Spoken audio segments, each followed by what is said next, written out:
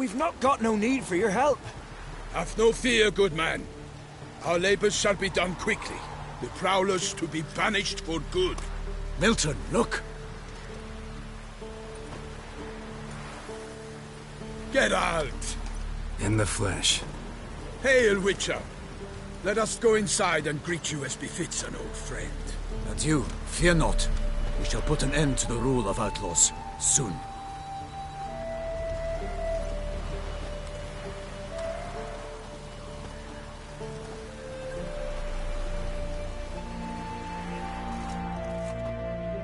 Found your message on a notice board. You see, Palmerin? I told you. The griffin at White Orchard. I knew that were we only to follow the tracks of its slayer, we would in the end find Geralt. Milton de Peyrac-Peyrin and Palmerin de Launfal. Good to see you both. Been years. Hear short, we share your joy. You must forgive us our, surroundings.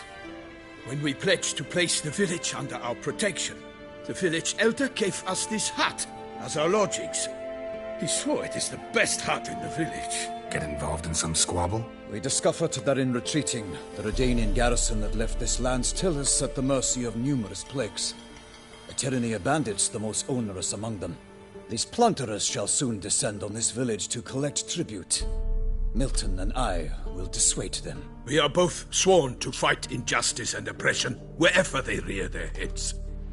The matter does not concern you, of course, but do us the kindness of waiting. Once we have dealt with these marauders, we have a matter we must present to you.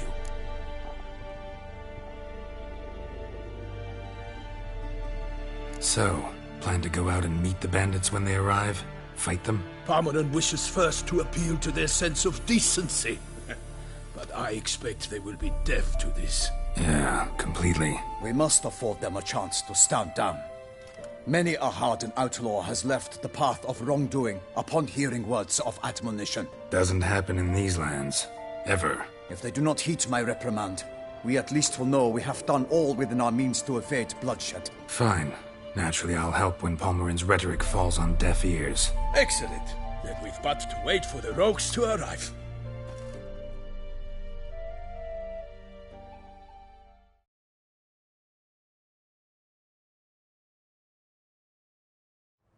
They's a coming! Hear that? Your bandits have arrived. Let us go out to greet them.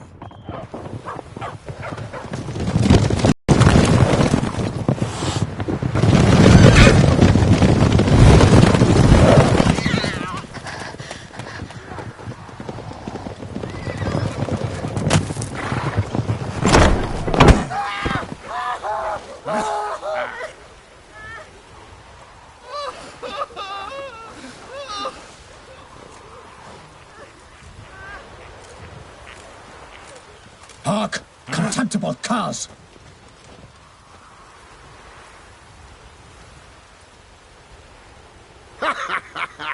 They mean us?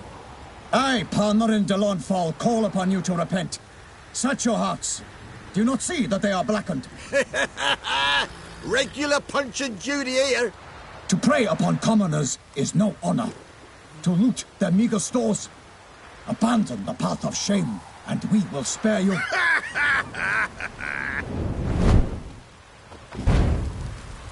Right good jest, that. Had us a laugh. Now, fuck off before we lose our patience and you lose something else.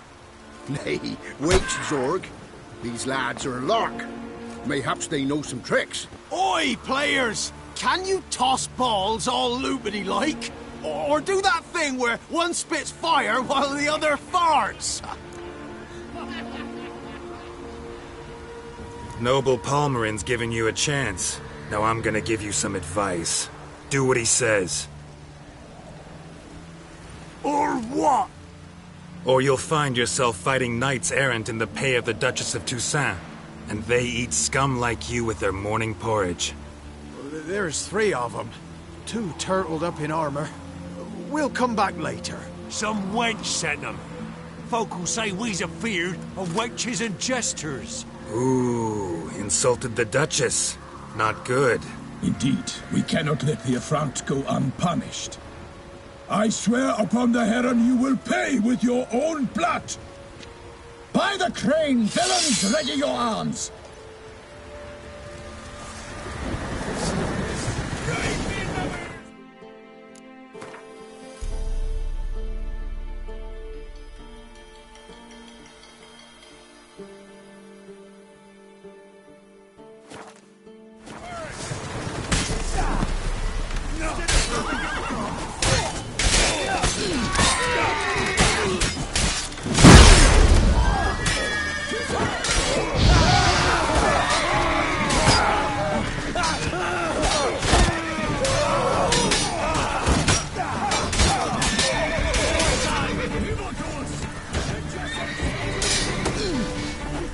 That's enough of that.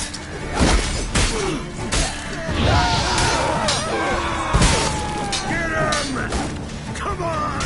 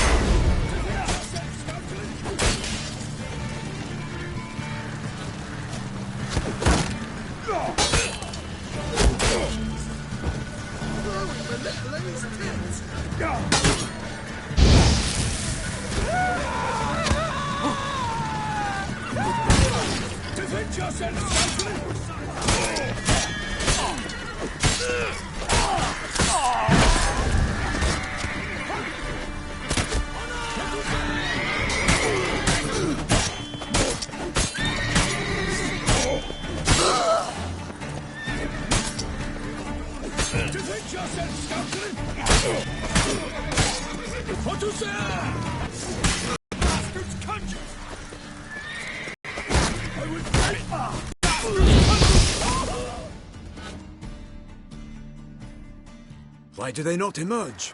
It is over. It is true what folk claim, thwarted. To go home. And we shall, my friend. Come, Geralt. It's time we delivered our message.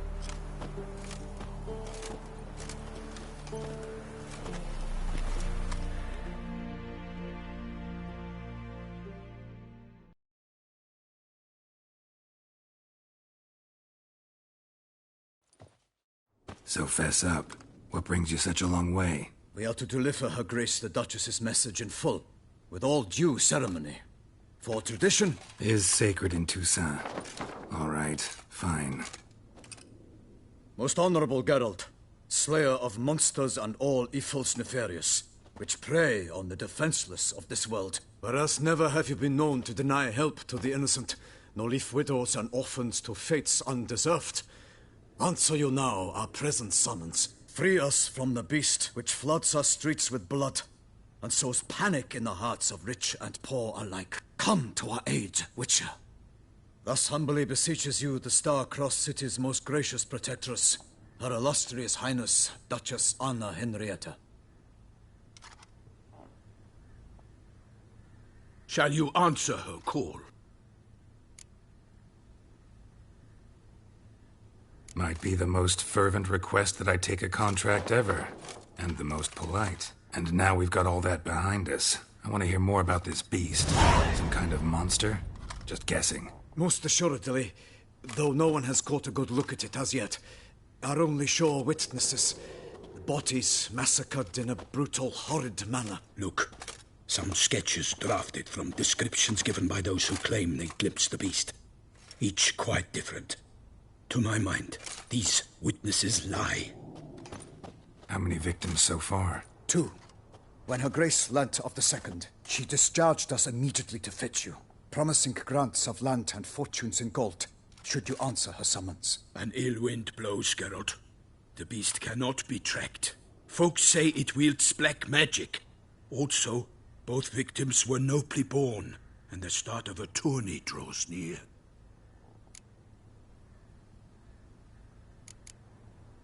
Beast wields black magic? What makes you say so? The first victim vanished between bites at a feast. Of the feast-goers, none noticed this. They saw but an open window, then heard desperate cries from the street below, where a corpse had just been found. The second killing, similar. A night in a locked room. Servants all about the house. Guards all around the estate. Yet the beast somehow got him out, dragged him to the town square, and killed him there. No one saw, nor heard a thing. We have no fear of creatures against which sword and shield protect. But of this beast, nothing is known. Save that it cannot be traced, kills effortlessly, and with no rhyme or reason we can discern.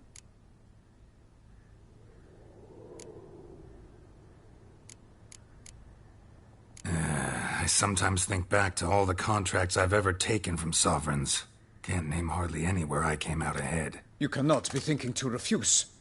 No. Just struck by a thought. How the Duchess can sometimes be... demanding. So you accept the contract. Excellent! We must set off at once. We long wanted this land searching for you. Yet time is of the essence. Ready to go, soon as you're packed. Then post-haste to Toussaint. To Toussaint!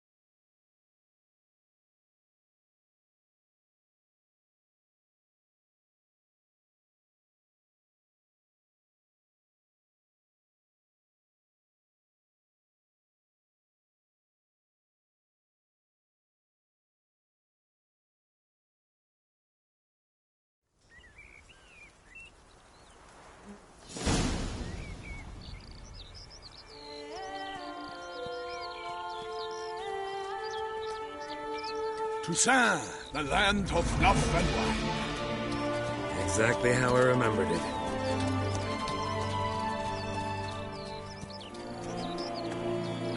You will find Beauclair has changed some these past years. Walk about when you have the chance. You will see for yourself. To me, place always seemed straight out of a fairy tale. Knights errant, elven palaces. You insinuate that we are somehow odd? I shall prove you wrong. This I pledge on the Heron.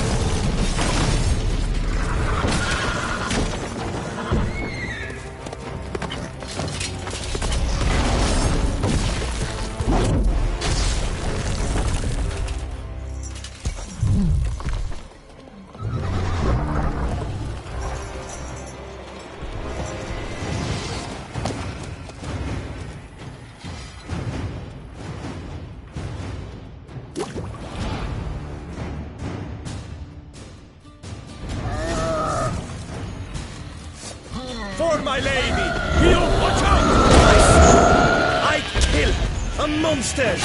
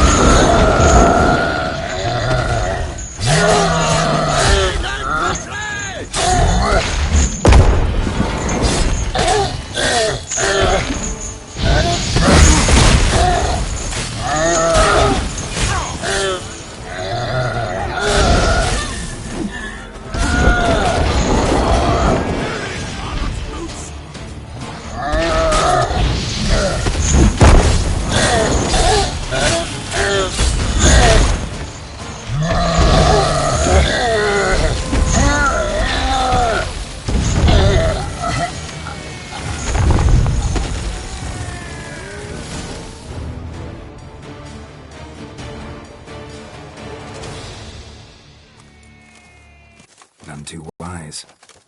Neither is love born of wisdom, Witcher. So, Guillaume, outfit it. Which fair damsel inspired you to vow to kill that filth? The most beautiful among them. If he wishes to guard her name a secret, he need not reveal it. You I do not know, sir, nor seem you a knight, yet still I am profoundly grateful, nay, indebted to you for your succor. This trophy, sir, is yours. I'll take the trophy, why not? Could find someone who'll pay to buy it. Put up a good fight against the giant. Got experience battling monsters? None. In Toussaint we mostly chase bandits. But I vowed I'd bring my heart's champion the head of a monstrosity, as the famed Gottfried, known as the Giant Killer, did. You don't mean to hunt the beast, I hope. The matter's best left to Geralt. Another challenge awaits me.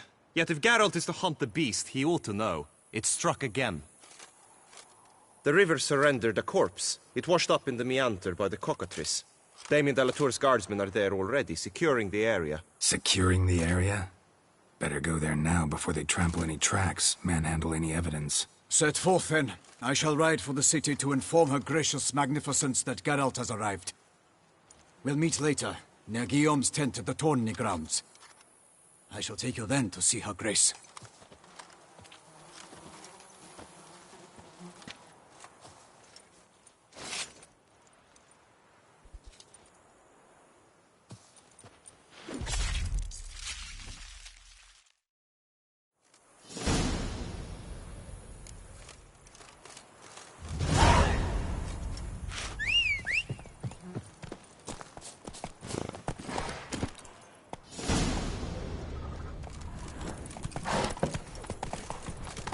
Brave kid, Guillaume. Parmanin oversaw his upbringing. Guillaume is his kin.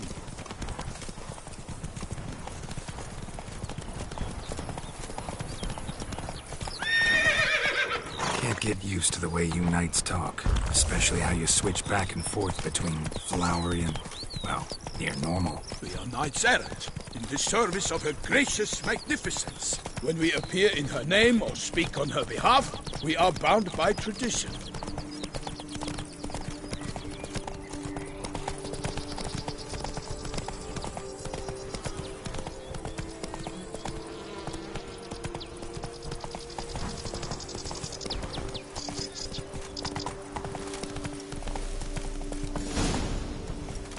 Slow now. Whoa. No one here.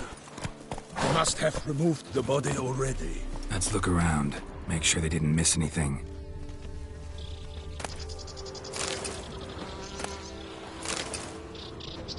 Hobnailed boots. Multiple sets of prints. Ducal guard, clearly. Let's see where they went. Walked along the shoreline. Perhaps the body lay on the bank.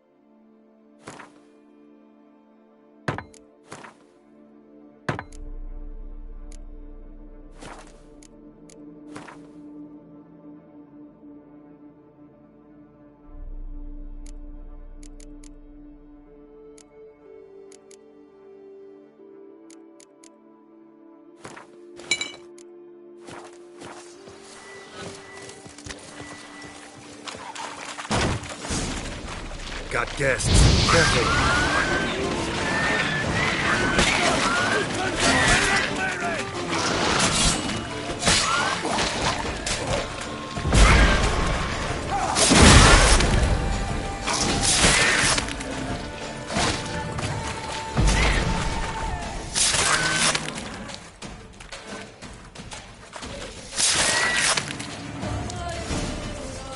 Drawn here by the smell of blood.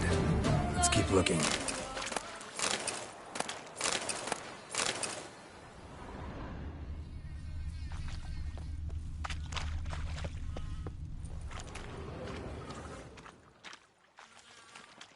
Anything taken by the current ends up in these shallows. Yes, the stench is fierce.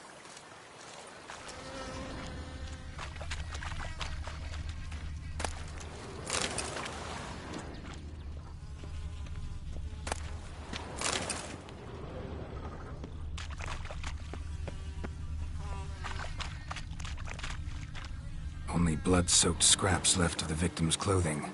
Good quality cloth. A wealthy victim, correct? Looks it. Blood. Guardsmen pulled these nets out of the water, then cut the mutilated body free. Gonna dive in, make sure they didn't miss anything. Look at the rut. Guardsmen left this site by boat, recently, probably to transport the body somewhere.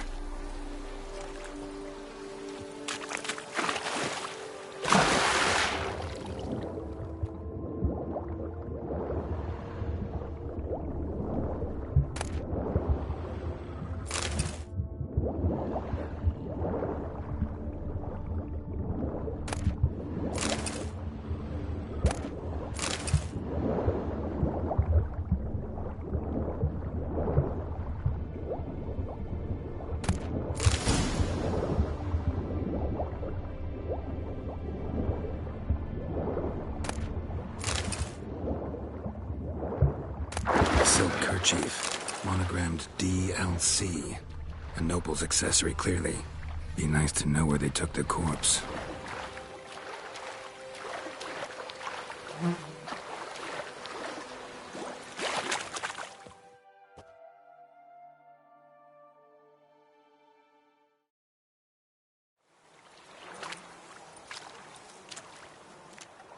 What now? This isn't the site of the murder. We know that. Current brought the body here. Corpse got caught in the nets. Guardsmen pulled it out, put it in a boat and took it somewhere. Need to find out where. I'd like to look at the corpse before it starts to decompose. The inn. Its patrons must have seen the guardsmen, which direction they took. We should ask there.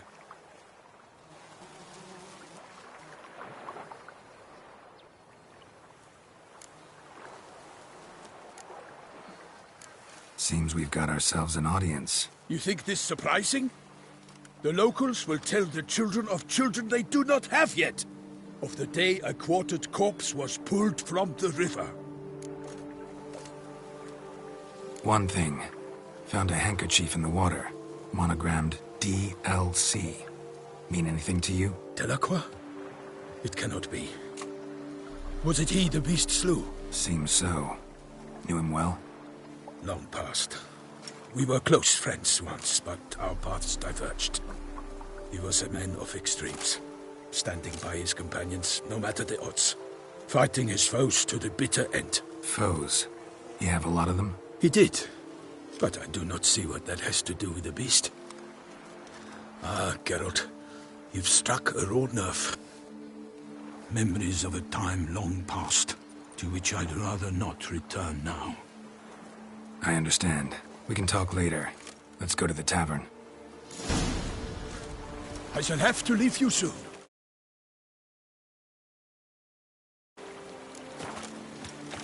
Barely got back to Toussaint. A knight in the service of Her Illustrious Highness knows no rest. In fact, I'd feared I would return too late to fulfill my duty. Yet it seems I've arrived in the nick of time.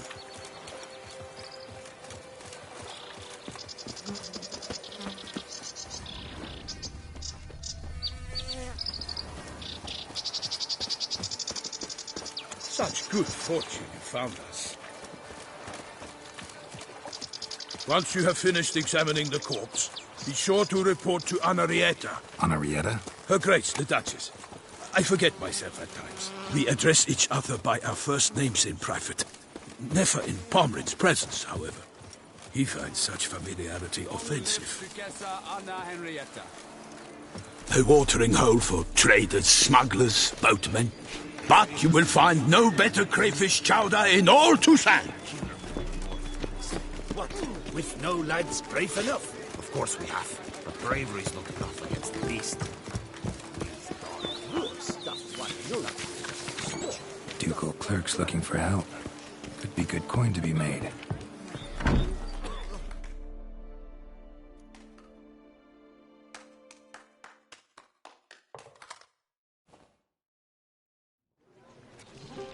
By my troth, could that be the musty scent of fresh pâté? Naught else, Sir de Peyrac-Peyran. I see time has not dulled your senses. We would be honored if you would join us.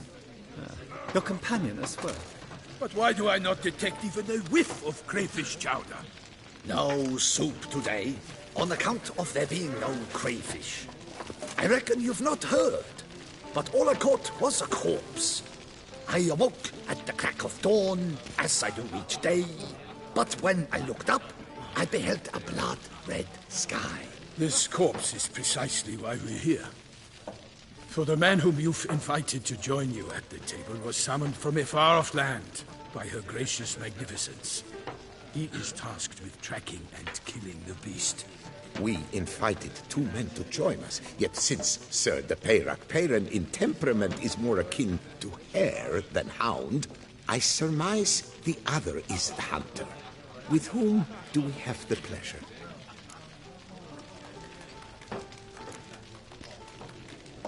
Like Milton said, I've come from the north at the Duchess's behest to deal with the beast. Yes, but who are you? A knight? A mercenary? A soldier? Geralt is a witcher, and master of his trade. He has questions for you about the beast's most recent victim. I was the one to find the corpse. The sun had just risen when I awoke, sat straight up in my bed, looked out the window, and beheld a sky red as blood. Ask Geralt, please, or we shall be here till winter. Must have been early in the morning. Went to check your nets and then... I stepped out of my hut and saw... By my troth, to the point, man. You found a body ensnared in your crayfish nets. We know this already. What happened then? Did you see anyone nearby? Did you spy anything noteworthy? Anything at all? Not a soul around, just me. As for noteworthy, well... What did you see? But be warned, if I hear the sky was red again... I saw a head popping, eyes bulging, the tongue blue and popped out. Next to it, a hand rocking upon the water. Get a good look at the body parts? They gave me such a fright. I bolted to town fast as my legs would take me, then returned with guardsmen who told me to keep out of their way. They had a hard haul. The parts were so tangled up in my nets, they were forced to cut them. Need to examine the body. Know where they took it? They ferried it across, then loaded it on a cart and hauled it to a cellar at Corvo Bianco to keep it cool, see? What? Why, Corvo Bianco is Baron Russell's estate. When he learns they've turned his cellar into a morgue, he'll set his hounds on them. While you were gallivanting about the north, his vineyard was auctioned off. Who was that? Woman who just left. Didn't see her before. Didn't notice her walk in either. Doubtless Linnis, the innkeep's daughter. But hold, Geralt, because this is an outrage. Russell's vineyard was auctioned off? Inconceivable. It is no secret the Baron had gambling debts up to his ears. It finally came time to collect. His creditors auctioned off his property. The Ducal Chancellery bought it, in fact. Russell now bunks with his brother in Vicofaro. I told Russell he'd get his comeuppance. How long can one throw on past heroics? His creditors must finally have defined that his promises meant nothing. Such are the times. Today's knights are pale shadows of the heroes of yore. It's true what they say. God sent the beast to punish us for straying from the old paths. Thanks for the hospitality. Time I examined the corpse. Corvo Bianco lies a short way from here, near the tourney grounds. Just follow the road and you'll arrive. Not coming with? Oh yeah, duty of some sort calls. Some sort? Ha! Her Grace bestowed a great honor on me, even before we departed for Velen. I'm to play the hare during this year's game in the palace gardens. When you see me in my costume, you will wet yourself laughing. A little tempted to ask a few questions, but it sounds like a long, complicated story. One involving lengthy digressions into local history and tradition. So, see you later, Milton, and good luck.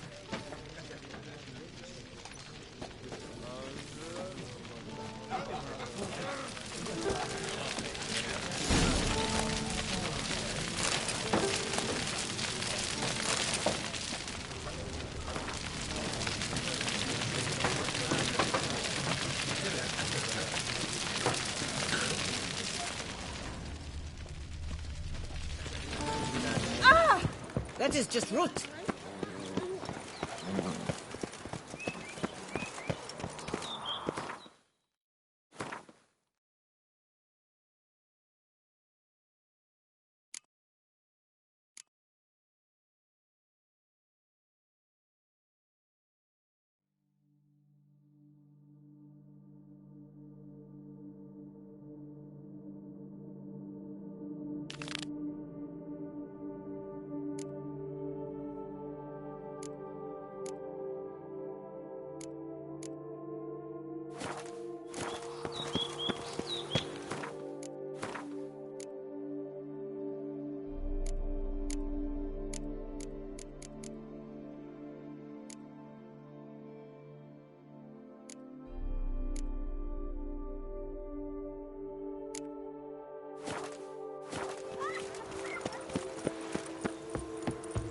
Rolling on an empty stomach. Oh, dreadful.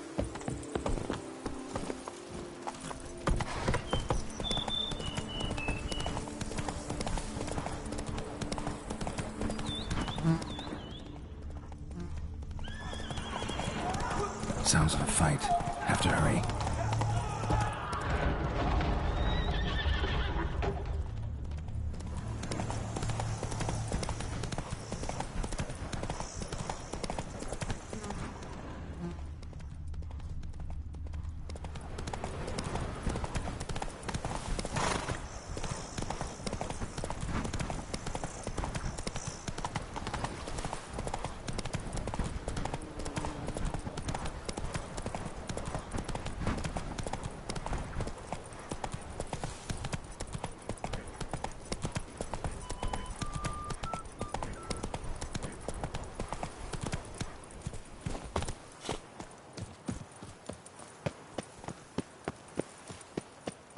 Lepiotus wheezing lungs.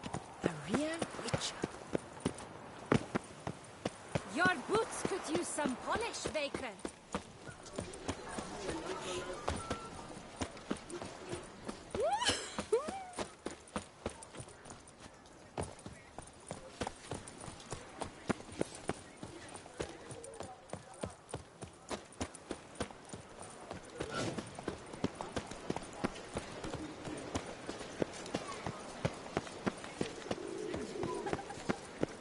A smashing place.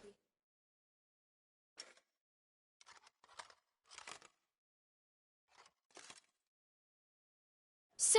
Sir! A letter for you, sir! Letter? Who from? Can't rightly say, sir. I was just to deliver it.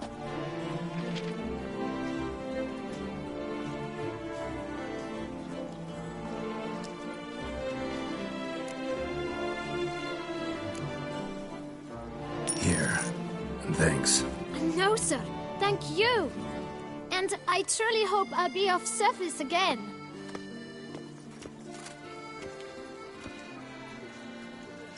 My dear Geralt. I hope all is well. I imagine you hot on the trail of some nasty monster. Or is it an overly complex curse this time? Oh, Geralt, I wish I knew for certain. Whatever is keeping you busy, perhaps you'll need a break. For those moments, I offer you this intriguing little mystery I happened on in an old manuscript I bought off a merchant from Nazaire. The tome's author claims a certain Professor Moreau once called Beauclair home, and this professor conducted research into Witcher mutations. I don't know much else, but I suspect that alone might pique your interest. The tome mentioned a journal interred with the scholar when he passed. It could very well lead you to his laboratory. I'm enclosing a map I found folded in the tome. It's smudged in a few places, but I hope it proves useful anyway. Please be careful and come back to me quickly. Your Triss. A professor who studied Witcher mutations. Might actually be worth looking into. To witness wonders at the annual chivalric tourney. Brother Celestine won that way. Hospital! Evalus! And his smile.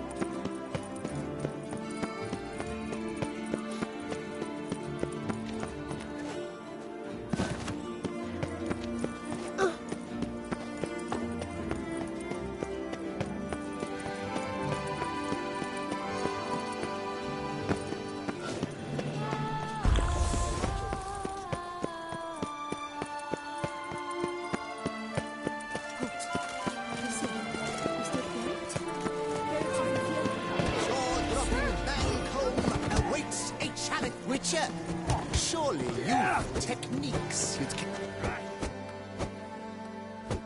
Wanna fight? You fight with fists. There much to add beyond that? You must make a wager to join the Do you wish to... Considering it. So you're not surprised. You see, Mancomb is no ordinary fighter.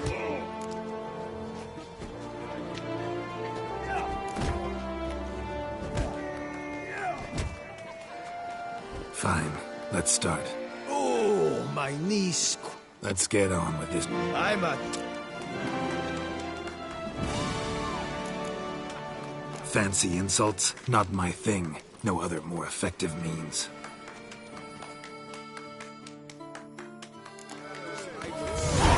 What? Lost your nerve? No!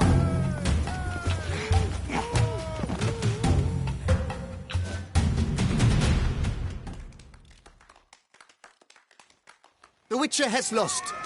Refusing in a battle of wits to engage, he thoroughly mastered Mancomb enraged, who has no patience for purse-lipped pugilists stripped of... Slow now, let's not...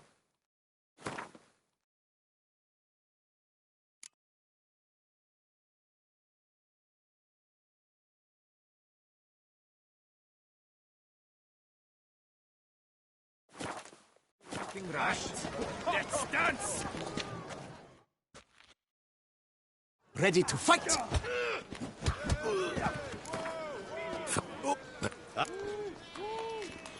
Your taunts? I've heard dogs retch things more profound. Hear how pathetic and stupid you sound. Well, how then is this for a clever tongue twister? You're a bum-botching, blackened, bile-filled blister. Think you're confused. That sounds more like your sister. I'm immune to disease, but even I'd die if I kissed her. You aren't worthy to empty my sister's bedpan. You mange-ridden mutant, not even a man. Should have quit before we began. Gonna make you wish you'd turned tail and ran. Why, you... bad... I've got to admit, you know how to roast a man. You win. Mean we're not gonna fight? Why? I told you, you've won. The Witcher wins, beating Mancomb at his own game. You out-tongued me, but only because I'm under the weather today. I'd have lashed you raw otherwise. Right, sure. Two more champions to defeat before you can challenge the Maestro. Still Waters is to be found in Oatville, not far from Mountebank Alley, while Colossus fights in the largest courtyard in San Sebastian.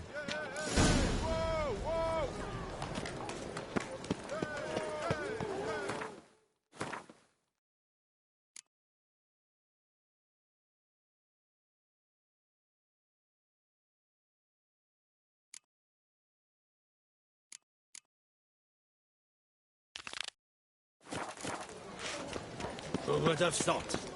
Knights trading in wine. Right, let's dance!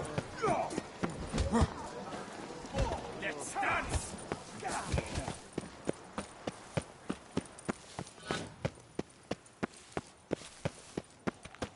Here in Beauclair, all's right and fair. Something's in the wind.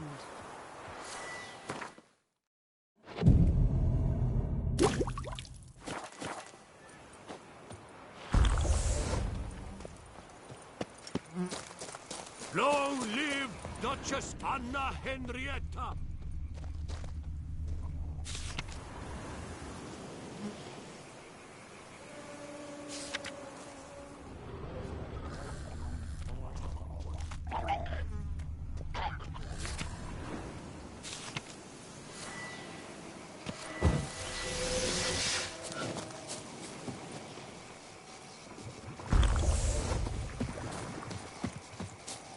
What now, you piece of filth?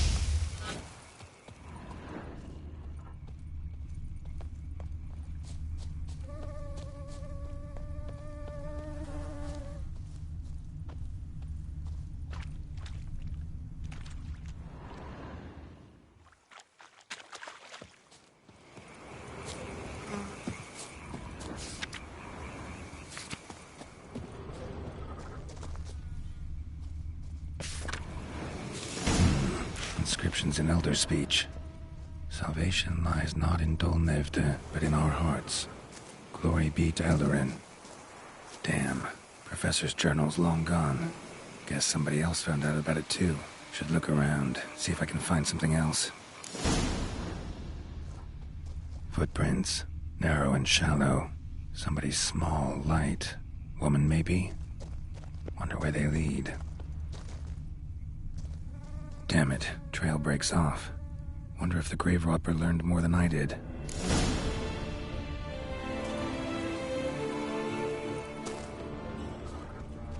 Professor certainly can't do much to help me with my search. Won't learn anything else here. Map Trisemi will have to do. Also, Epitaph mentioned both Ellerin and Dolmevde, Valley of the Nine.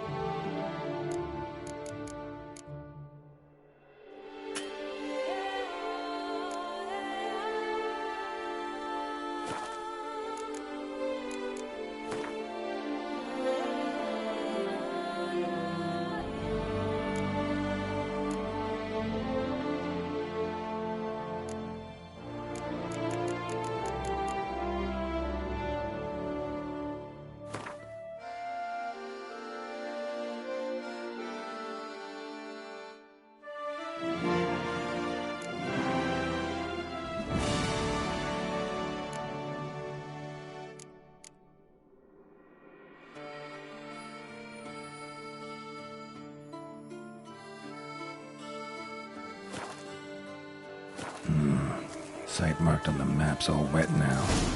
San Retour flows through there. Must be where the Valley of the Nine lay. Need to explore the location.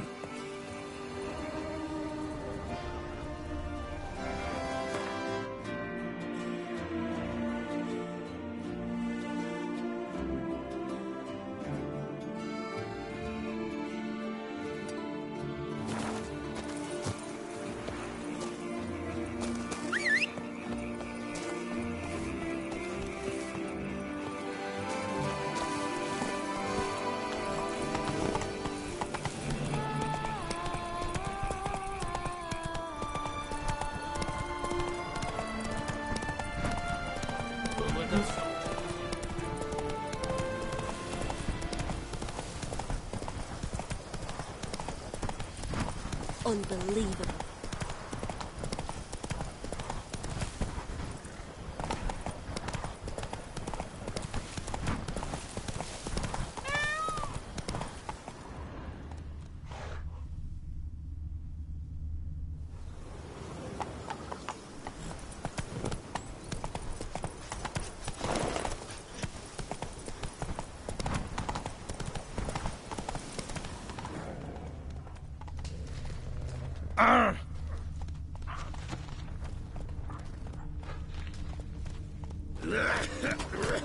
Come on now.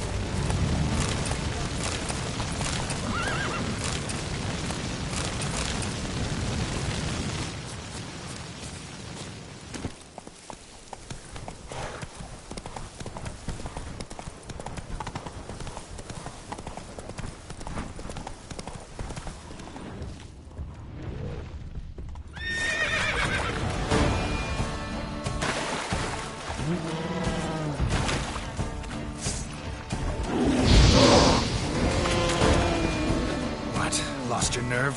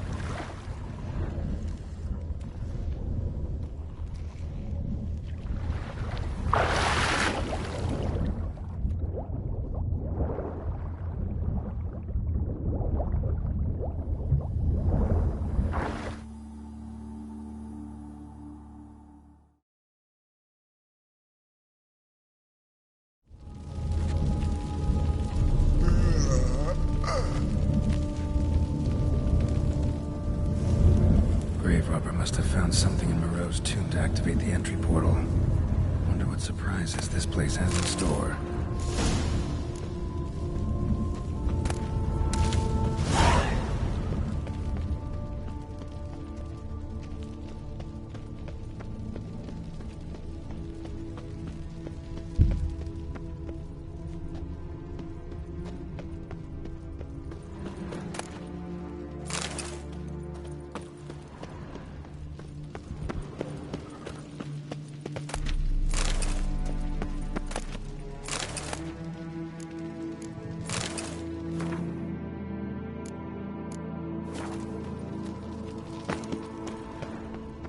Implanted spikes.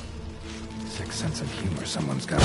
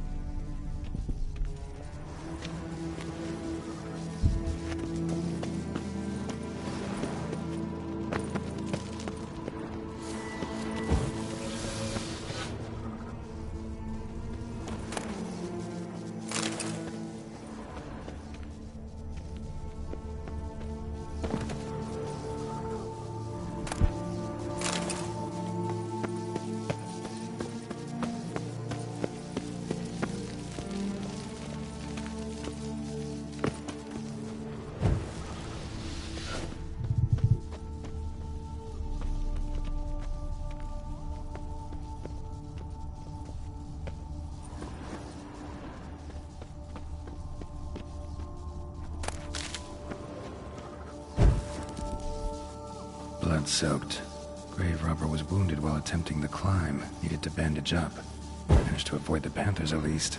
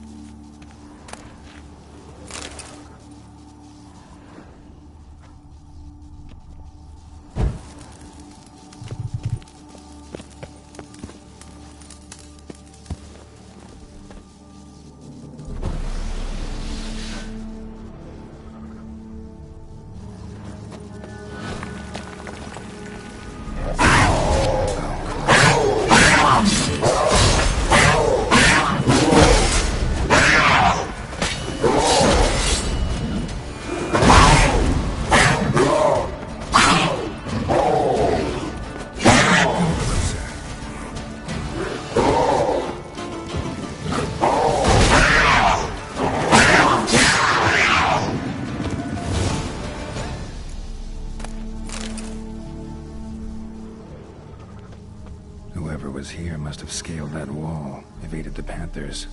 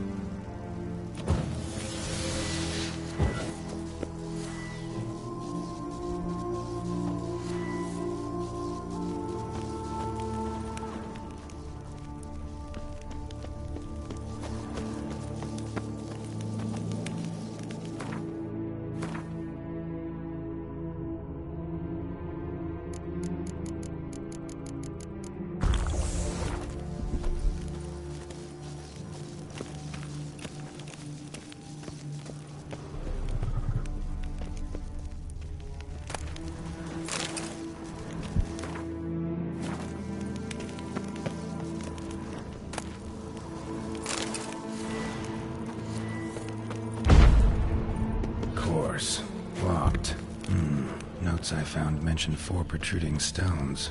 Gotta press them somehow. Crossbow, maybe? Could try to hit them.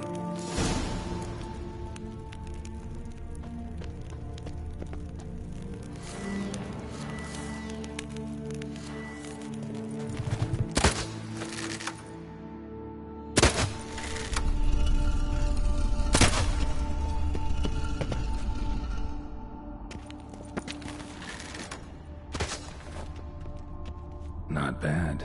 Wouldn't mind having something like that myself.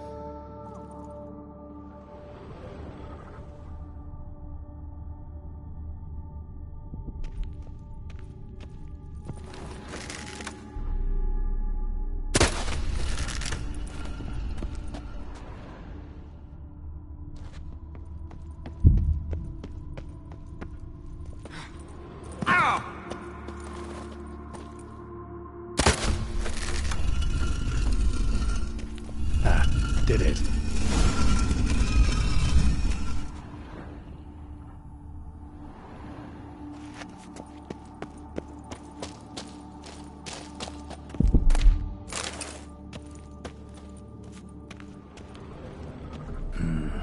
Interesting as places go. Seems someone put a lot of thought into its design. Should look around. Gargoyles sure don't look willing to help.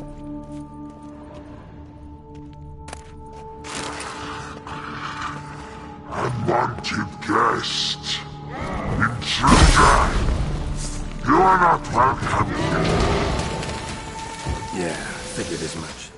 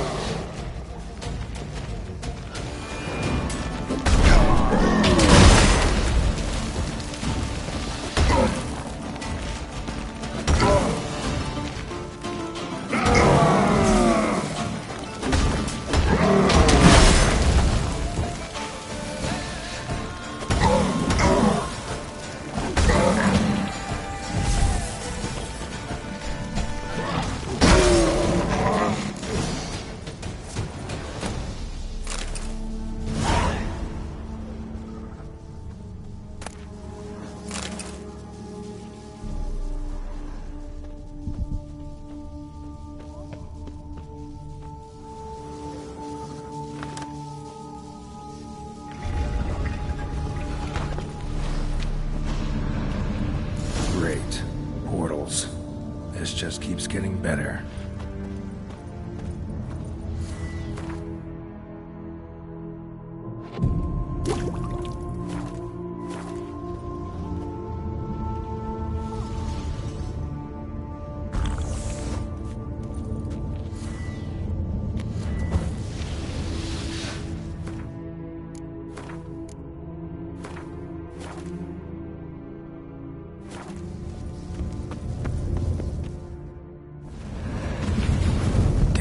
Back where I started.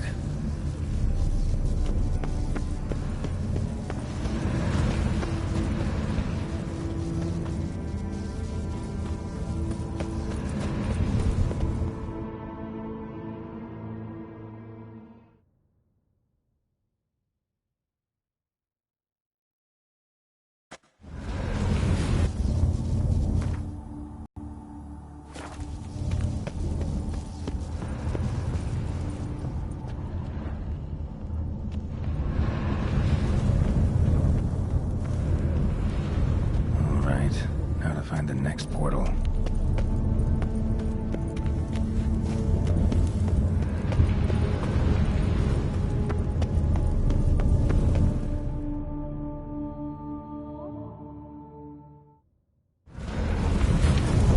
Damn it, back where I started.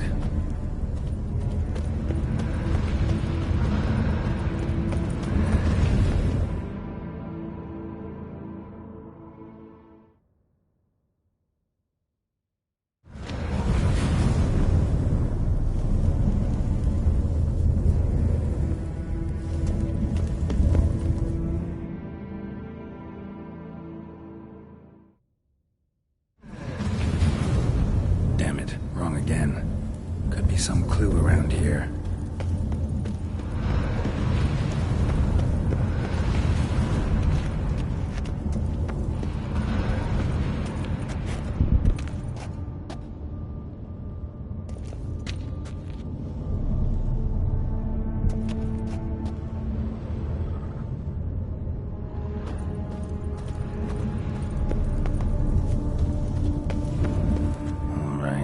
Now to find the next portal. Right. Now to find the next portal.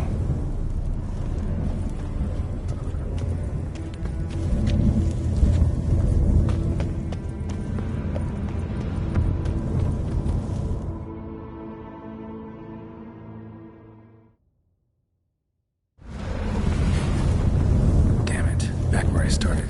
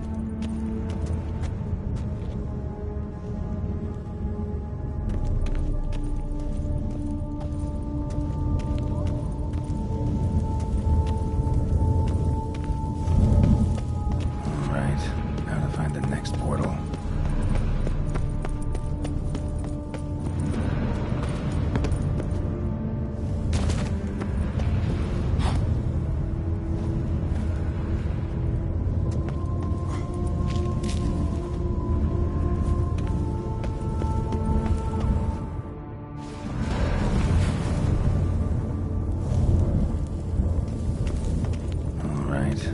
Now to find the next portal.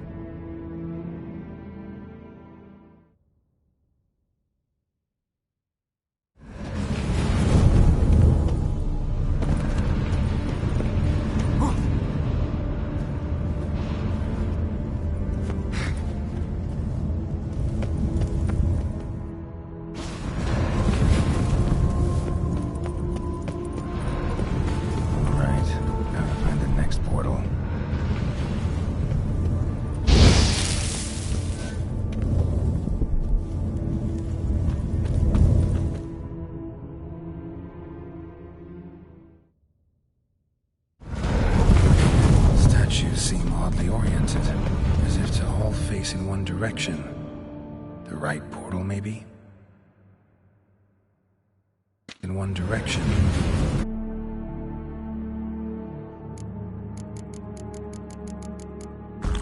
Right portal, maybe? Right. Now to find the next portal.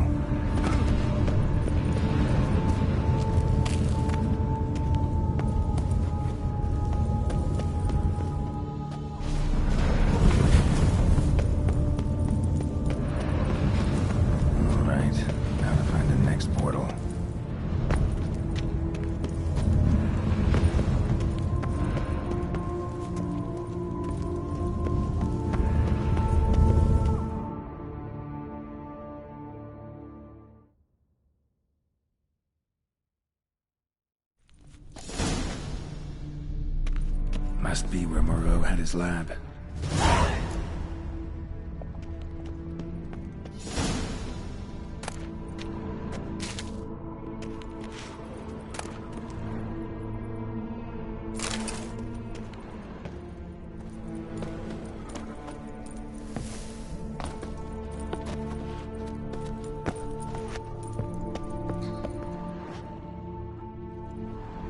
Guessing this man didn't come here willingly.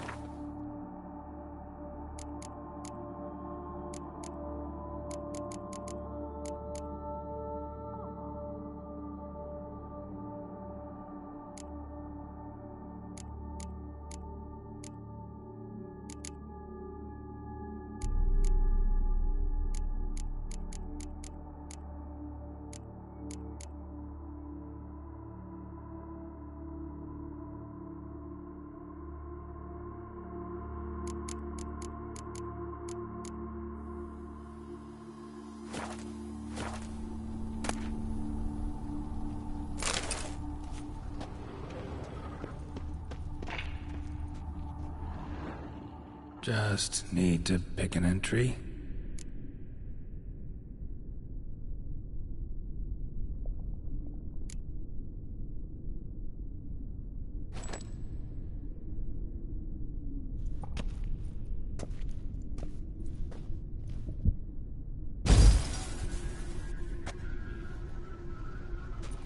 The 18th of Yule, year 1102. Today I begin my great life's endeavor, one greater and more significant than any I have thus far undertaken, for it relates to me personally, to myself and my son.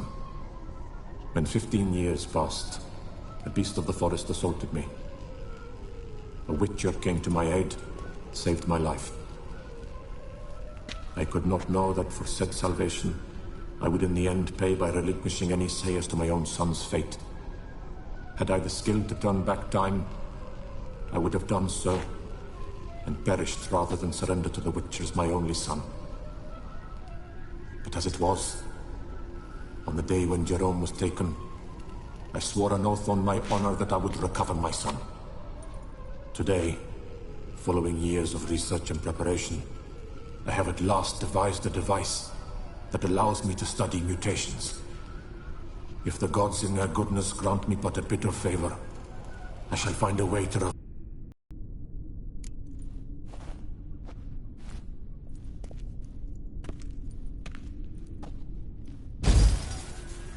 Observation 22.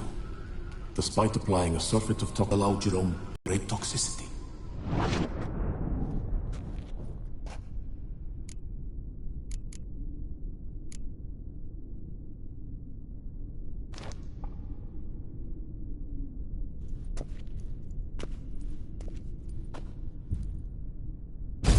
Observation number 30. The mutations do not set in at once. Curiously, they do not develop over a span of time. Rather, for a mutation to progress towards completion, the appropriate mutagen must be applied continuously. The subject does not bear this well, but I found a way to make the mutations less taxing, invasive. To the mutagen base, I add the albumin of a mutated giant centipede egg. Stored in a glass terrarium, the eggs do not develop, remain small. The eggs themselves are a sight to behold. Mutated, they are luminescent, emitting a wondrous glow. I can only hope my addition of the albumin will produce no significant side effects. Time will tell.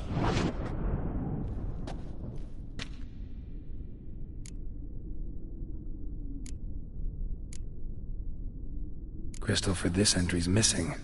Might be somewhere. Should look around.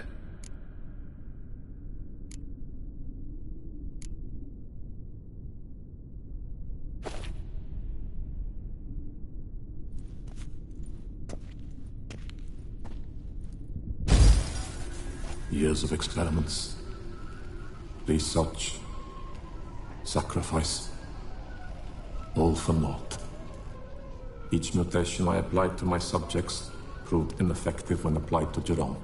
What I meant to cure him of his witcherism, that which I meant to restore to him a normal life, only deepened his mutations, further augmented his speed and strength, rendered him yet more inhuman. It seems my son must remain a witcher forever. I have failed. The time has come to abandon this place. Return home to Lily. The contraption and mutagens I leave here. Let them wither and crumble. As did my dreams of regaining my son. So the professor wanted to reverse the mutation's effects. Ended up deepening them. Stroke of luck for me. Could profit from his failure. So, Professor tried to neutralize the effects of witcher mutations. Only managed to enhance them, though. Used the albumins of giant centipede eggs as his mutagen base. Need to go on an egg hunt.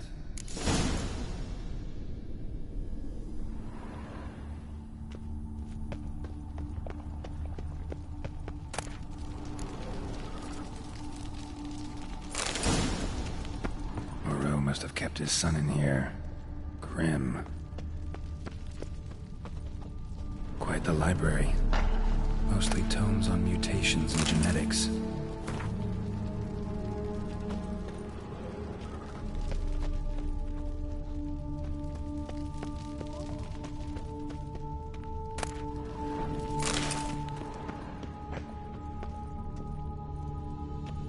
Preserved organs. Hope their donors weren't forced to give them up.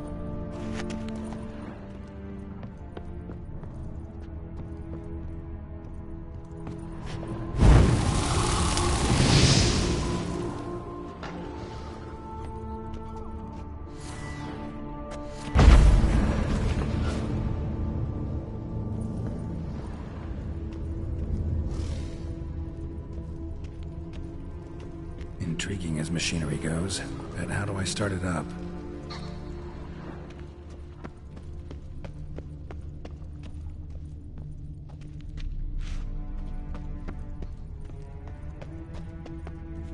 crystals. Should mount them in the megascope. Missing one last crystal.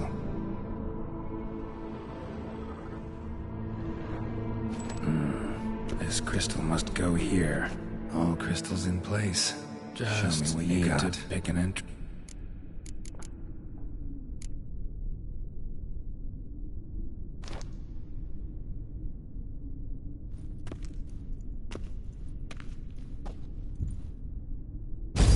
Observation 58.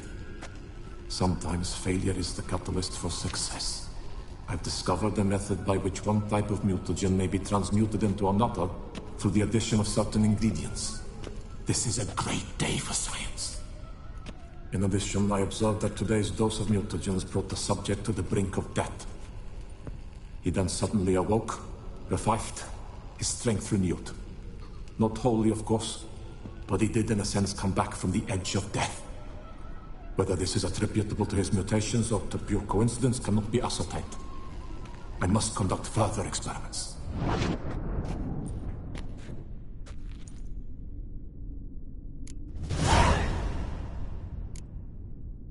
Seen enough.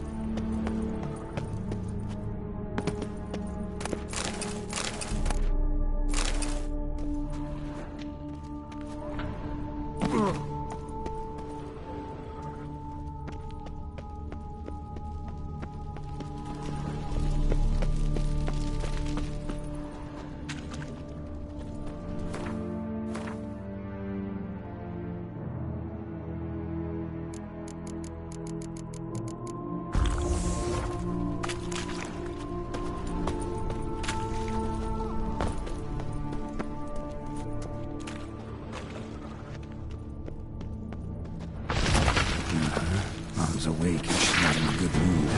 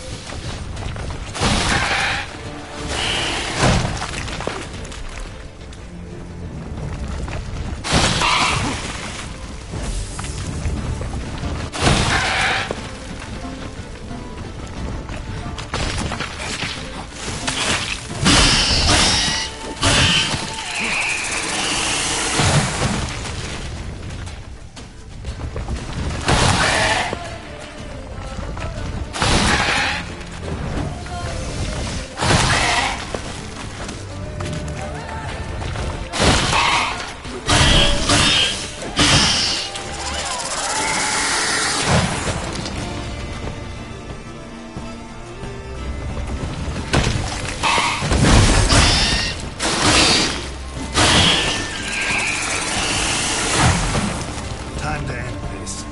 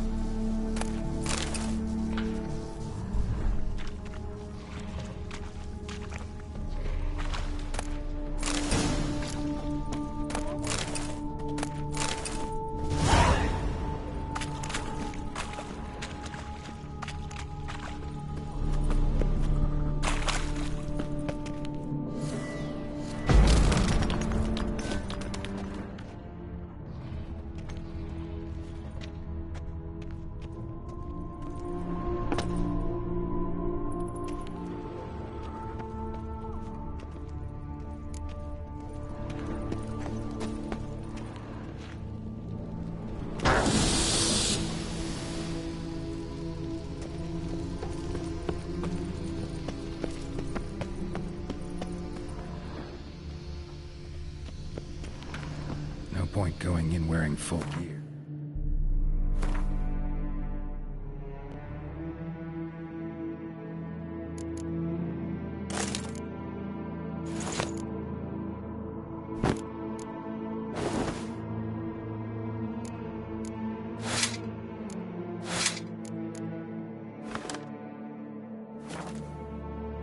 Gotta drop my armor, leave my weapons.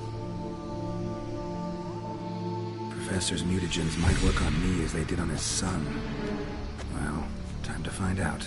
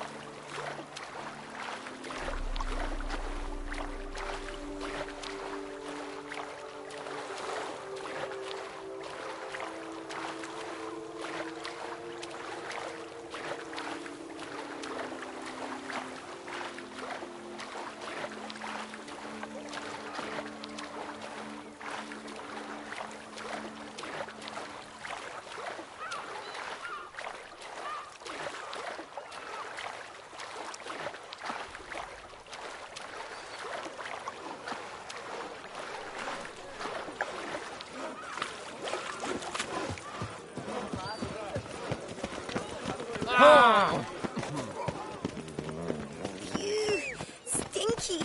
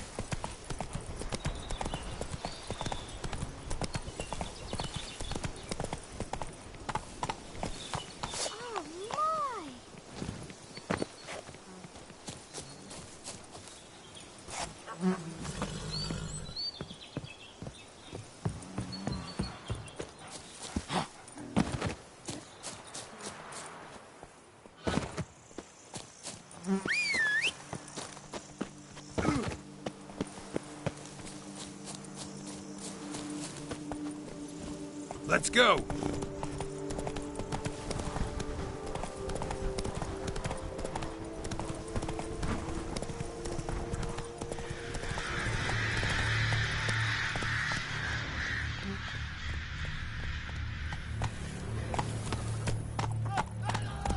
Damn it. Killer must still be here. In the cellar. Gotta be.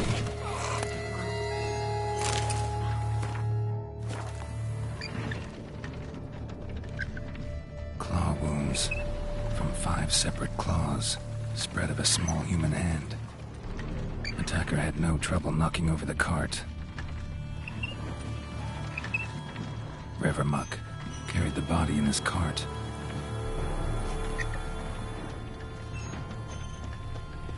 Woman from the inn was wearing this coat.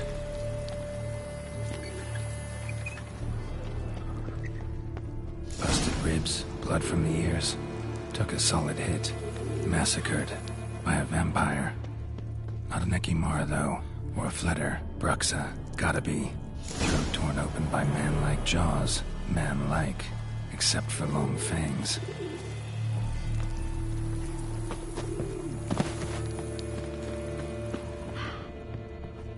Footprints. Small, bare feet. Lead deeper into the cellar. Fell down the stairs, broke his neck. Hurled against the wall with great force.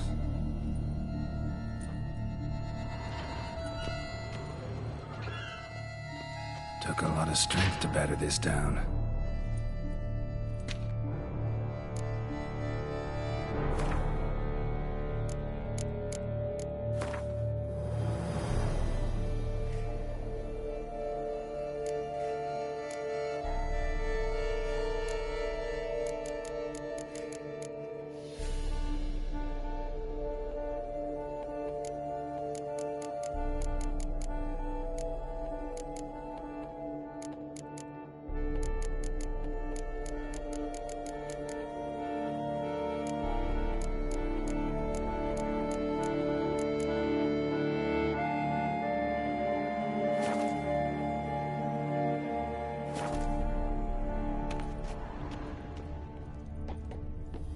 Used this to batter down the grate.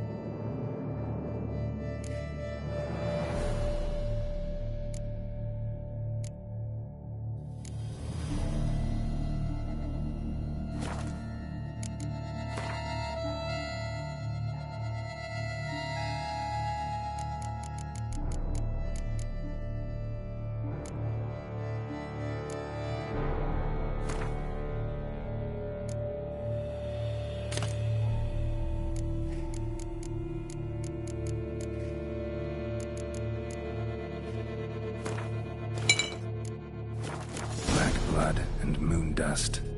Could be lifesavers.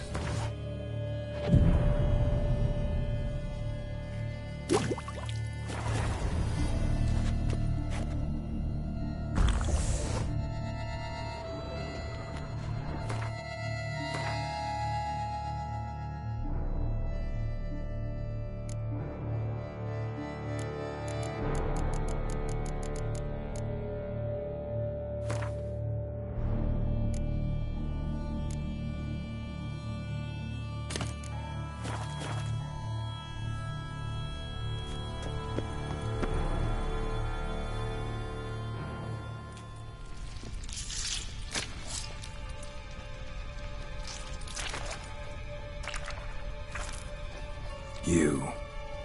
Saw you at the inn. I know what you are. Don't know why you killed these people, though. Clearly wasn't for their blood.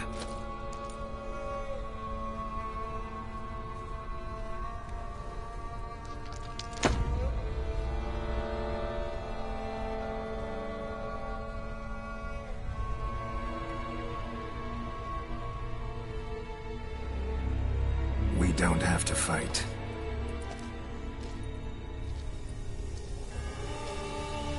You are wrong.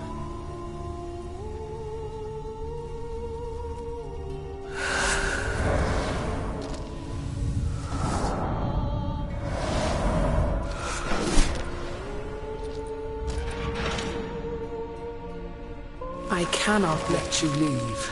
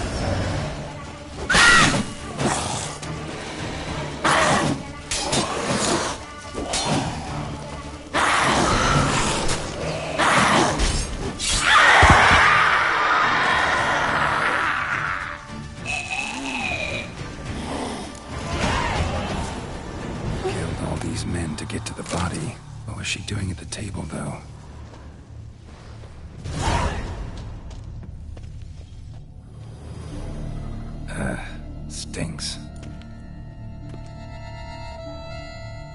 Waterlogged. Both hands amputated. Body was quartered just as I thought. Laid in water for some time. Head swollen, and something took a few bites out of it. Something in the throat. A pouch, bulging with coins.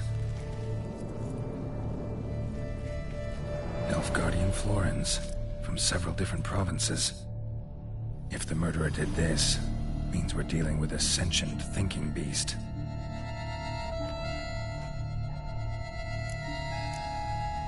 Body was chopped up after death. Blows struck with great force, but bones sliced through, not crushed. Creature that killed him had long claws, sharp as a witcher's blade. First sank its claws into the victim's heart. No Bruxa did this. Third hand. A spare? Except it's clearly not the victim's. Guardsmen must have not noticed it as they picked everything up. How's this possible? Still warm. Blood still flowing? Several monster species can regenerate. Never heard of that happening to their severed limbs, though. Or of their limbs seeming completely alive after so much time. Examine the tissue more closely later. Might learn something. So, Murderer was clearly a monster, but not a Bruxa. But then why'd the Bruxa come here for the severed hand? And who does the hand belong to? Why the hell's it still warm? Now, pouch shoved down the victim's throat. What's the significance? And why was he chopped up into pieces? Lots of questions, no answers so far. Need to know about the other victims.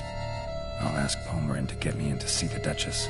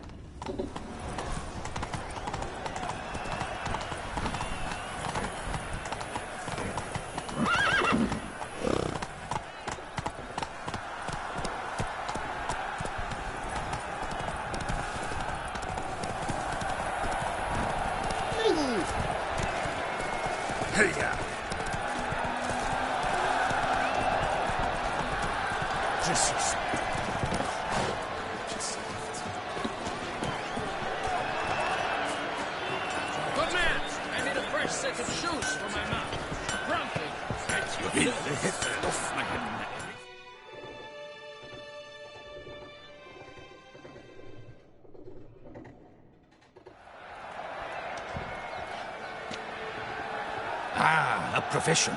I like to trade with your kind. You actually appreciate quality workmanship.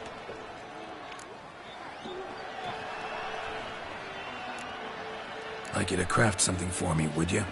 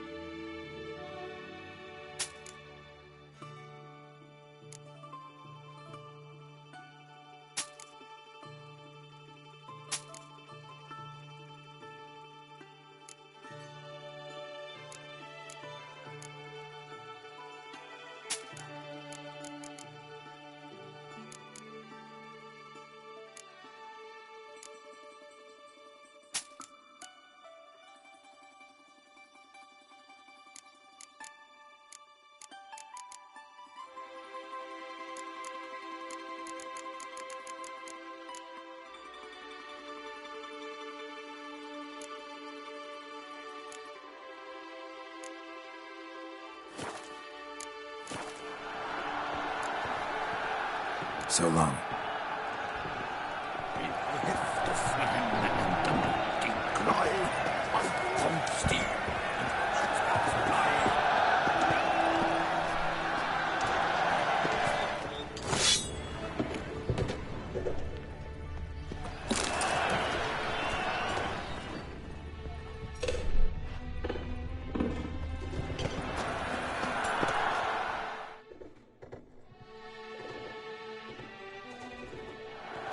Abercrombed and greft or fluted, whatever your heart's desire.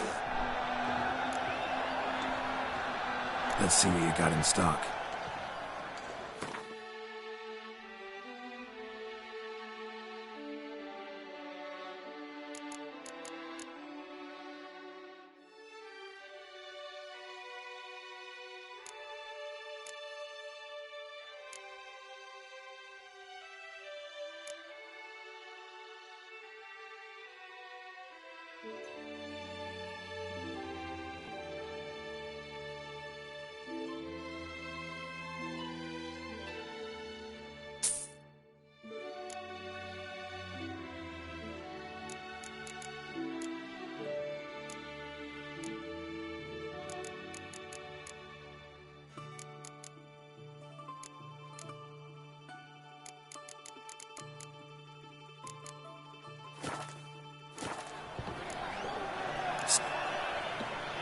your needs, master?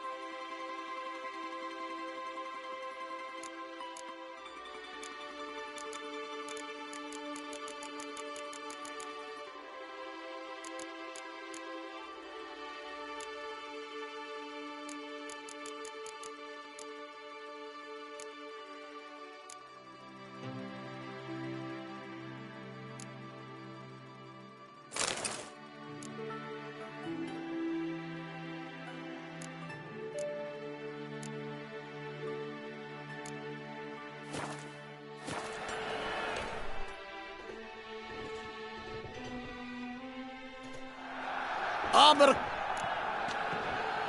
Let's see.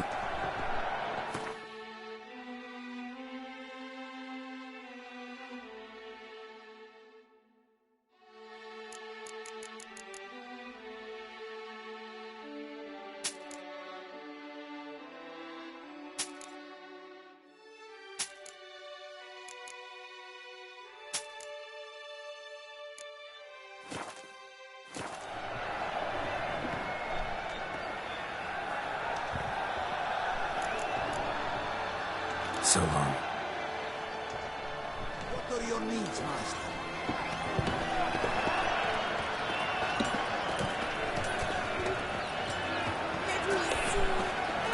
This is an outrage!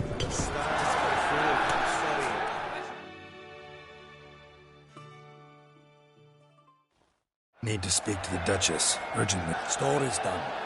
Go find your parents. But the Pomerine, what about the story of Rittik and the dragon? They're tales for another time. But take a good look at the man who stands before you now. This is Geralt of Rivia, the master witcher who lent his valiant hand to the defeat of the giant Goliath. Master Witcher, is it true virtue always trumps villainy?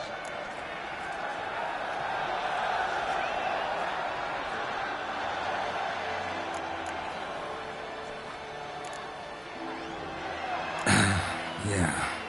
Virtue always wins. But the Black Knight, he's a villain and he wins. The cutter of Casteldaccia, too. Moral victory. That's what counts. Rubbish.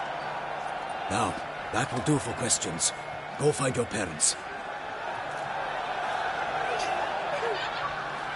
Her Enlightened Highness has doubtless arrived at the tourney grounds to watch the battle in the arena.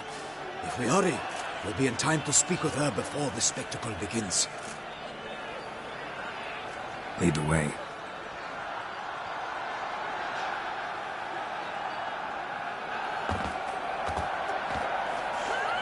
Who's fighting?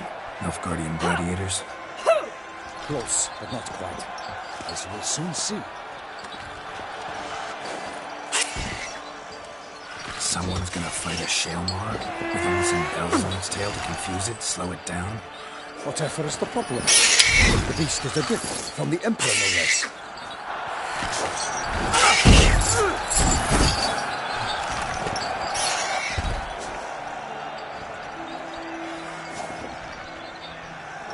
This is dangerous.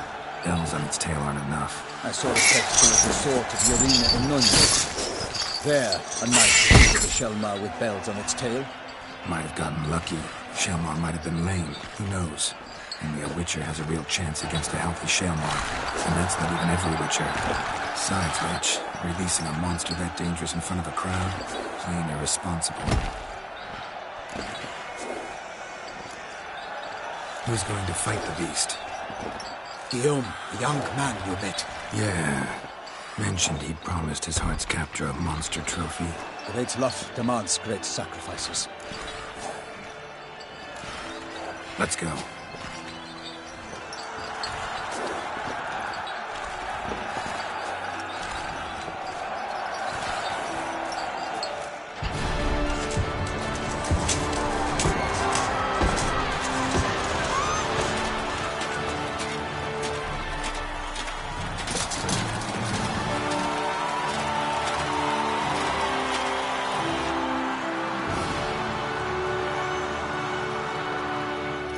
I dedicate my imminent victory to fair Lady Vivian.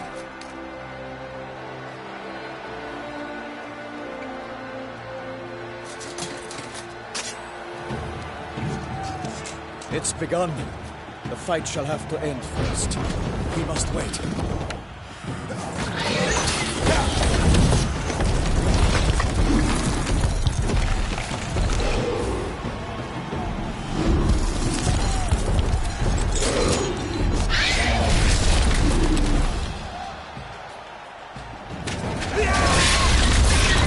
Got a bad feeling about this.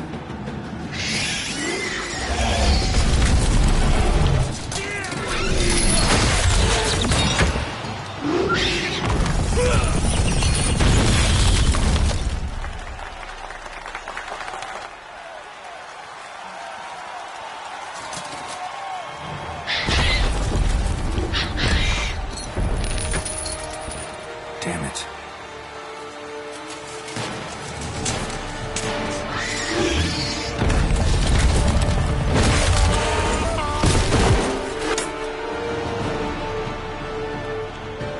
We have to help him.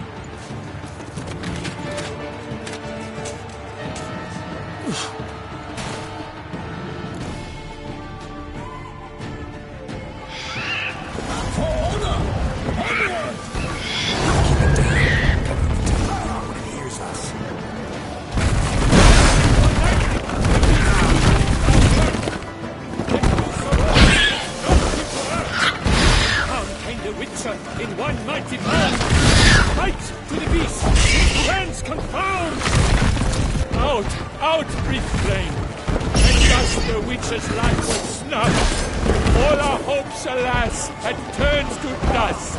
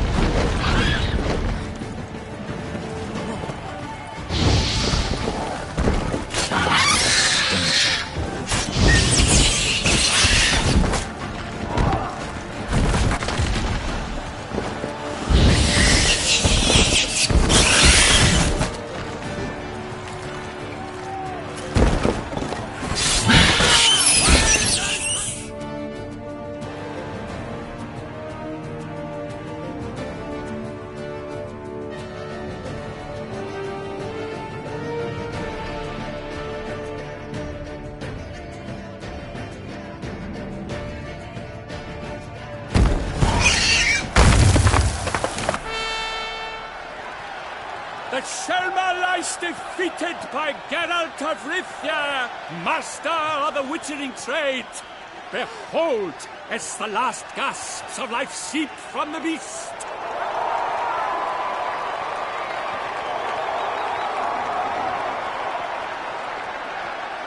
Master Geralt, do what you must. Finish the deed!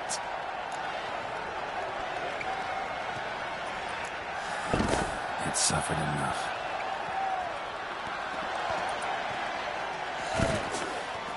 The monster lies slain! The fight is done! Praised be the victors!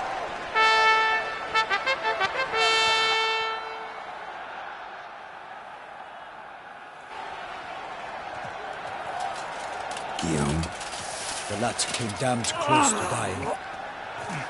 I'm fine. Not hurt at all. Vivian? Smile as befits a hero and keep silent. Speech clearly pains you. She approaches.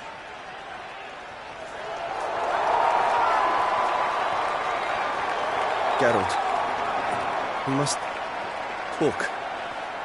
Vivian. You shall talk later, in the medic's tent. Geralt, magnificent, breathtaking. Your Grace.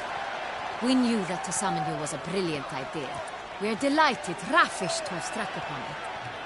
And I'm truly honored. See to our young hero. Hop, hop. For we must make off with Geralt. We should talk. We had been long awaiting your arrival. Had nearly lost hope. Then suddenly, that entrance, so spectacular. Your Grace. Shaelmars are dangerous creatures, even to knights in full-plate armor. Nonsense. In Toussaint, knights have battled beasts for mere glory since time immemorial. True. Guillaume suffered a few bumps, scars, and bruises, but in return gained eternal glory as he who slew the monster. What about the crowd? Say the Shaelmar had vaulted into the stands. Would have been a massacre. Geralt, though we value your fortuitous intervention in the arena, we would remind you your services have been retained, and as shall soon become clear, you will be generously compensated for completing another task altogether. Your Grace, my contract. I'd like to discuss it. Naturally, but not here. We shall need Damien. He led the investigation pending your arrival. But wherever could he be? Come, we must find him.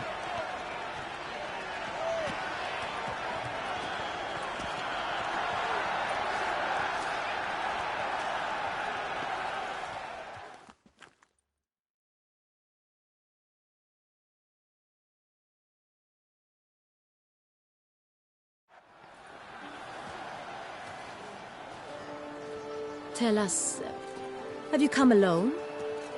Or did Viscount Julian accompany you? Wish to see Dandelion, Your Grace? Yes. I mean, no. Yes. But solely to tell him we regret. Yes, deeply regret rescinding the death sentence we so justly handed down upon him. If we could turn back time, we would make certain he sat in a tower till he rotted. No, we would ensure he was broken on the wheel, then drawn, hanged, and quartered.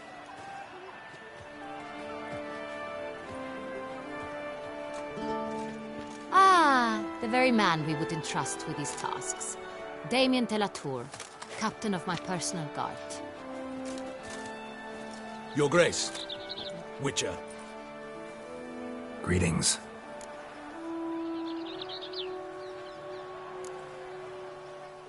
Sorry to have to tell you, but the guardsmen handling the last victim's body... I know already. The creature in the cellar of Corvo Bianco. Was it the beast? No. A Bruxa, a kind of vampire. Not the beast, but tied to it in some way. You know this how?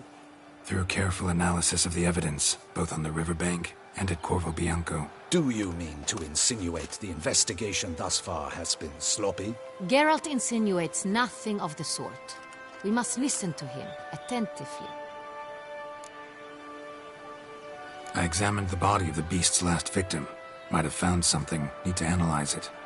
A quiet place, that's what I could use most right now. And maybe the help of an alchemist or a mage. Also like to hear all you know about the previous victims. Take it Sir Delatour is my man for that. Firstly, call me Damien, please. Secondly, you should know I spoke against summoning you here. I've heard much about you. You bring trouble, or thus far have, always. And we've enough trouble as it is. Yet we are capable of defeating the beast on our own, without an outsider's help. I've no doubt about it. Damien, we settled the matter of the Witcher's employ some time past. Definitively. Since you have broached it nonetheless, let us discuss Geralt's pay. Are the legends true? Do Witchers usually demand that which you find at home, yet did not expect? Not quite, Your Grace. Law of surprise, it's something we invoke at times, but rarely. Usually we just take gold. Disappointing. This law sounds rather romantic. On the other hand, on returning to the palace, we would likely find impatient petitioners or a set of sample fabrics for a new dress. Poor rewards both. I fear you'd not have much use for any of the surprises we are likely to come upon. Thus we've decided you shall receive the deed to a vineyard, Corvo Bianco, and a sum of coin. You will doubtless consider this adequate. Title to the vineyard shall be given to you at once. Surely you'll need lodgings while you hunt. The coin, however, will be yours only once you have slain the beast. Lovely, generous gesture, Your Grace. But Corvo Bianco, isn't it the Duchy's temporary morgue? Is it now? The Chancellery's bungled things again, we fear. Not to be left unsupervised for one instant. Yet, in its mood, a morgue should present minimal problems to a Witcher. What's more, nothing enhances a wine's reputation better than a grim legend. Thank you, Your Grace. I accept the contract, of course. But as I said before, I'll need some information.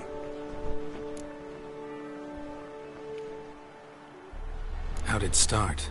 Who was the first victim? Crespi was the first to die. He was famed once for his many glorious tournament victories.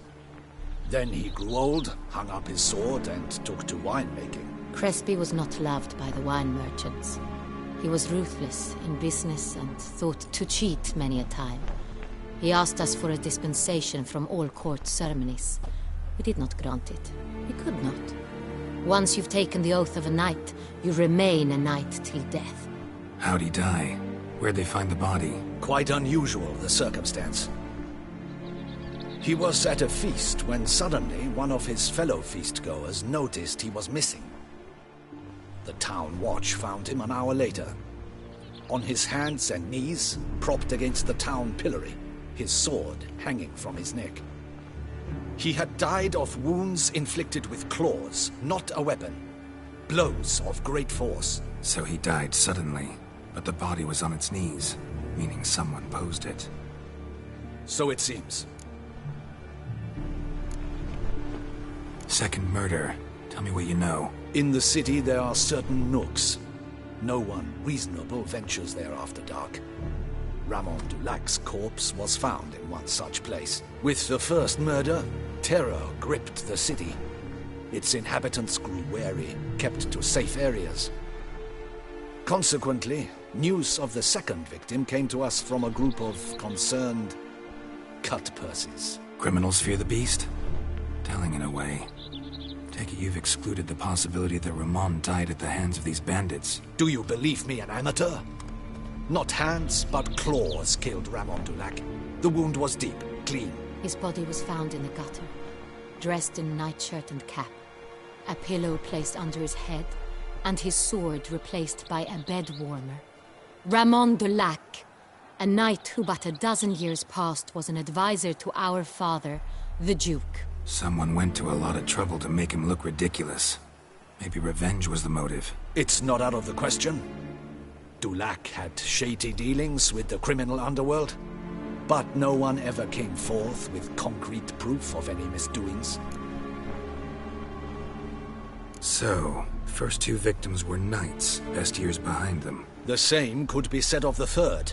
Sir Delacroix was wont to claim that in modern times knights face new challenges, enterprise being the latest addition to the chivalric virtues. He made a veritable fortune in the grain trade.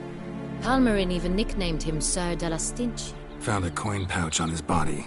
Contained florins dating from various times, hailing from different provinces of the Empire. Delacroix loved coin, true, but had no patience for numismatics. Lots of similarities between the victims. All the bodies were found in strange places under extraordinary circumstances. Seems the murderer, whoever or whatever it is, has some meaning to convey. These were honorable men. We are horrified by the disdain, the disrespect with which they were treated. These were knights of Toussaint. Blast it. Might be the point. From what you say, none was a model of virtue. Ever considered that's what the beast's trying to draw attention to? All the murdered men were knights who swore fealty to the 5 chivalric virtues. And even if the... Knights of Toussaint swear fealty to what virtues exactly? Honor, wisdom, generosity, valor, and compassion. 5 virtues. Why are they so important to your knights? Strange question. Your Grace, forgive me. I'm a foreigner trying to understand another land's customs. You are forgiven. According to legend, the virtues we cultivate were bestowed upon us by the Lady of the Lake. How we truly came to espouse them, none remember. In Toussaint, we believe men of low birth should be simple-hearted and obedient.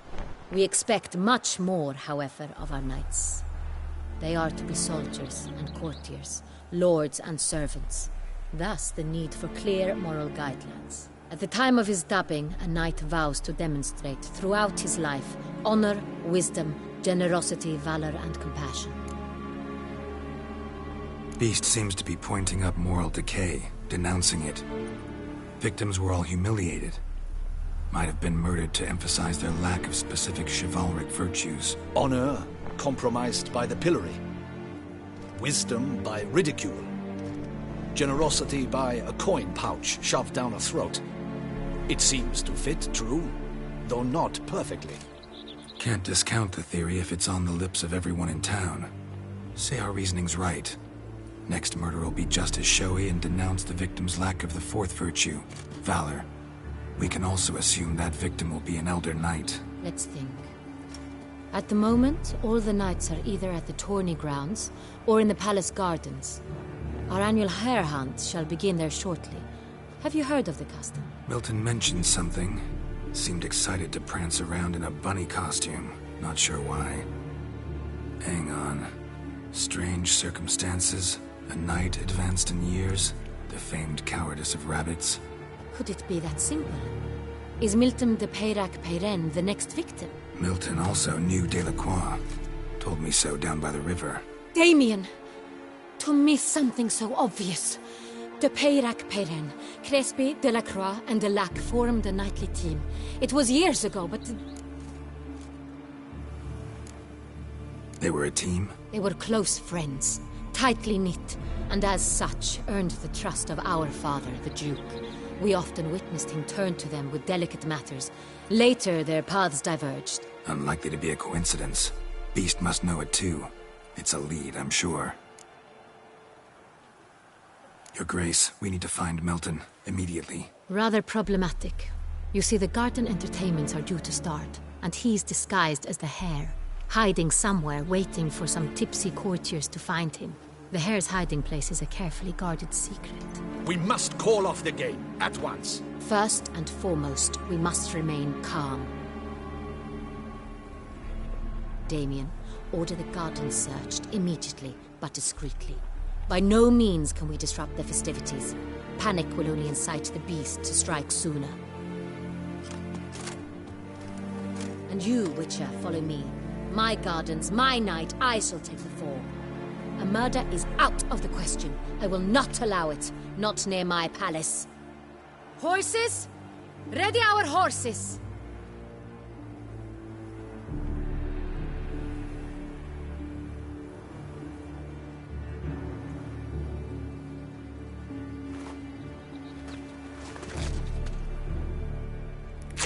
Your Grace!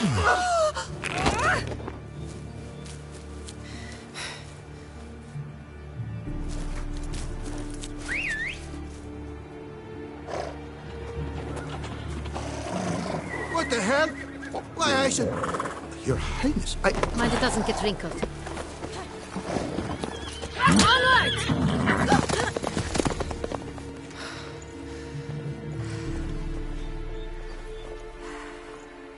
Hey! That is silk! Be careful! Give it to me!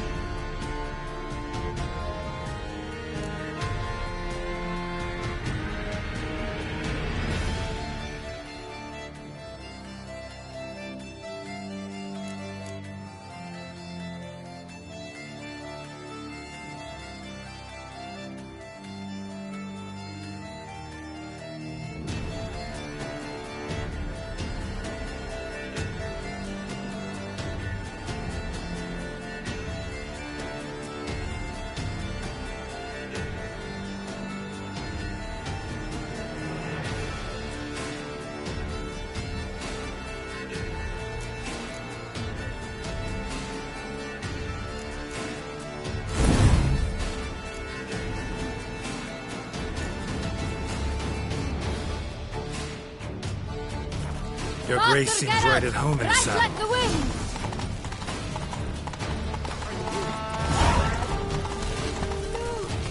It's her! Clear a path! Clear the way, I said!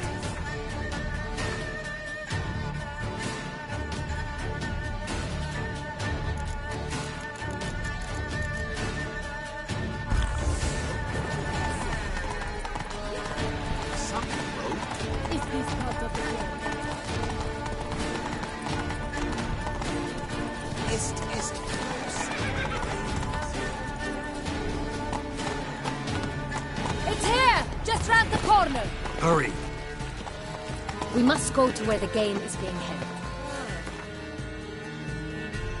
The participants must find a unicorn's horn, a golden fish, and a phoenix egg. With these in hand, they can deduce where the hare, Milton, hides. Mean we need to find those things too? We've no other option, but time is of the essence, so we shall have to break the rules. Nothing to see here.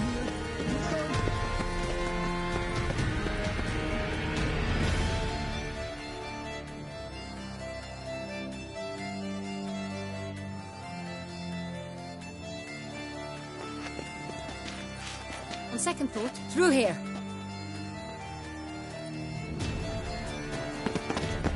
I shall show you where the hunt plays out. Then we will split up. You will get hold of the unicorn horn and the golden fish, while I nab the phoenix egg. That will be quickest. The unicorn. How do I catch it? It's terribly skittish, true, but I'm sure you will find a way to earn its trust. Turns around, over there, look. Golden fish. Do I need a rod or a net? Please, Geralt. It's not a real fish. Look there, towards the water. See the lights? The hunters are trying to hook the fish from boats. You must simply dive in and find it. The golden fish and the horn both contain things or clues that will help us find Milton. Once you have fish and horn, find me among the other Phoenix egg hunters. All clear? Then let's get to it.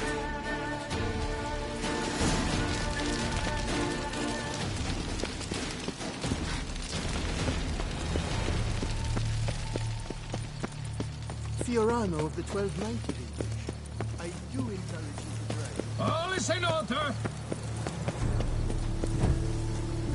If one were to call a state courageous or cowardly, what other part of the state would one have in mind? From devils, I thought. But this is no true unicorn.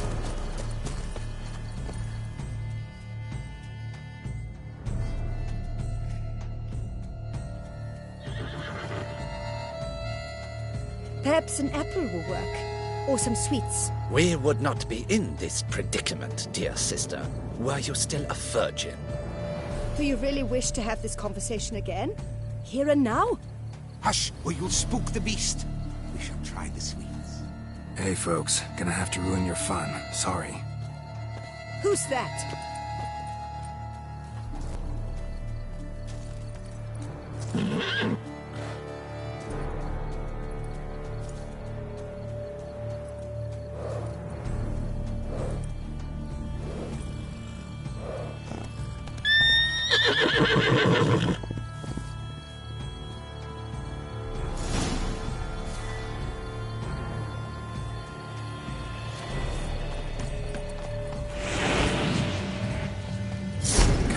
Stay calm.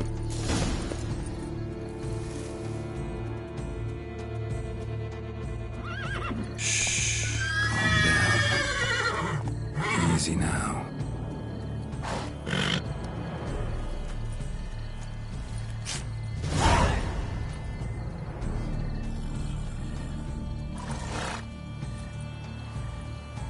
Well, that's hardly fair.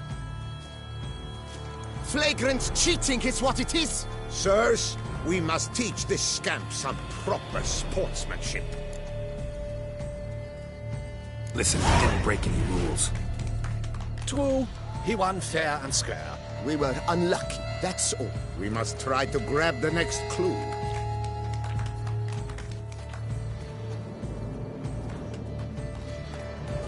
Gardens are huge. Be better off on horseback. Unworthy. Entirely inappropriate behavior. A complete collapse of social norms.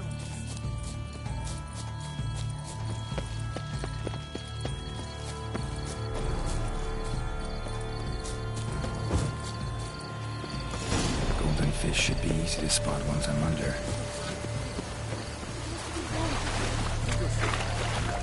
What the blazes? Did someone just dive in the water? Perhaps that's the way to do it. Sure, if you're a peasant.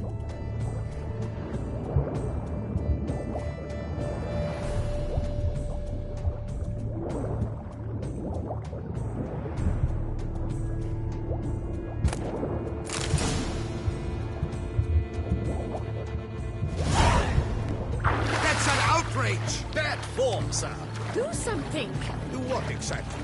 Am I to jump in the water? Launch an official protest. Is my head deaf?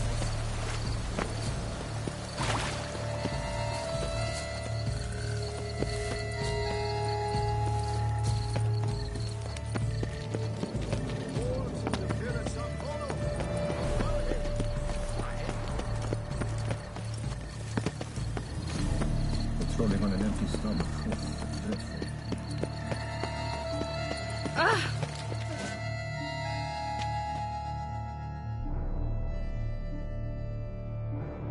If you please, your... Out of the highest necessity. All shall be explained later. But it's against the rules.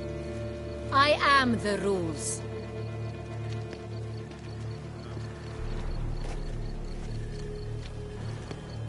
Geralt! At last. Got a key and a clue. And I've another. Show me yours. Who wrote this drivel? I begin like a crone, hollowed out with ease, then end like a mouse, with a head of hard cheese.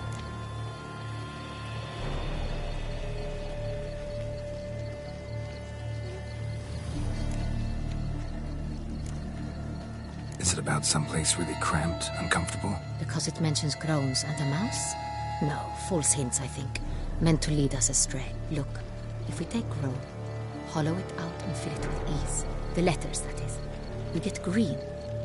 Then mouse, but starting with what heads heart cheese. Why, it's greenhouse! Pretty clever. And it sounds right to me. There are several greenhouses in the gardens, but only one with a door that locks. And the key to it looks just like the one we found. Greenhouse it is then. Let's go.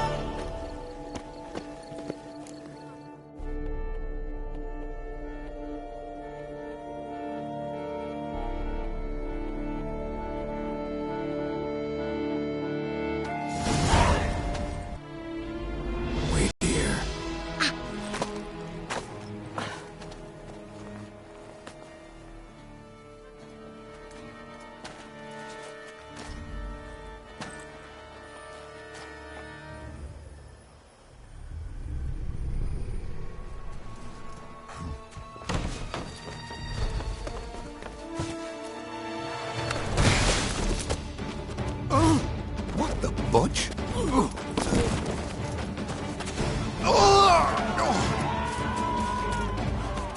What was that?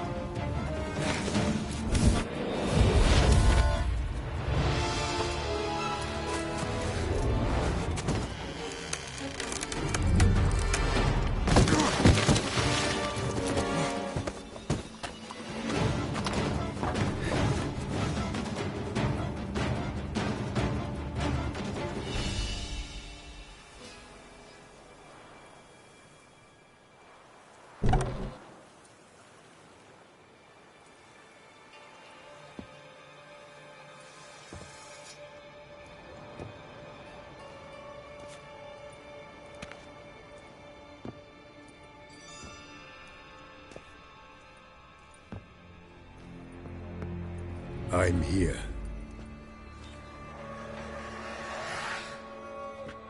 This belonged to you, maybe? It did, but you may keep it. I've a new one. I do not know you.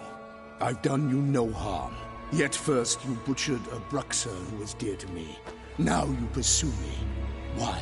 You've killed 4 innocent people, at least. And you? How many innocents have you cut down? Not here to talk about me. Yet that is exactly what we are doing. So, did they send you after me? Who are they? What do you mean, they? Duchess hired me. You've been murdering her subjects.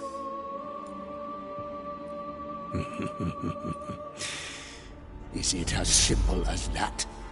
I would ask you to convey to the Duchess that I've but one victim left, but you'll not get the chance.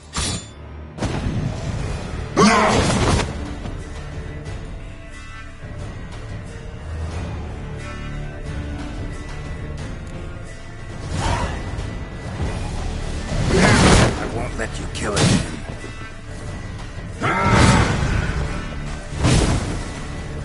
Come on.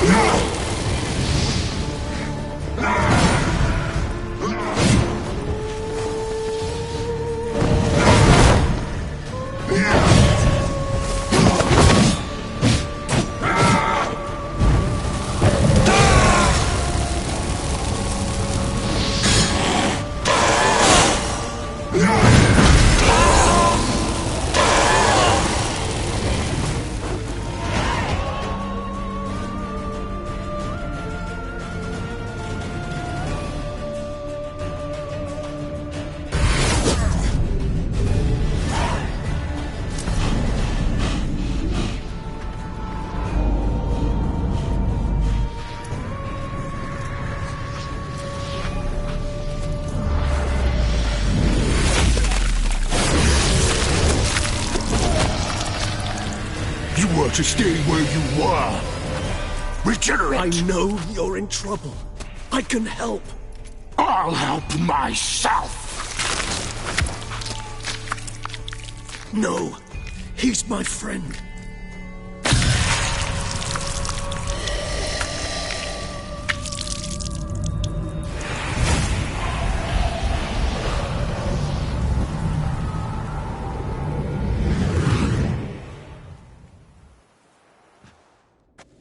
Yes, Geralt, it's me. Regis? You all right? All is well. All's in order. Wounds such as these heal on vampires in moments. But we've not seen one another in ages, my friend. At least in human terms, that is. How's this even possible? Last I saw you... I was a bubbling, shapeless smear, having been rather spectacularly melted into a column of a certain castle. In somewhat better shape now, as you can see. Hardly peak form, mind you, but were I human, folk would think me a demigod, I dare say. I'm sorry. What happened, it was my fault. Never got a chance to apologize. No need, Geralt. Bygones. I did not have to join you on that expedition. No one twisted my arm. Miraculous regeneration. How'd you manage it? I had help. From the one you hunt. Him? How? And what have you been doing all these years? Not the time nor place for such stories. I suspect we'll get a chance to speak at ease and at length later. Now, however, we must deal with the reason that brought us both here.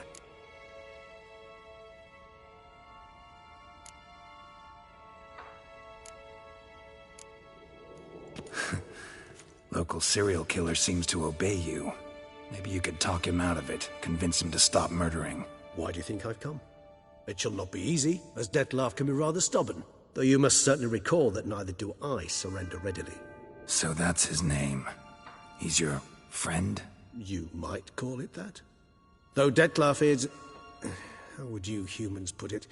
More bestial than I am. But not to worry. I'm working on him. Haven't exactly done a great job with that. He's killed one knight since I got here. At least 3 others before I arrived. For good reason, I'm sure. Understand, Dettlaff is not some decadent shit who kills for sport, or to assuage a dryness of throat or a dullness of mood.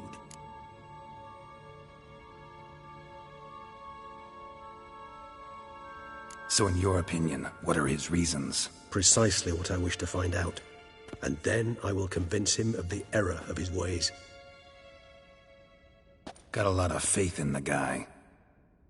Despite appearances to the contrary, you two are quite alike. You've both noble hearts, yet you both are wont to perform ignoble deeds. When circumstances force you to, of course. Remember the year 964? That was 3 centuries ago. Blind fear gripped Rivia, Lyria, and Spala. Women and children were dying. Their mutilated, dismembered corpses littered the fields. Brute of Lyria. Read about it. Chewed up almost 200, then fell to a common poacher supposedly armed with a dagger blessed by some prophet. It fell to Dettlaff, who then found a poacher asleep in the brush near his snares and dropped the fiend's corpse at his feet. And thus, a legend was born. Awfully good of him. But do I need to know this? Yes. So you'll understand Dettlaff is no cold-blooded killer. I believe he's landed in some mess and he sees no way out. What makes you say that? Vilgefortz melted my body. Dettlaff found what was left. As per our codex, he had a choice. To leave me where I was, or to care for me and nurture my remains. He chose the latter. Regenerated me at no small expense in his own blood. Do you know what that means to a vampire? The gravity of the endeavor? Probably same thing it means to a human. You owe him your life. Much more than that. The act itself made us blood brethren. A bond so strong humans cannot even imagine. Which is why I know something ill is afoot. Always had an overdeveloped sense of empathy. Each vampire has a unique talent. One they hone over centuries. It's precisely what renders us so difficult to classify. Dettlaff's trump card is his herd instinct. His tribal propensity. In point of fact, he prefers the company of lesser vampires and shuns that of humans. If he walks among you, killing egregiously, it can only mean something's upset him immensely. Anything specific? Some set of things that'd be likely to set him off? How should I say this? Detlef doesn't understand men, their world, its rules, its conventions. He's naive in a sense. He doesn't comprehend your games, knows not what it means to lie, deceive. Suggesting he's maladjusted, and venting his rage. I'm suggesting maladjustment can at times breed conflict. But is it the case this time? I cannot say, but intend to find out. Gotta find him, before something upsets him even more, and all Beauclair is awash with blood. Well, we share a cause then, just like the old days. Not entirely. I mean, when I find him, you know. I know you've a contract on his head. Yet your true task is to stop the beast killing, not necessarily to kill the beast, am I right? All in all, sure. Let us find him. By the time we do, I hope I'll have convinced you Detlef is no monster. Fine, all right already. But for now, evidence is stacking up against him. Hear that? The posse. Knights must have tracked me here. I'd prefer they not find me here. I've makeshift quarters at Mère Lachaise Long Cemetery. We'll meet there. See you.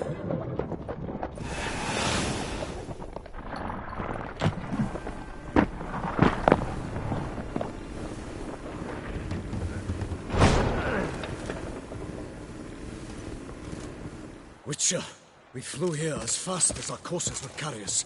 Yet I fear we're late all the same. Pray, where is the beast? Still investigating. About to inspect this site. Withdraw your men before they trample all over the evidence.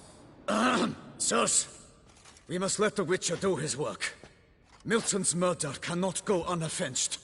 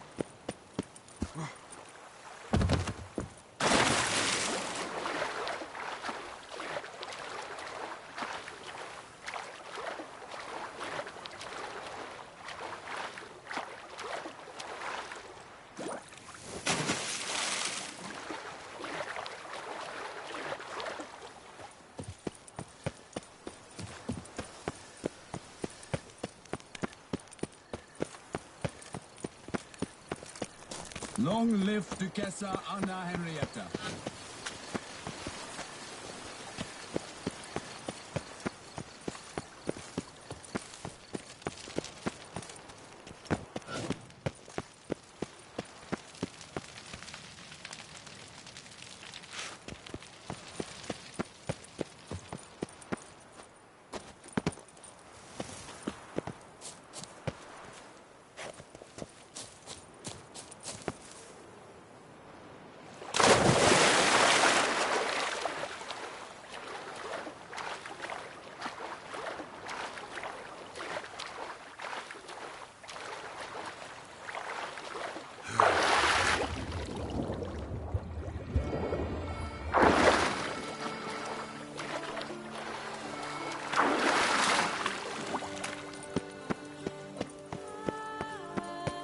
Don't crowd around.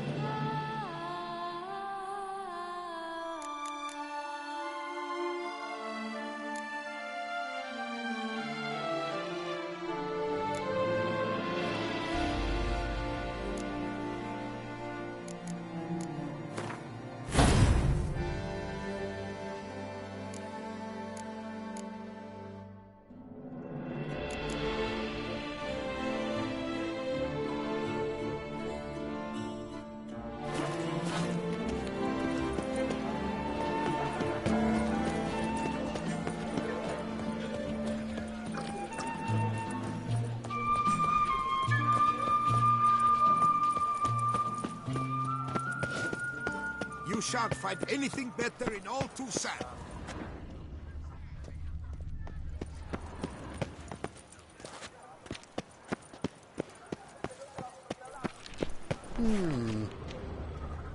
Ah.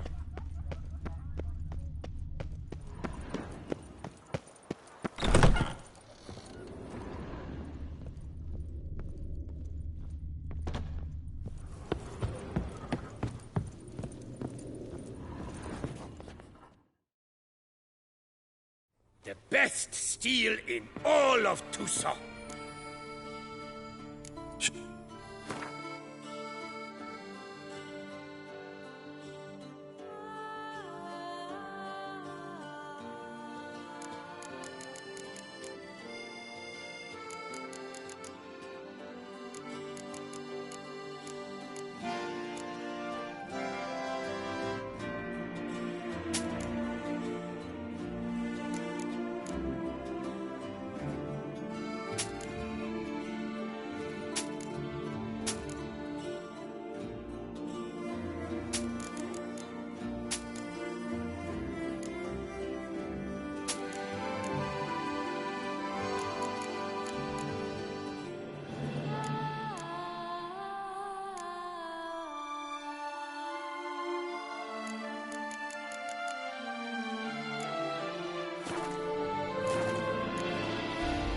Fair. No, see you later.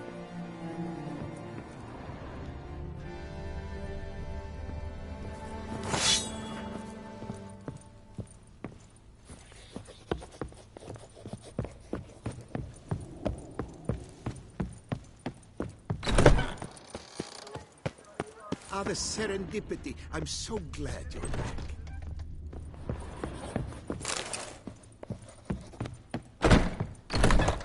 the serendipity.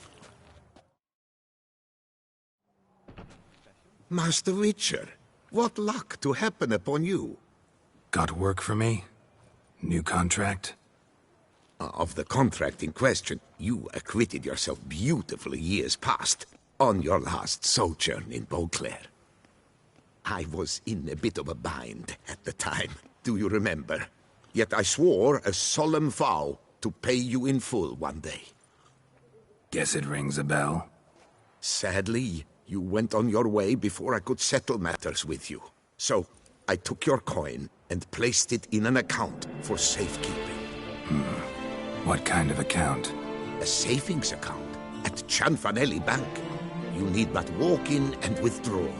The sum must be rather substantial by now. Thanks. Head over there first chance I get. Gotta stop by that bank. Good to see you again.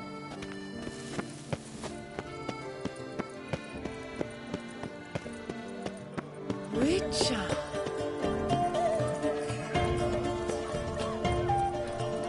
Scour all the Nice tune.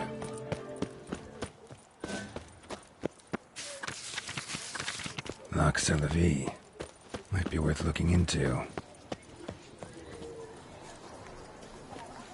The Duchess summoned him. I wonder what for.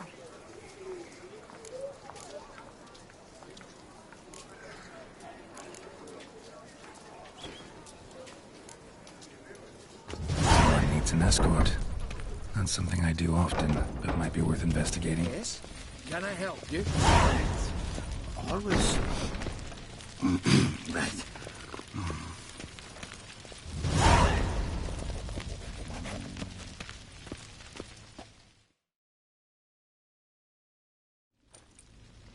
Welcome to Cianfanelli Bank, where we look after your coin as if it were our own, and the customer's always right. How might I be of service? I'd like to change some coin. By all means. Got an account here. Like to make a withdrawal. Naturally. Your name? Geralt of Rivia. Wait a moment, please, while I find the relevant record.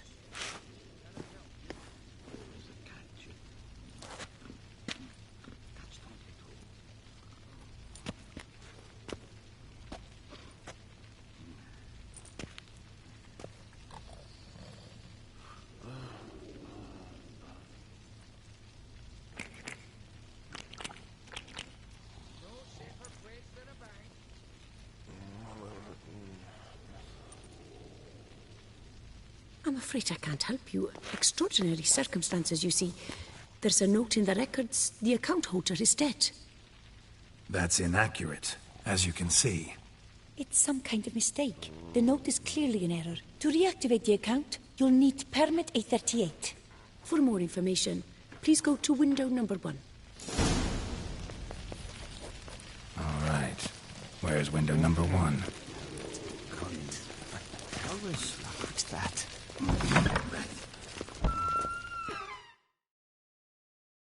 Welcome to Cianfanelli Bank, where we look after your coin as if it were our own, etc., etc. How can I help you, sir? I'd like to reactivate my account, so I need a copy of permit A38. Wrong window, I fear. What do you mean, wrong window? I was told I'd get permit A38 here. Please remain calm, sir, or you'll rupture a vein. So just tell me where I get this stupid document. Perhaps upstairs, in records, or downstairs in the archive? You must ask them, sir. Do just that.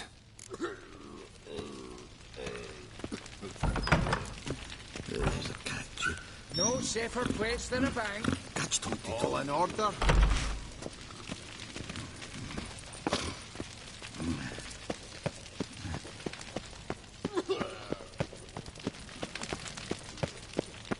Yes? What can I do for you?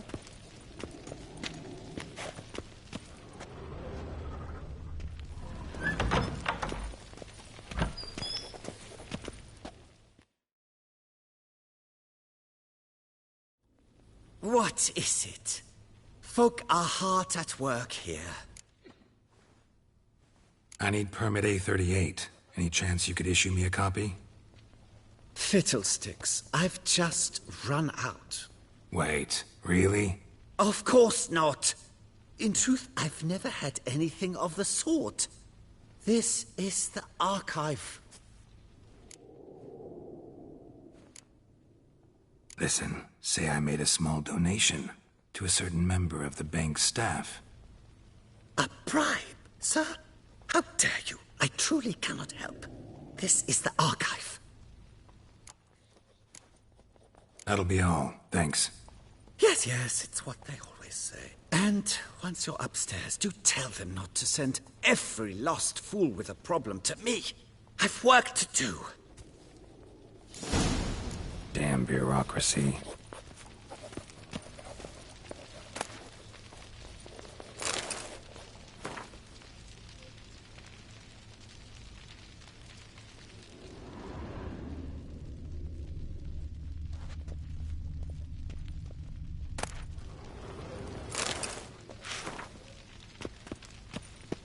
Our bank is the pride of all Beauclair. All in order?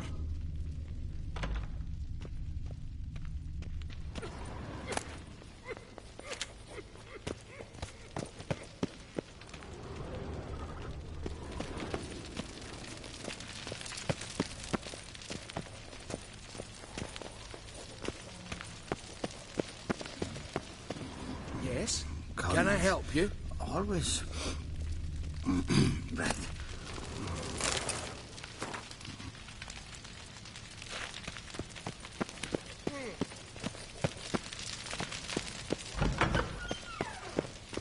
Sorry, gotta get through. Hold there. What is this?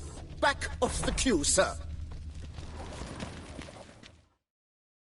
Welcome to Chanfanelli Bank, where we look after your coin as if it were our own, and the customer is always right. How might I help you? This where I get permit A38? Naturally. Just hand me your Form 202, please.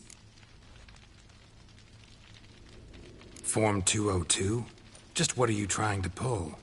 Sir, I'm not pulling anything. Just following procedure.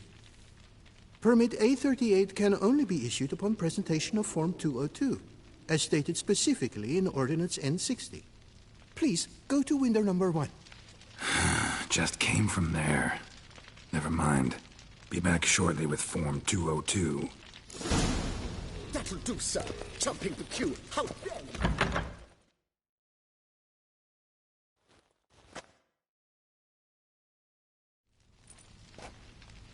You cut in front of me, sir.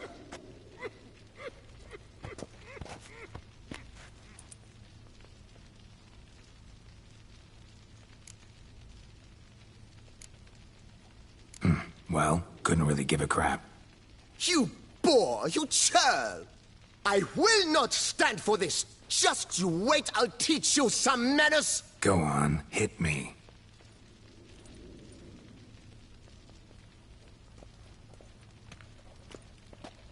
Oh, gentlemen, if you wish to raise a ruckus, do it outside. Outside, now!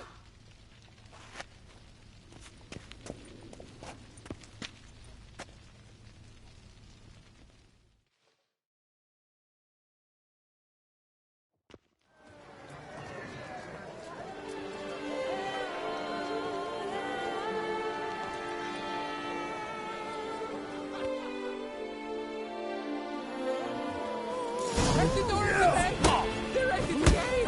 It's the third time this week. I wagered 10 on the one on the right. Come on, come closer.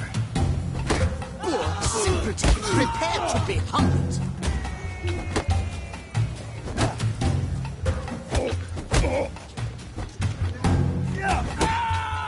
I shall teach you the meaning of decency.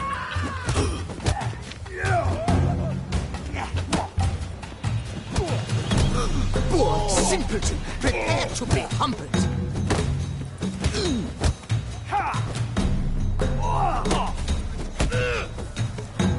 I shall teach you the meaning of decency.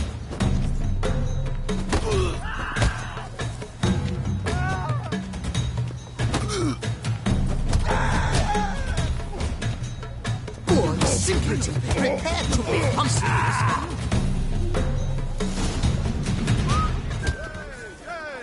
I shall teach you the meaning of decency. Do you know the colours I would see on the Duchy's banners? Red, white, and rose. Yes? Can I help you? The archive. Come on. Where the hell'd she go? Air pomade. Need to follow the scent. Could be the lead I need. She often goes deep in hot to put on show. Number likely costs more than we make in a month. I truly wonder who she got to lend her that much coin.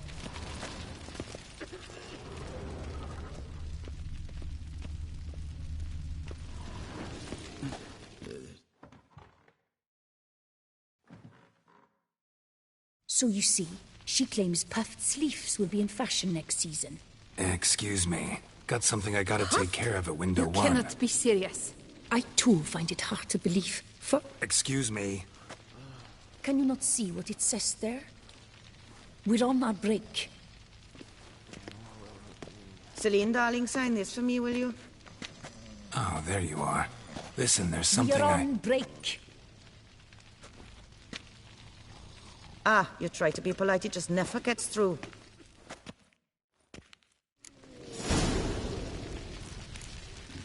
Got no choice, I guess. Need to wait till they're done with their break.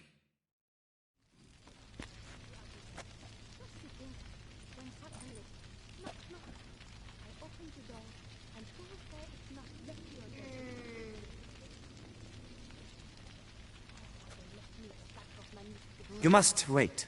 They have their break now. So, what do you hope to get here, my friend? Permit A38. Though, guess I need Form 202 as well now. Form 202. Easy peasy. Certificate P. Now, that is a challenge.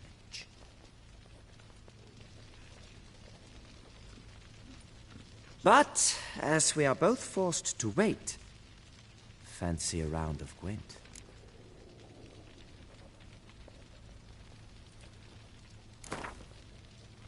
Why not? Let's lay him out. Now, that I understand. I'll start arranging my deck.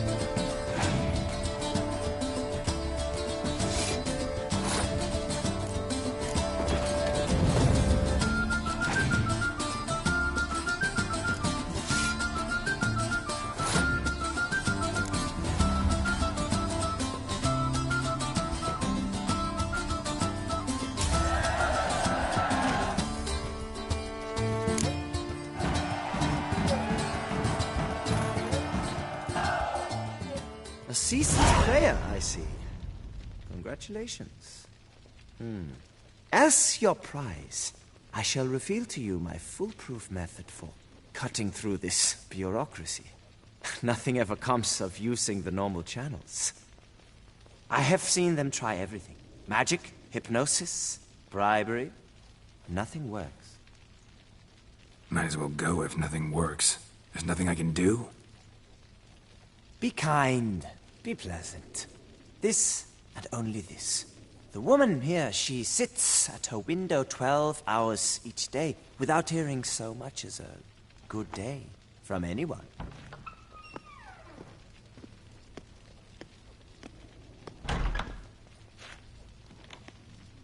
But muster up some flowers, some perfume. Well, you will resolve your matter lickety-split. Right. Certainly worth a shot. Good luck.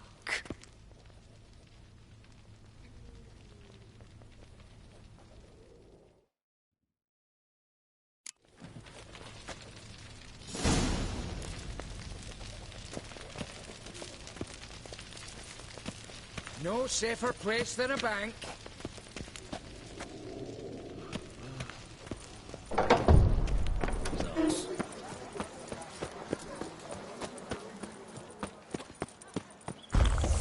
I'm my own master with a bottle in front of me.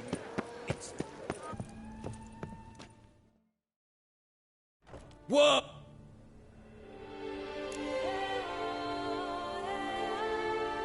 Shut.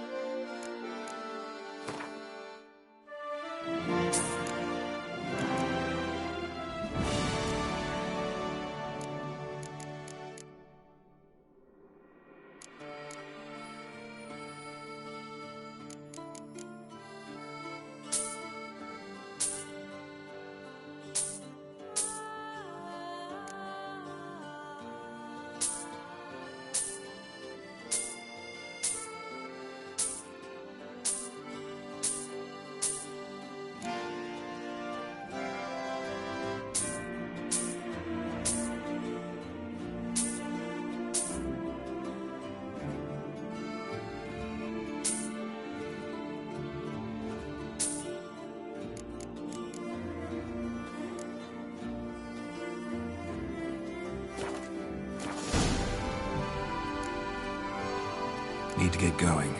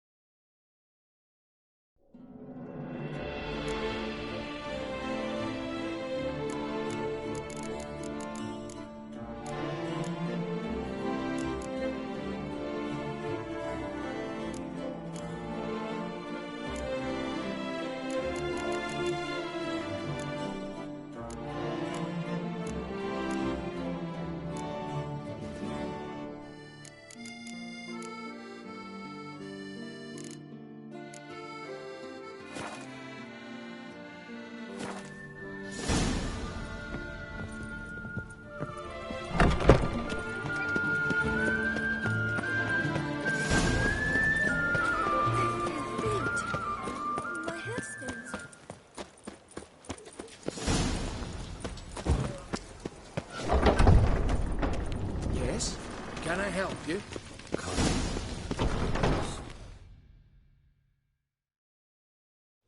Welcome to Chanfanelli Bank, where we look after your coin.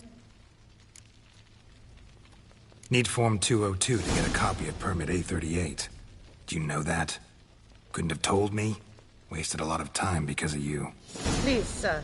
There's no need to lose your temper. I thought it obvious and thus needed no stating. The form will soon be ready. Name and surname? Geralt of Rivia. Let me find it. Gedon, Gemel. Here it is. Geralt of Rivia. Sorry, sir, I cannot issue Form 202. Excuse me? The applicant in question has been declared dead, officially. Now, do tell me, sir, how am I to enter that into the ledger? Got you some flowers, just to thank you for helping me with my file. Oh, but I shouldn't. For me? Really? Match the color of your eyes. Oh. You, sir, are quite the charmer. Ah, please, wait a moment. I shall fetch Master Cinfanelli. Perhaps he'll arrange something that excludes the paperwork.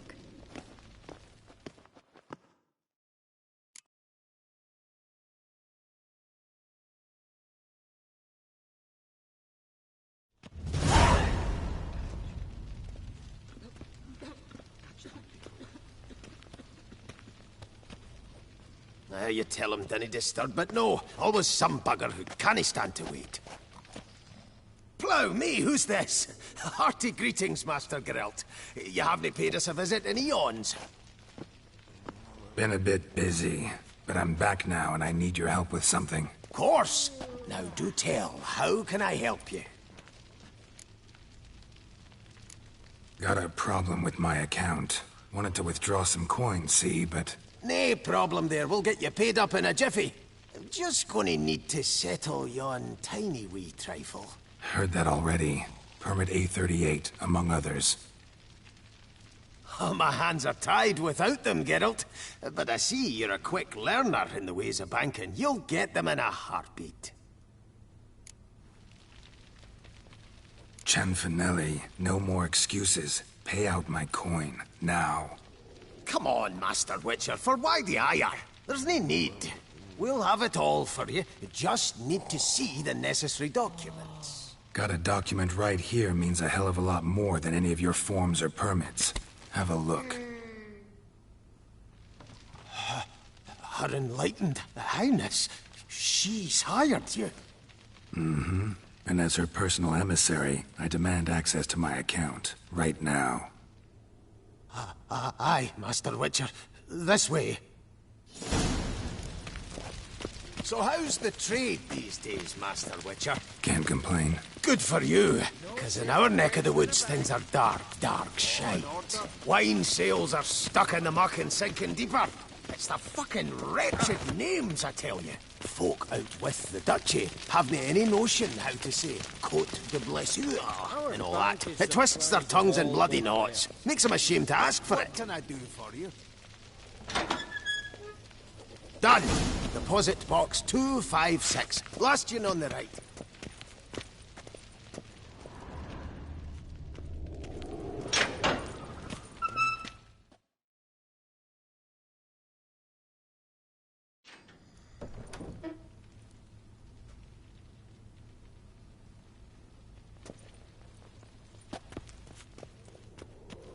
What the hell's this, Chanfanelli? Box is empty.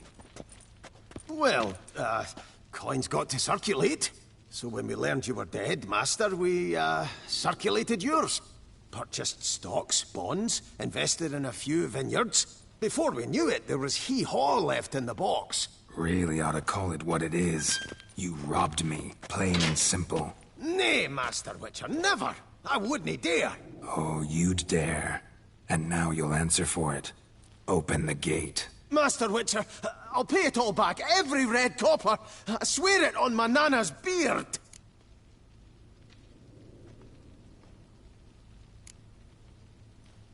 Got a week, not 1 day more. You shan't regret this, I swear. I'll rustle it up. Have it ready for you in 7 days. Mm-hmm. See you then.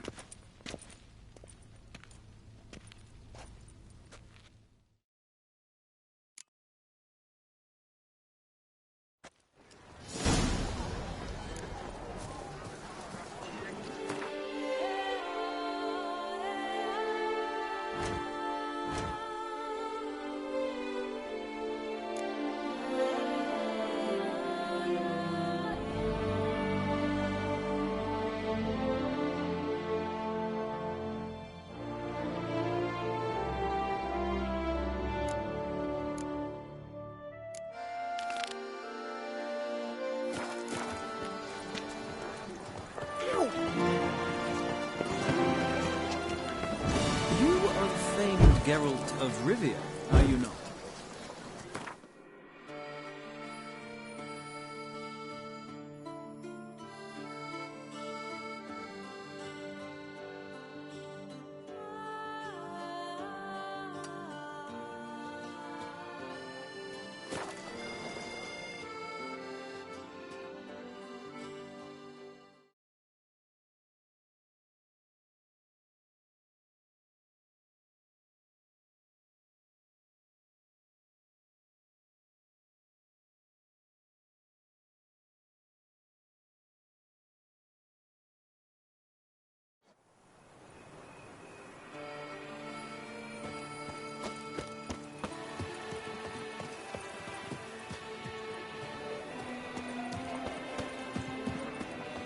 Agreed!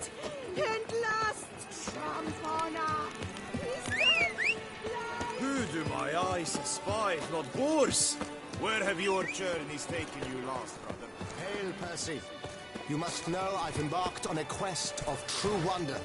A horde of challenges awaits. This sounds compelling. Would you betray the...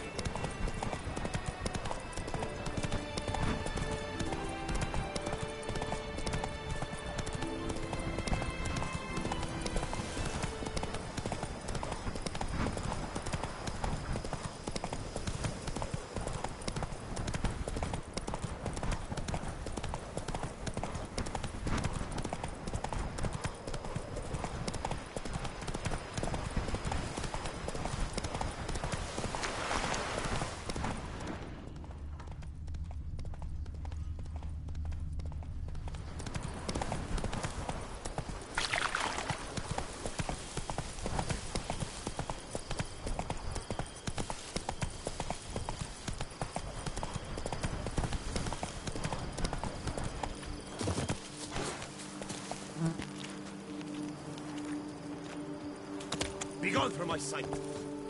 Stocks and the whip await those running riot. Our duchy values peace and quiet.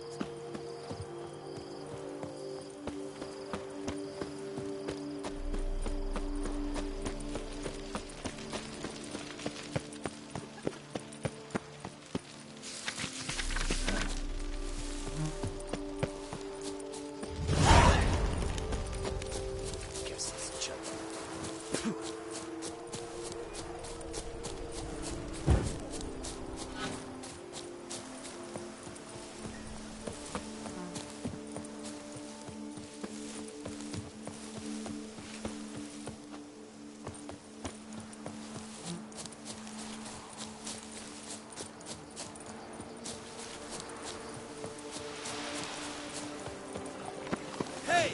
Over here, please! See, you're the Duke of this, the Duke of that, you're the Duke of Don't Diddle! Heard you calling. Wanted to talk? I did, for we're neck-deep in trouble. Of the spider kind.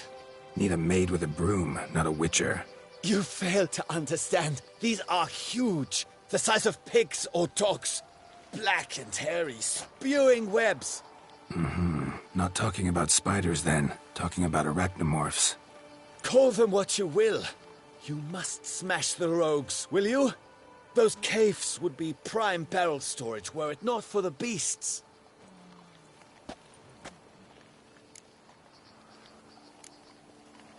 First things first. Need to talk about my reward.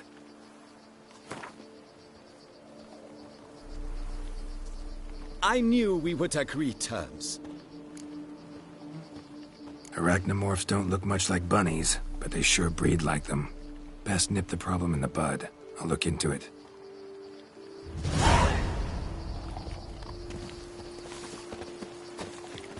I'm going to save You my make hands. mountains out of molehills, Vilmar. That should be better than fine. I must insist, Count. You'll be much more...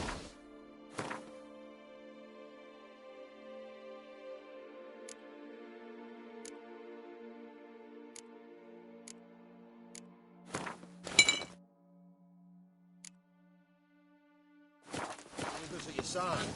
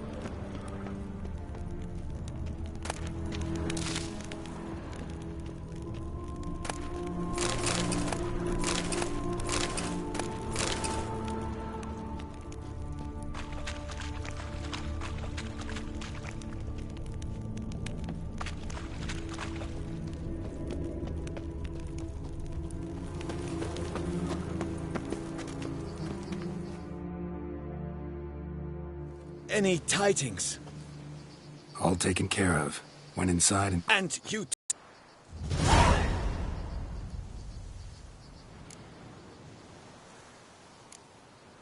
Wine trade. Been at it for a while? Not terribly long, to be candid. I apprenticed to be an alchemist, but proportions were never my... Makes sense. And the world's always a bit more bearable on a buzz. Was looking...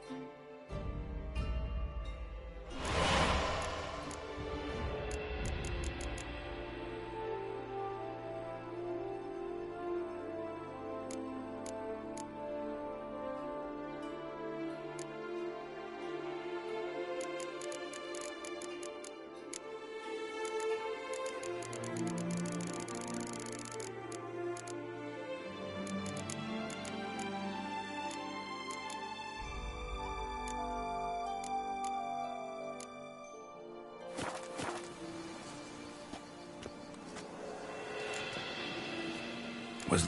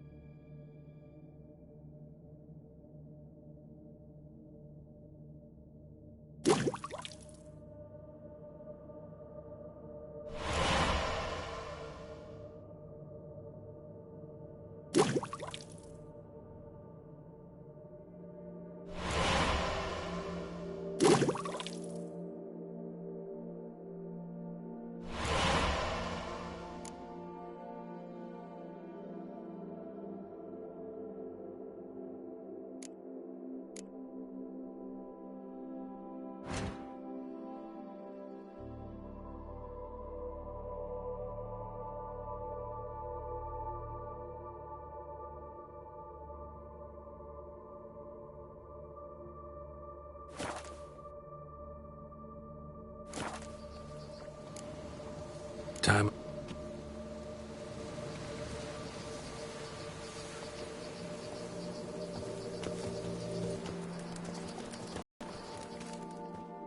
Lads, I find your concern touching, I do. Yet I've long awaited this day.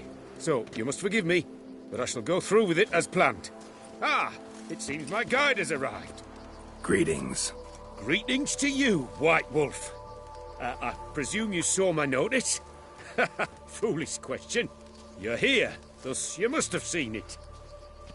Forgive me, I should introduce myself. Count Belladal, a great admirer of your deeds. Thanks. Not something we Witchers hear often. But Count, sir, do you mean to go off with just this Witcher? A right hardy fellow he is, no ponce, I'm sure. But your expedition's too risky on the whole. And not taking us with you's, pardon my saying it, right daft. You exaggerate, Vilmar. I believe I can manage to survive half a day without someone there to wipe me arse in my stead. My guards lament, Witcher, but you must forgive them. Now, to get down to brass tacks, as you've no doubt gleaned from the notice, I've a rather extraordinary proposition for you. I'm a lover, Witcher, of nature. A devotee of the wild. And Toussaint is home to several species not encountered elsewhere. I'd like you to accompany me on an expedition whose aim is to preserve them. Yes. Naturally, you'll protect me should the need arise. My ever-vigilant guards, see, will report any reckless behaviour to my wife if I get so much as a scratch. And then woe will be me. Count Belladal? Famous poultry farmer, is that it? Well, that was my grandpapa. Dear man. But my trade is the wine trade. I import the finest vintages to Covere, my homeland. The very reason for my frequent visits to Beauclair, during which I like to, partake of nature, let us say. Really need a Witcher to, partake? Got guards of your own. Take them, save some coin. I could, surely. But they too deserve a bit of rest, relaxation. Right, lads? Besides, I've plenty of coin. Coin that needs spending. Who dares stop me? Ah, so this is about a rich man, bored stiff, seeking thrills. There's also Clarissa, who... Vilmar, please. Who what? My daughter. I always return from my travels with some souvenir or another. She looks forward to them tremendously. But we did not meet to chat about my family. We must discuss our venture, must we not? Need some details before I can say anything. Where are we going? What am I supposed to do exactly? In the roundest terms, we shall admire the local flora and fauna. And while we do... Preserve? Of the... A Paris as to what? It's like a movable megascope, capturing moments, transforming them into illusions, based upon which I then paint a painting. So, you want me with you, looking at animals and flowers and... Well, that's more or less what it amounts to, yes. Except you will first have to track down the creatures I wish to capture. I know only the very approximate locations of their habitats. Well, and should any trouble arise, we'll have your sword at the ready, right? So, agreed? Doesn't... Sibla, before... Good. I'm afraid we've to await the morn. In the meantime...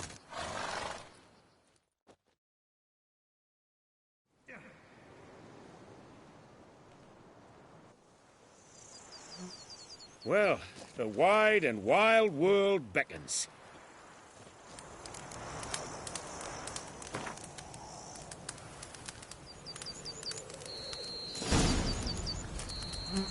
Seems I got the map, so I'll lead.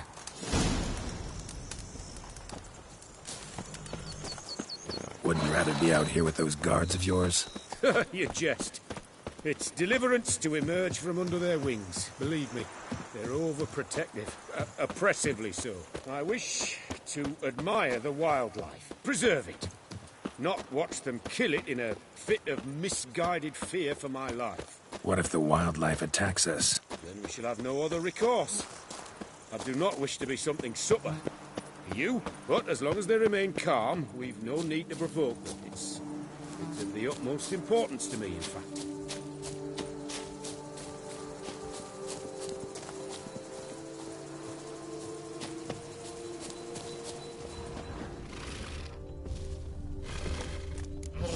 Map says there should be panthers around here, grunting, panting, Stay close. Keep your eyes peeled.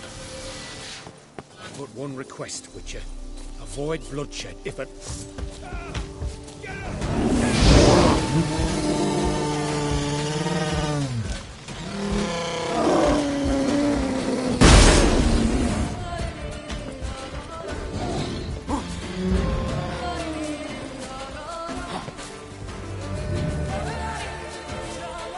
Hear that?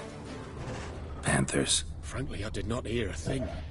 Clearly, your senses are far more acute than mine. I must rely on them.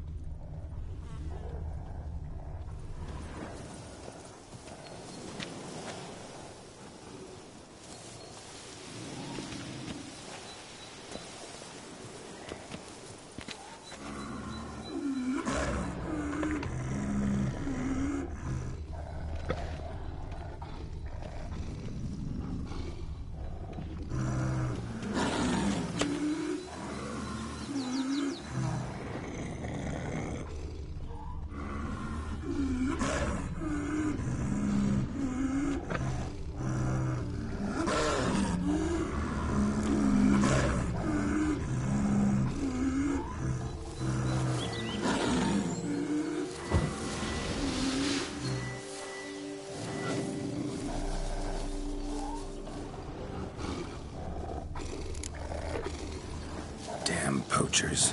Snares. Looks like they were hoping for a bear, and they got caught instead. Will you help, bud? Give it a shot. Gotta calm her first. You free. Likely to lunge us otherwise. Image. Folk call witches heartless. This will put the light in that. Peristysomax upset the animals. Better get out of here. Cannot abide poaching. I'm content you share my love for animals.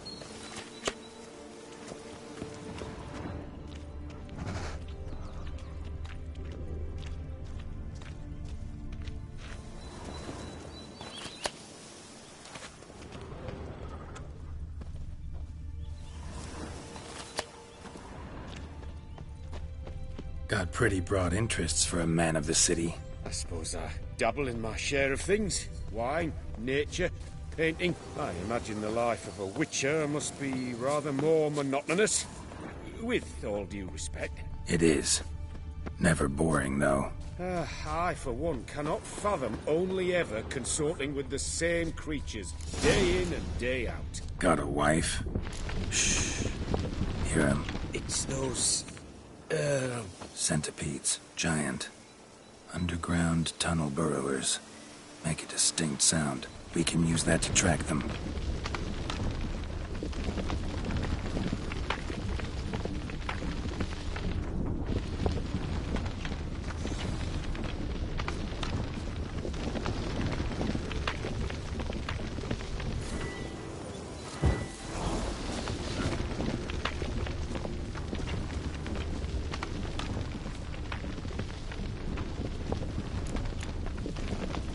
Sounds loud and clear here. Must be near the nest. We're here. Well, this vantage point's no good. I shan't capture a good image from here. All right, wait. We'll find you a better spot that's safe, too. Tread lightly. Giant centipedes sense the softest sounds, the lightest vibrations. You wake one up, it wakes up angry. Here, maybe? Distance seems right. Light's not bad either.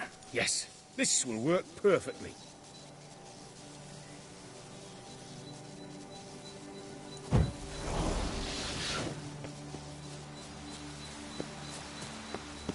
Can you lure them out? Give me a minute. Need to think. Vibrations. Gotta send some through the ground. I'll try tossing a bomb or casting a sign. And you watch out. Don't get any closer.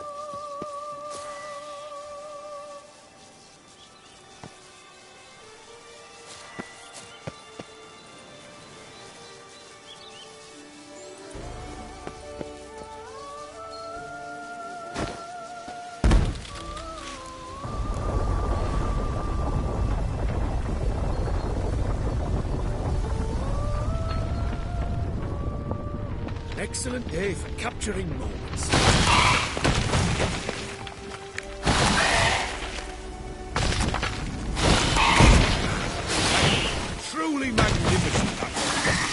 on now.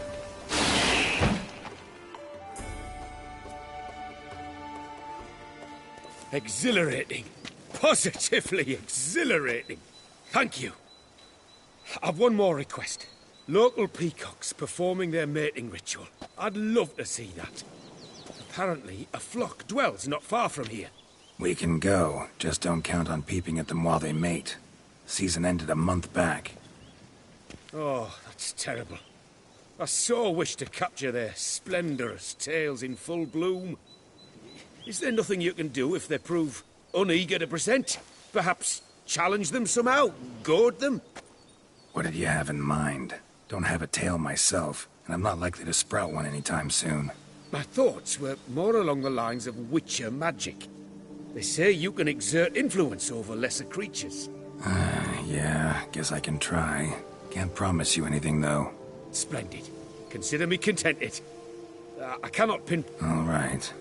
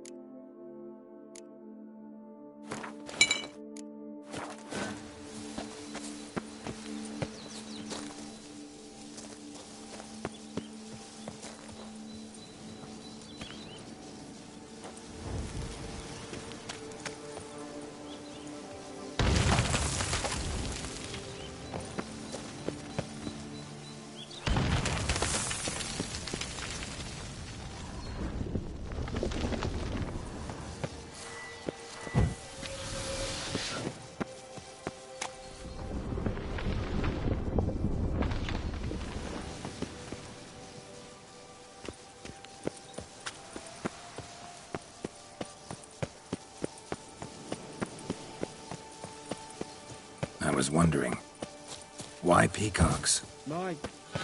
My daughter is rather fond of them. There will be a treat for her.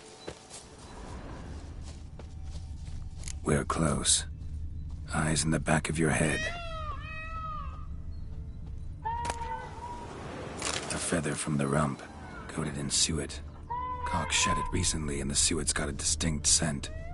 Ought to be able to track the flock. A witcher in action. What a treat to watch.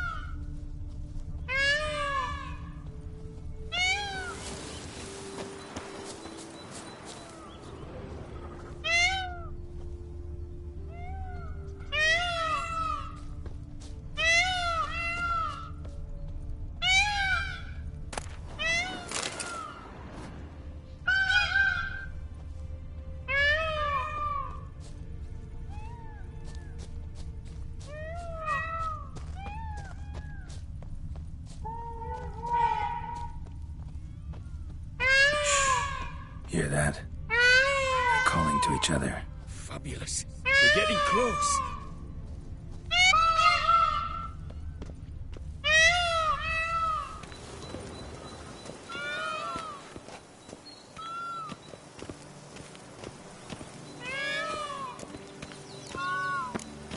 Oh, that's lovely. Now, if they could just splay their tails. See what I can do. Find a good spot. Ready? Use your magic, Witcher!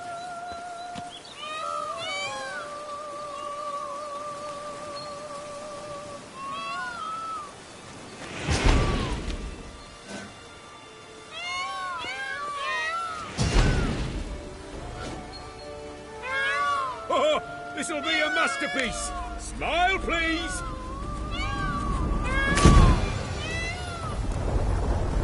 Giant centipedes! Damn it! Where did they come from? Must have followed us. Get back! Ah! Geralt! Save me!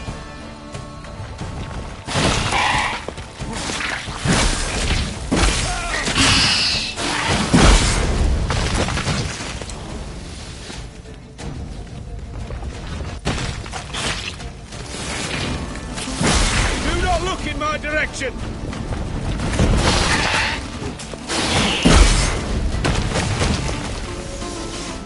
Die.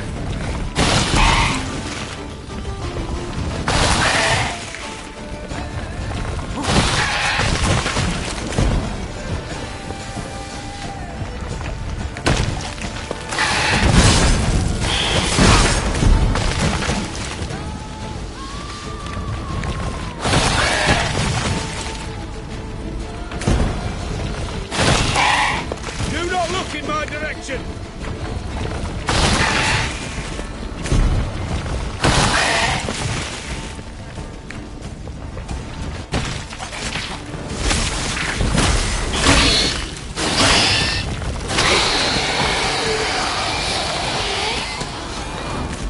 All over now. Whew, that was tense. I believe I've had my fill of excitement for today.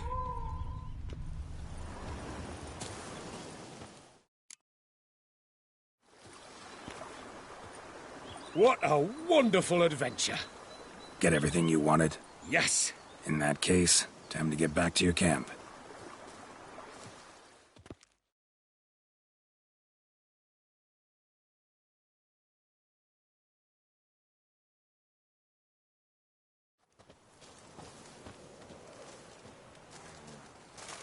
Returning your lord to you, safe and sound. You've our gratitude, Master. You see, lads, there was nothing to fear. Thank you, Witcher. Did 'em wonders. Breathed some new life into 'em. Wait here a moment, Geralt. I have to fetch my coin pouch. Pay my dues.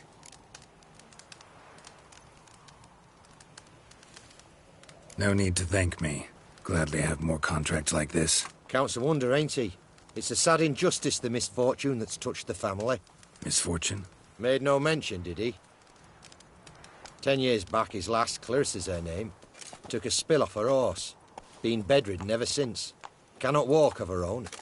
She'd been the life of the house before the calamity. A merry sprite what filled every corner with joy. Count would oft take her out on trips. She loved animals too. Excursions he makes now, or rather, paintings he brings home. They's her only window on the wider world. Sorry to make you wait. I was dead chuffed to be able to observe you in action. To confirm for myself there that the tales about you were not exaggerated in the slightest. You showed discipline, reliability, responsibility. I dare say you'd make the ideal business associate. It's a shame you've no interest in the wine trade. One day, maybe. Your reward. Use it well. Thanks. I've one other matter I wish to broach. In a few days' time, I shall exhibit my work for some friends, my coterie, so to speak. Would you come by? Why not, if I'm in the area? Splendid. In that case, I shall see you at my lodgings. I'm staying with a friend while in TOUSSAINT, near a village named Francolar. I'll be by. See ya.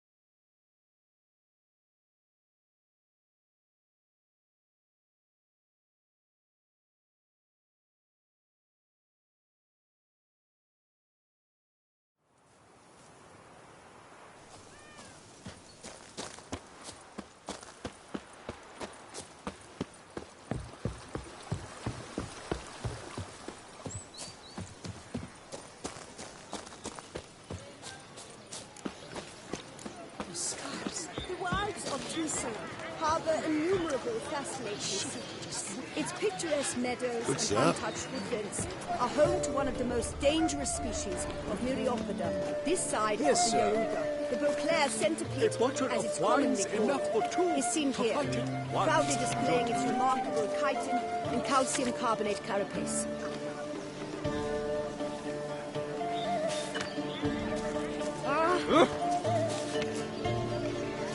Wine. Sunlight captured in a bottle. In the north des Irland.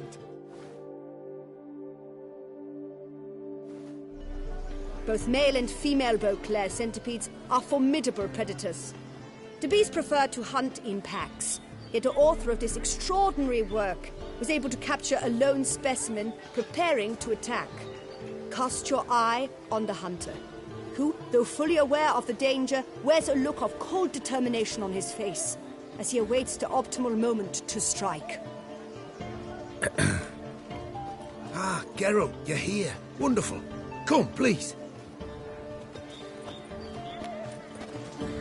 I'm delighted to see you. I've a small gift for you, and I shan't let you refuse.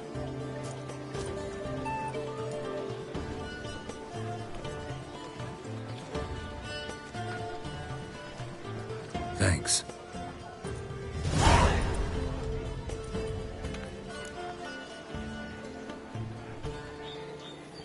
Talked to your guards back at the camp. Told me about Clarissa.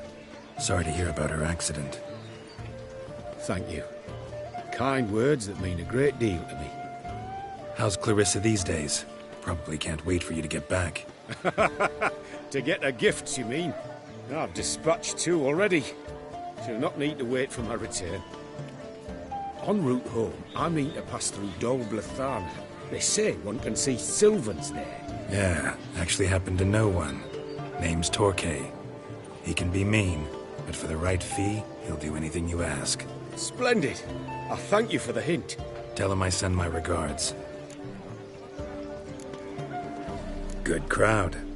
You got a lot of friends. All of them seem to be fawning over your paintings, too. Oh, when you have as much coin as I do, friends buzz around like flies on fresh meat. And they praise you to high heavens for each trip, burp and sneeze. Not all are lying sycophants, that's not what I mean. Just most, unfortunately. Why bother? Why even invite them around? I'm a man of enterprise. I must put my trade before any personal hatreds or sympathies. Besides... Besides?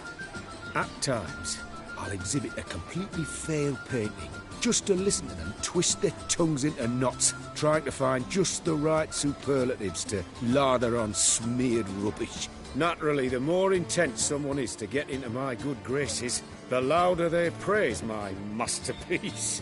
It's devilish fun, I tell you.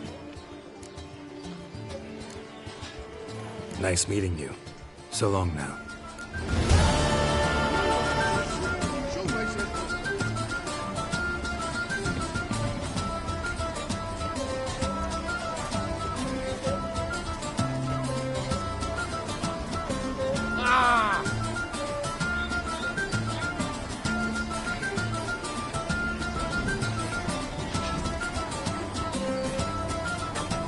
Art is not life's bread and butter, but its fruit and wine.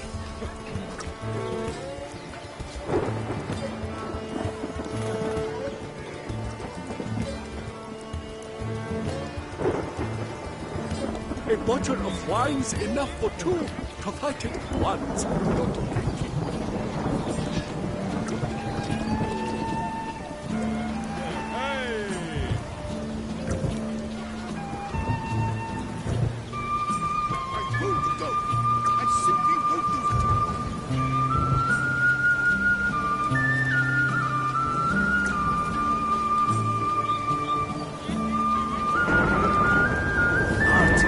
Life's bread and butter, but its fruit and wine.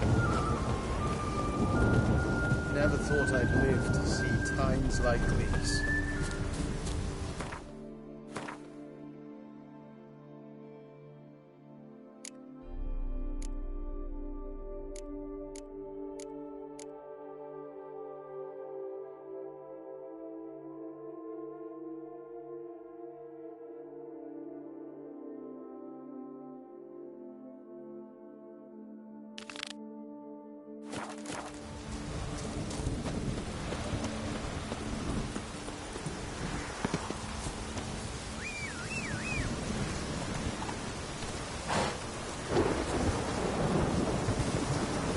Move it!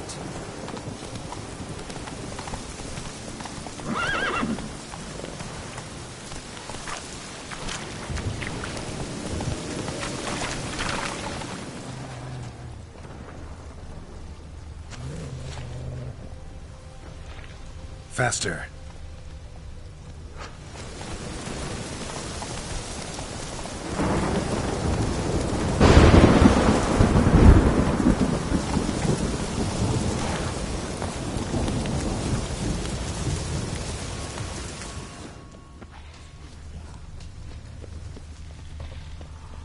Regis.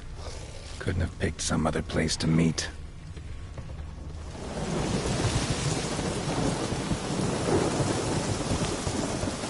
Regis! Damn it. Locked.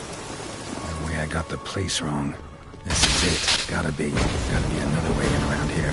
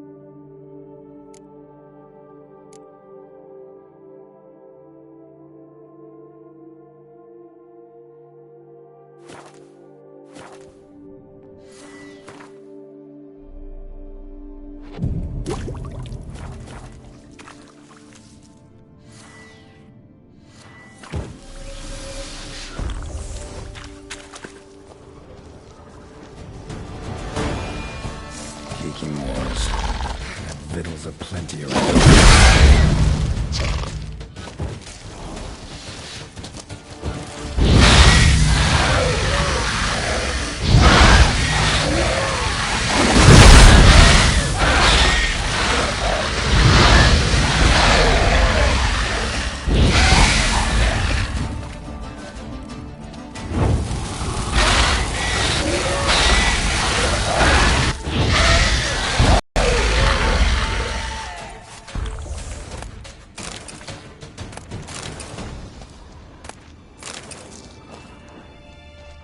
Decaying bones.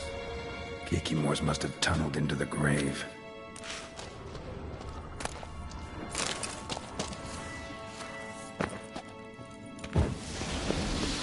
Kikimore eggs. Need to incinerate these to ash.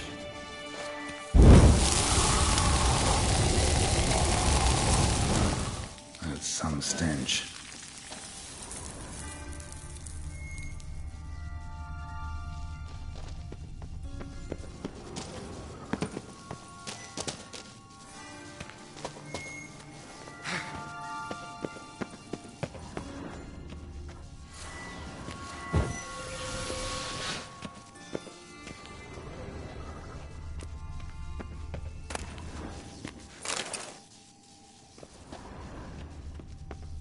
There's something here.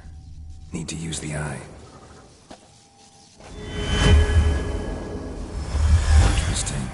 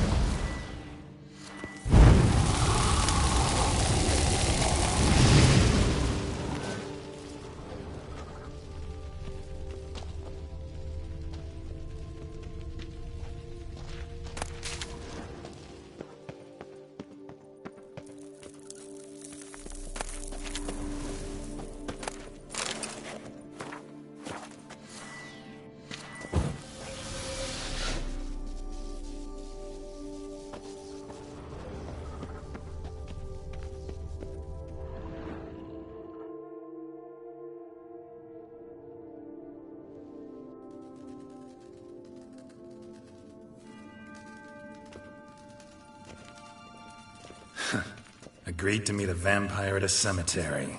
How much more cliché can you get? Nothing comes readily to mind. Could have left the door unlatched. What of my privacy? I value it rather deeply. Unmolested, especially by unwanted guests, that's my preferred state. Besides, I knew you'd find a way to get in. True enough. Need to find your friend. I'm hoping you'll agree to help. I shall do whatever's in my power. Yet what you want or even need must matter little. What matters is what Dettlaff wants. If he does not wish to be found, you will not find him. Ever. End of story. Come on. Gotta be some way.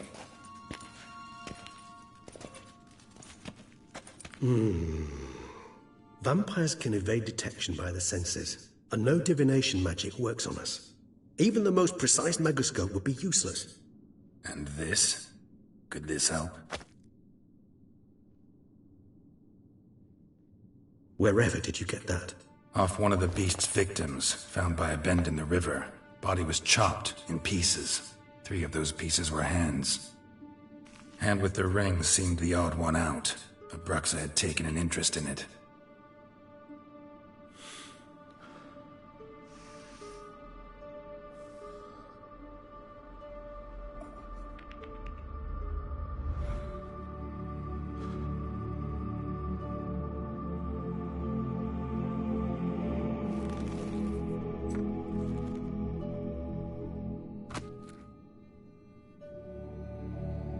It's Dettlaff's hand, without a doubt. It will do splendidly.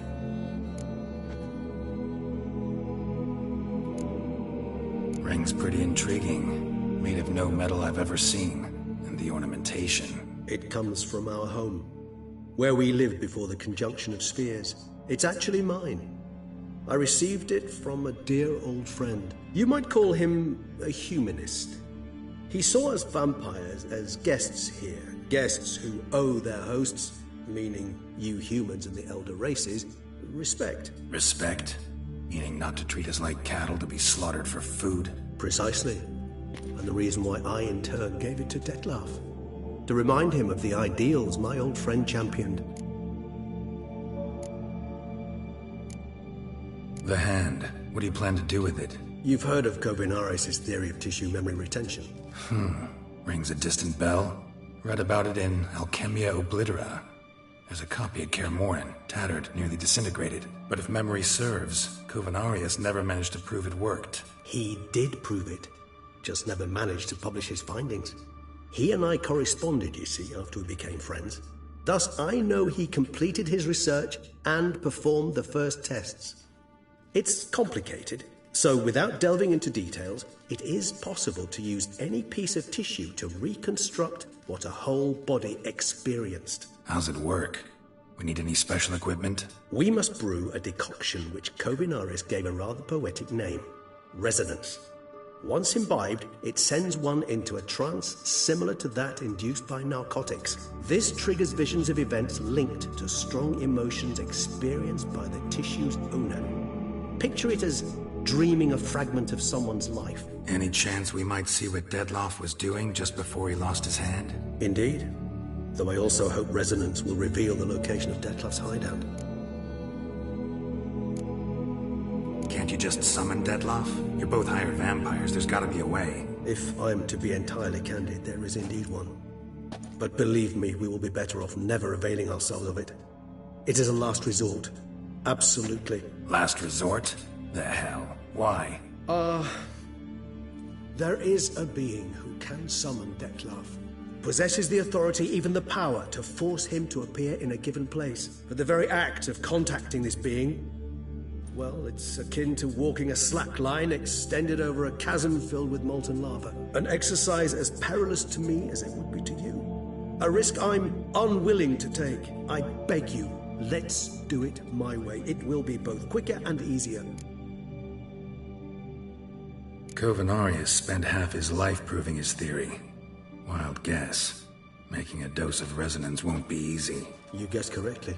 In addition to Detlef's tissue, we shall need a powerful occipital lobe stimulant. Effectively a poison, to make one susceptible to visions. Well, got a few ingredients to choose from. Unfortunately, all are pretty rare. There's Mamoon glands, the closest ones I know of are in Vizima. A spotted white saliva would also serve, but they were cold to extinction over a century ago. Could go with a kobold's eyes, but the creatures are sentient. Rather not gouge one's eyes out. Given that we lack the time to sleuth this out ourselves, permit me to summon some help.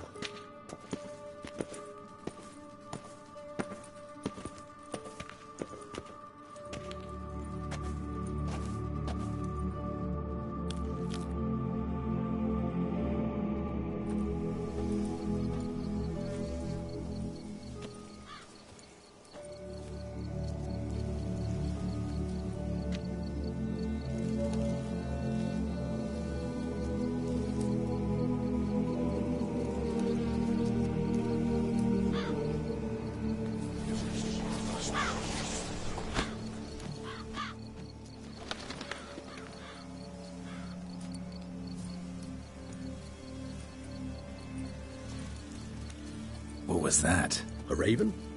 Rather a common sight at this latitude. Very intelligent fowl. I asked him to look for the creatures you mentioned. Him and his brethren. Perhaps they'll find one in the area, and I would hazard that a flock of ravens will spy any said creature faster than a solitary witcher would. With all due respect to your skills, my friend. It will take them some time, nonetheless, so perhaps you'd care for a snifter of mandrake.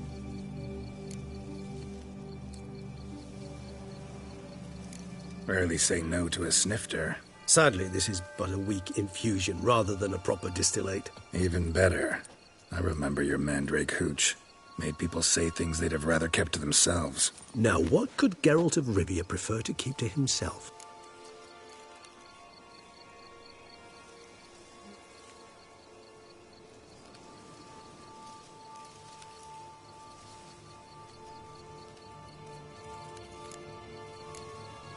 Everyone's got some secret. I agree wholeheartedly.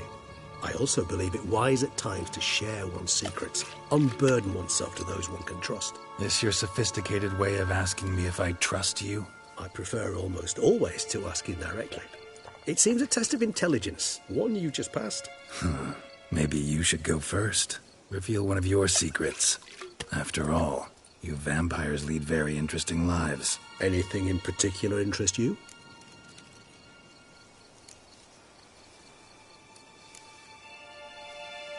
Got a new life, a new body.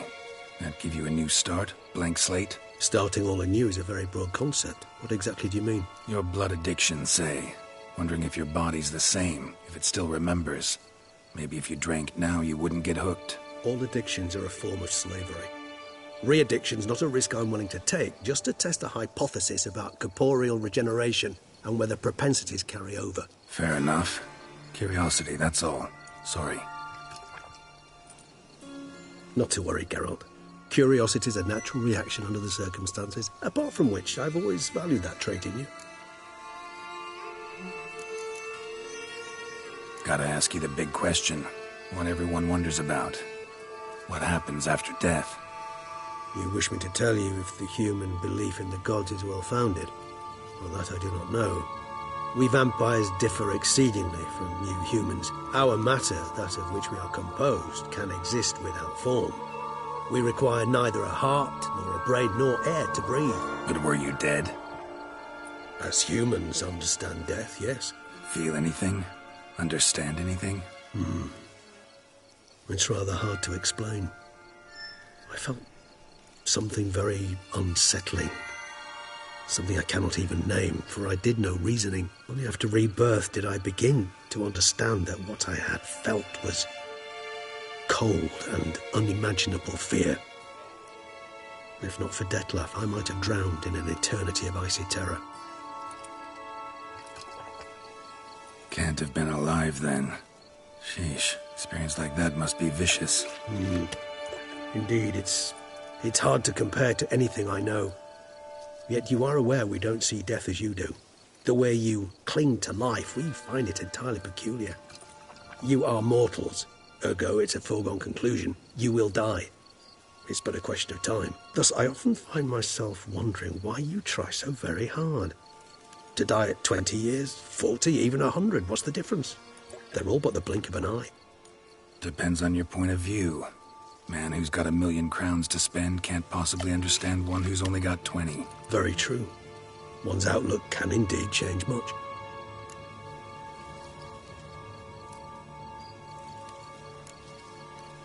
All right, give you one question. What do you want to know? One question to ask one as fascinating as you, Geralt. Cruel parsimony, I'd say, but I shall do my best to make it count. If you were to die and be reborn as I was, in your new life, would you choose to be a witcher?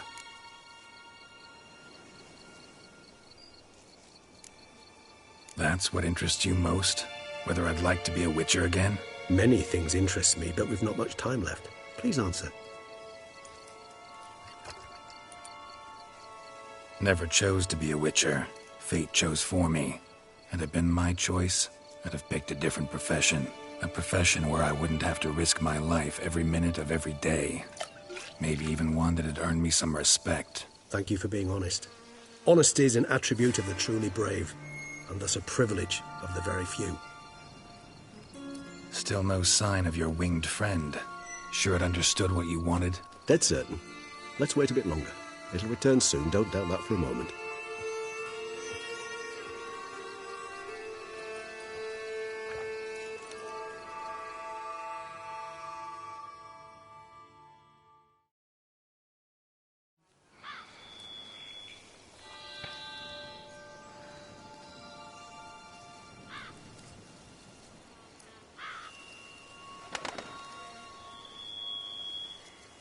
Ever vigilant, even in his sleep.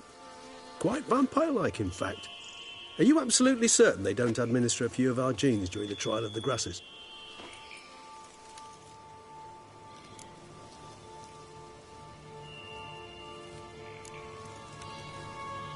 Appreciate the compliment.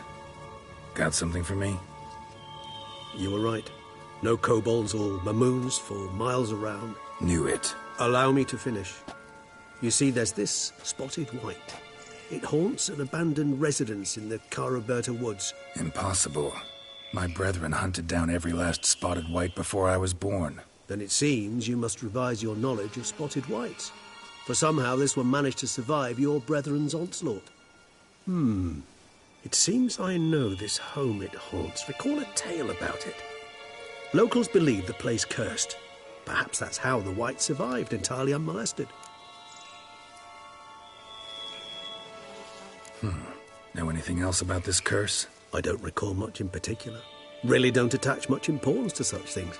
It was mentioned to me as an anecdote, no more. Come on, search your memory. Something, anything could be important. I believe it had a relation to hunger, or, perhaps greed, rapacity. Someone was punished for something... Textbook definition of a curse, pretty much. Sorry, Geralt, I try not to clutter my mind with the details of every far-fetched tale I happen to hear. What are your thoughts? A specimen of a species thought long extinct, and a curse, in one place. That a coincidence, or are they related? Ah, professional curiosity.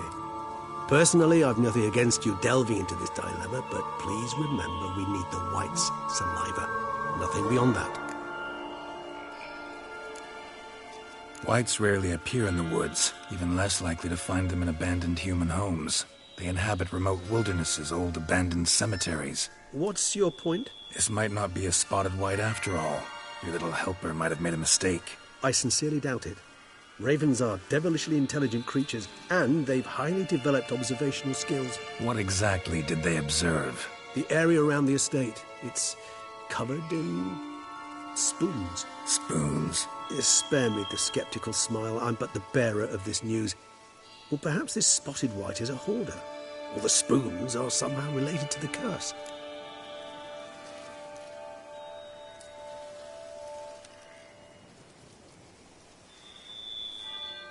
Let's do this. Start making your decoction while I go get some saliva from that white. Uses it in its brews. Do you imagine the white will simply sell you some? Worst case scenario, I'll bring you its salivary glands. They ought to do as well.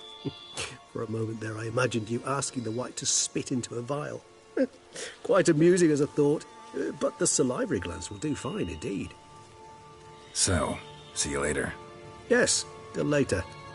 I shall start by perusing some tomes. Tomes? Thought you were gonna make this decoction. We require one last ingredient. Alas, obtaining it could prove a trifle toilsome. Thus, I hope to identify a suitable alternative. All right. Good luck. And to you, my friend.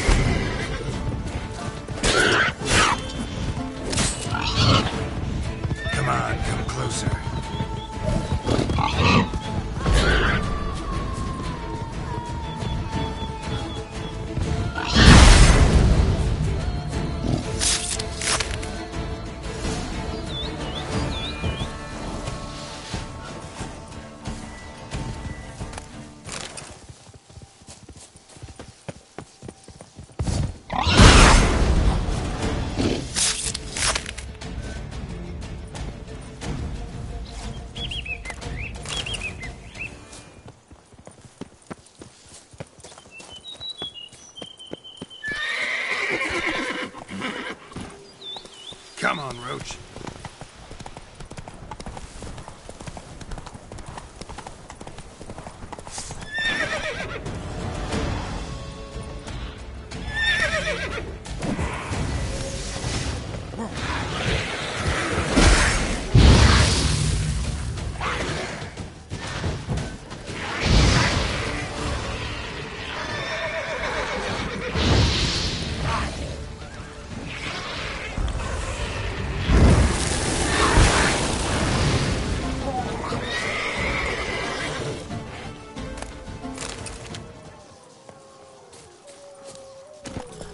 Move it!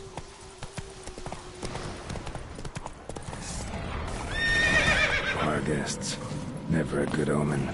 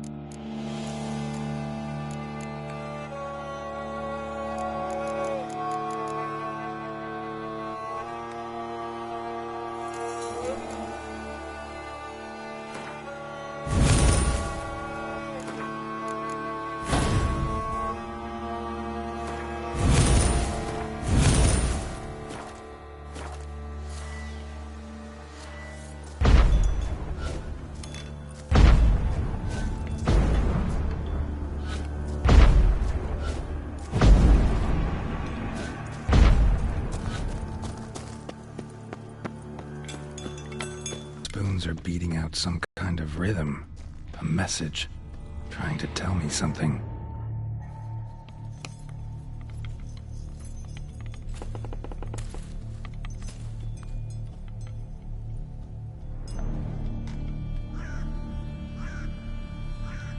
None shall sit and dine with you at your table. No spoon you have shall sate you. Never again shall you wish to spy your reflection in the mirror. Sounds like a curse, all right.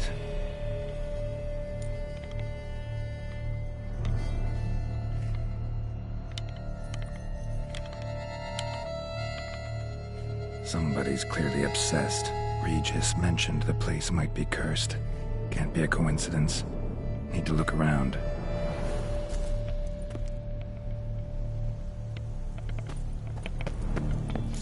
What a pigsty. Need to search it thoroughly. Find a way to collect some white saliva. White's obsessed. Real collector. Thoroughbred. Spoon. Pretty ordinary. Maybe a little old. Spoon's incredible. The craftsmanship. Must have graced a rich man's table.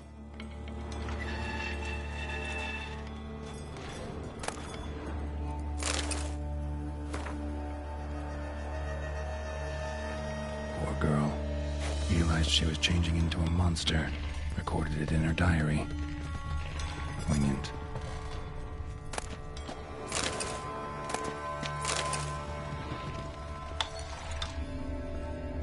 Smashed mirror. As if someone couldn't stand to look at themselves. The monster. Journal's author, maybe? No spoon you have shall sate you. Whatever lives here treated that literally. Still searching for the right spoon.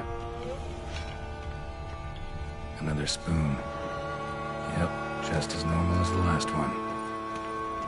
Skeletons. Doubt they came here willingly. This have anything to do with the curse? None shall sit and dine with you at your table. It makes sense.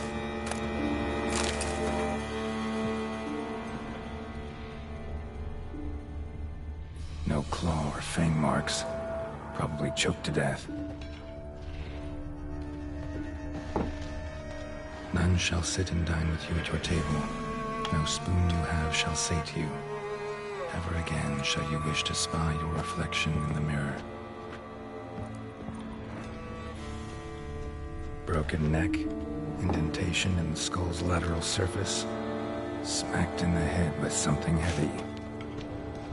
Right arm bit right off, teeth all knocked out.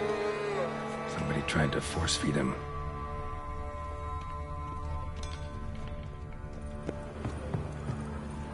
Woman's name scratched into this wooden spoon. Romantic. White's obsessed. Real collector. Thoroughbred.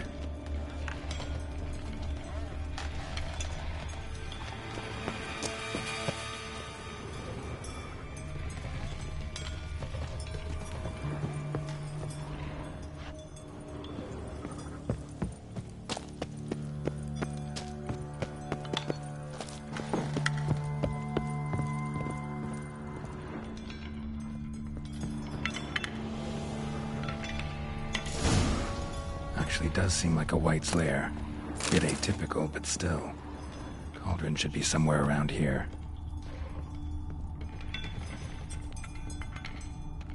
Cauldron I was looking for.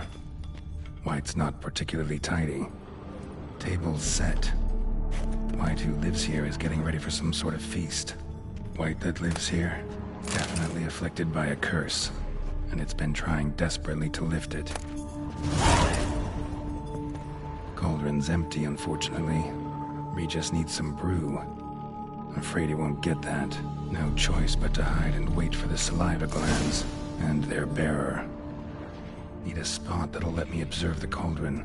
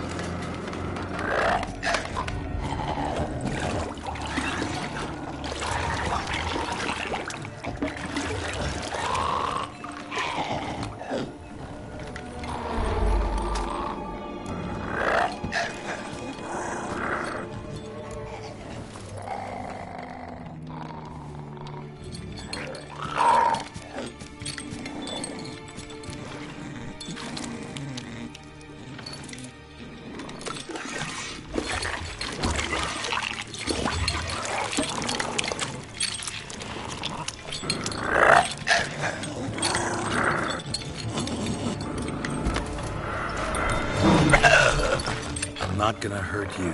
Wanna help? I've seen the words of the curse on the walls. Think I know how to lift it.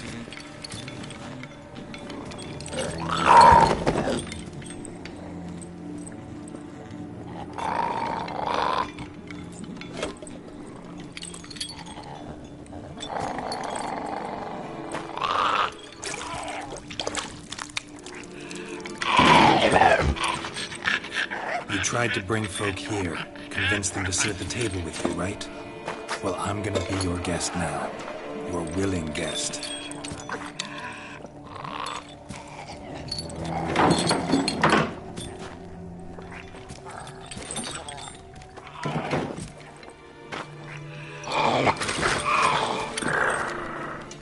Just need a bit for Regis. And now we'll tend to you.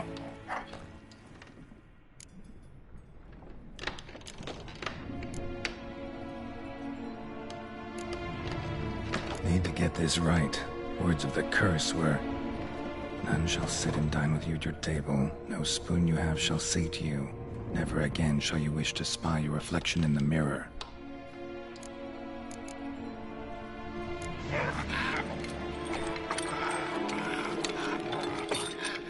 We can't use spoons. No, that won't work. You've been looking for a spoon that would feed you, but there's no such spoon. We need to eat without spoons.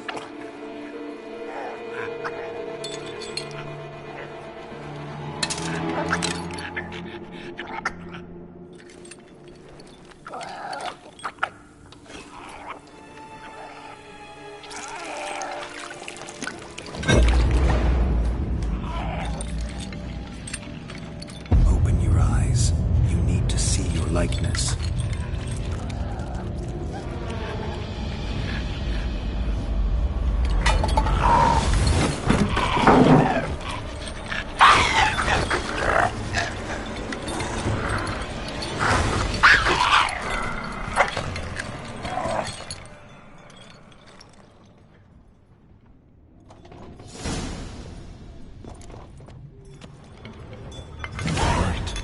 Just not quite like I expected.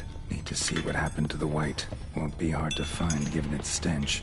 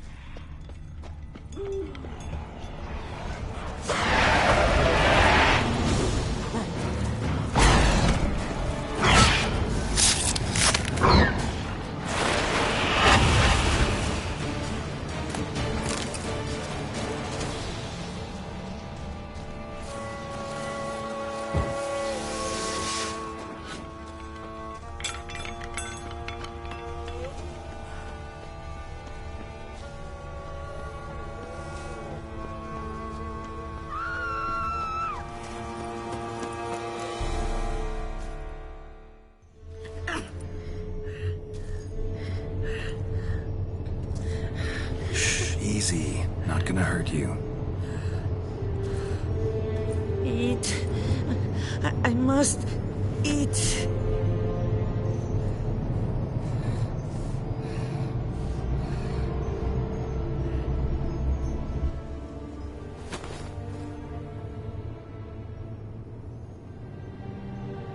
I'll take you someplace safe.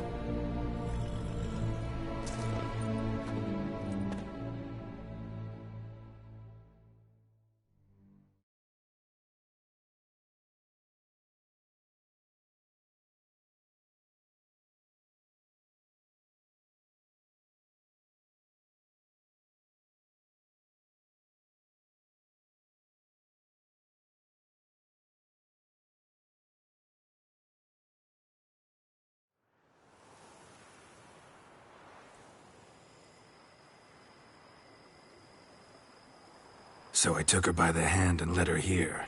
Seemed the only sensible place for her. You did the right thing, sir. She should recover quickly here. I'm deeply pleased, finally, to make your acquaintance, sir. Though I do regret the specific circumstances. In all the commotion, I fear I neglected to introduce myself. I'm Barnabas Basil Folty, and by order of the Duchess, I am to serve as your major domo at Corfo Bianco. Nice to meet you, Barnabas Basil. Love to talk more, but got urgent matters to attend to. While I'm gone, please make sure she gets everything she needs. Don't worry, sir. I shall see to everything. She is safe here and in good hands. She'll soon be back on her feet. Might actually take a while. She hadn't eaten anything in over 100 years when I found her. Horrid. Whatever brought this about? Told me her story on the way here. Her name's Marlena. She was once the very beautiful and proud heiress to the Trastamara estate. One evening, when she was holding a banquet for friends, a beggar came to her gate seeking alms. He had a bowl and a spoon with him. He sat outside her fence and waited. I've heard of the custom. An ancient rite of hospitality that obliges one to give food and drink to such a guest lest he depart hungry. To neglect the custom is to bring great misfortune down upon oneself. Marlena didn't care a whit for the old customs. She drove the man off, saying she'd rather feed the leftovers from her feast to her dogs than to give the beggar anything. The beggar then broke his spoon, cast a curse.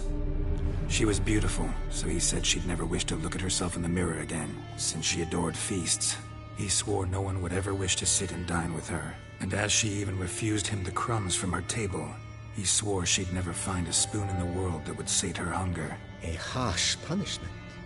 I imagine lifting the curse was hardly simple.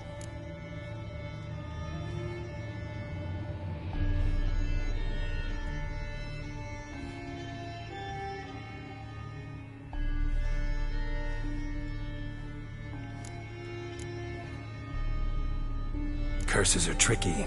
They play on irony. Always gotta figure out what the catch is. Marlena had spent decades looking for a way to lift it. Transformed into a wight, she stole spoons and lured folk into her home, trying each time to get them to dine with her. Didn't work. So what did? Someone had to sit down and share a meal with her, of their own free will. They had to eat without using spoons, and make her look at her reflection. That's it? That was all it required? Simplest solutions are sometimes the last that come to mind. Besides, when you're a wight, it's pretty damn hard to find willing human company for a feast. I imagine so. But, most importantly, it is now over.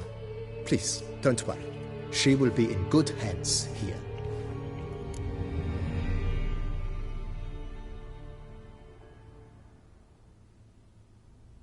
Vineyard comes across as a place with a rich history. Know who owned it before me? Baron Rossel, who went bankrupt, forcing him to sell the estate to the Duchess. The Baron, in turn, had purchased it from Monsieur Bolius of the Headsman. He was actually a headsman? No, not him, but his... He said... Shame. Not a... Mind giving me a little tour de Corvo Bianco? Not in the least. Follow me, please. I think it would be practical to begin on the hill.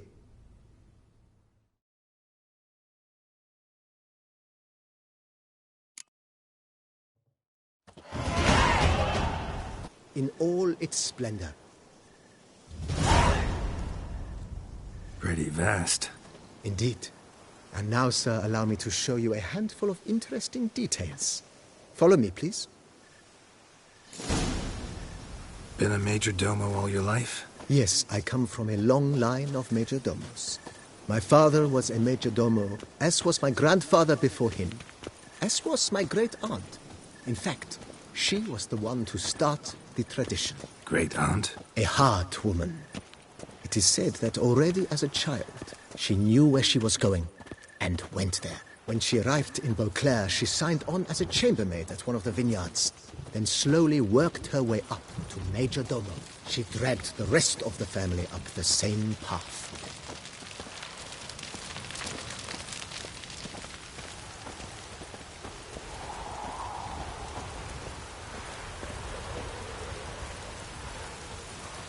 Follow me. The servants' quarters.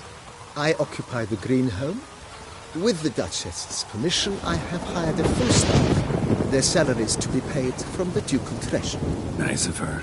Not the most sightly part of the estate, I admit. But I think it's worthwhile for you as master of the domain to know where the help stays.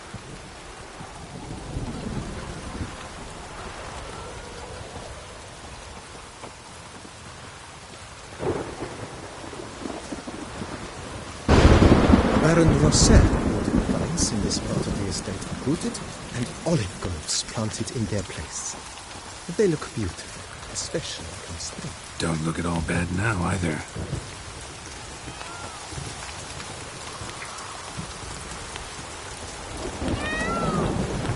Down below lies your vineyard, where we grow a strain of Carfanere, one of the world's oldest. Aged in oak barrels, it provides for an exquisite wine with distinct blackberry, wild cherry, plum, and cinnamon notes. Marvelous. Have to try it one of these days.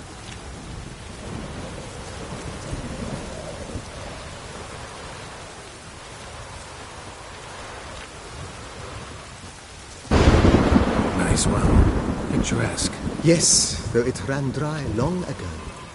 During the raucous feasts Master Bolius held, he would order it filled with wine. There's a tale about a guest attending a Bolius ball for the first time and was unaware of the custom. He had suffered great heartbreak and had decided to end his life by jumping into the well. The festivities were coming to a close, and the well was nearly empty when the suicidal guest finally jumped. Instead of killing himself, he merely broke his legs. To numb the pain, he drank the wine. Drank himself to death? Not at all. When found the next day, he had concluded he'd witnessed twin miracles. The water had been changed into wine, and he had survived. He retired to a monastery in the Dragon Mountains and began preaching the mysteries of Lebioda.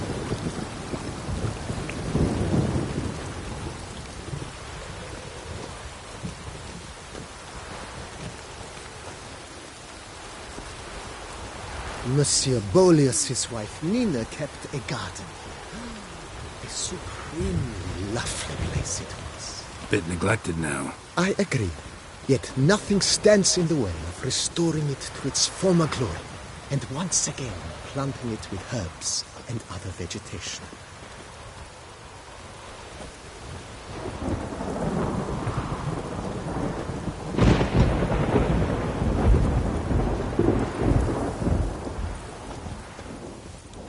Madame Nina planted diminutive, delicate flowers and herbs here. One might say their aroma still hangs in the air. You're quite the romantic, Barnabas Basil.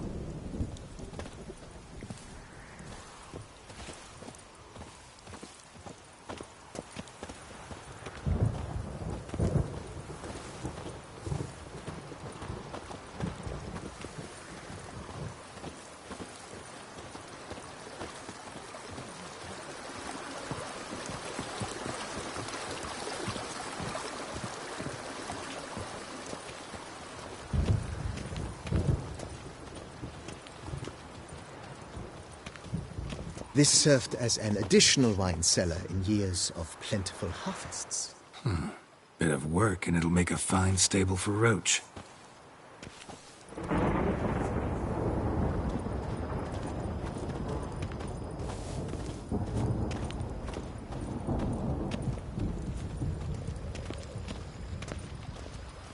The cellars, voila. During Monsieur Bolis's time, wine was kept here, but Baron Rossel used it to store olive oil as well. I took the liberty of cleaning up the mess, which I made while fighting the Bruxa. Thanks, Barnabas Basil. Appreciate it.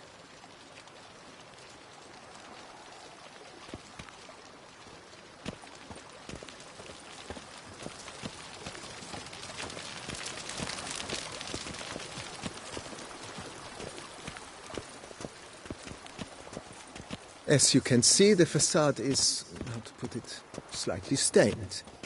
But one cannot deny it, a certain subtle southern charm. True, though it could use a bit of subtle paint.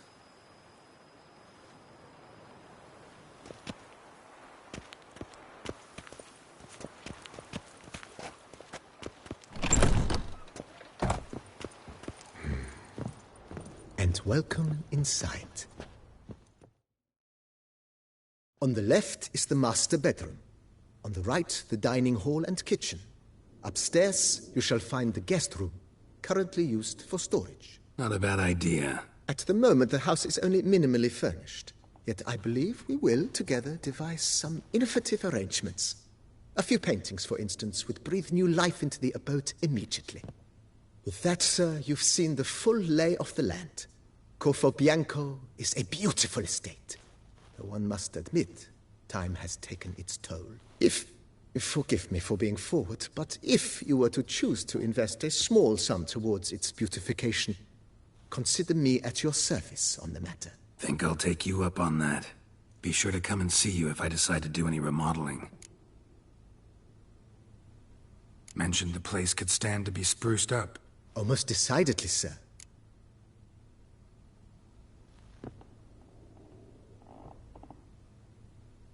Been thinking about If not...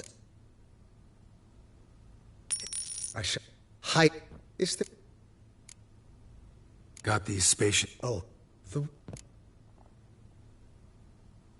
My armor needs work. Good. Indeed. Will you... And my... Will you be... No. I shall... Thank...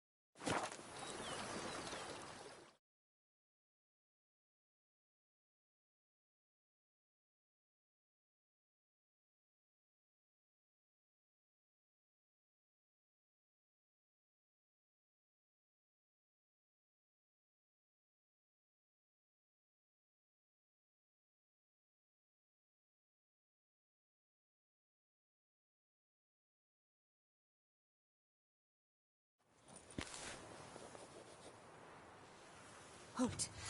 I say, is that Geralt? Geralt of Rivia? Sir! Come to me, please! Can you Approach. believe it? I was to get a new coif.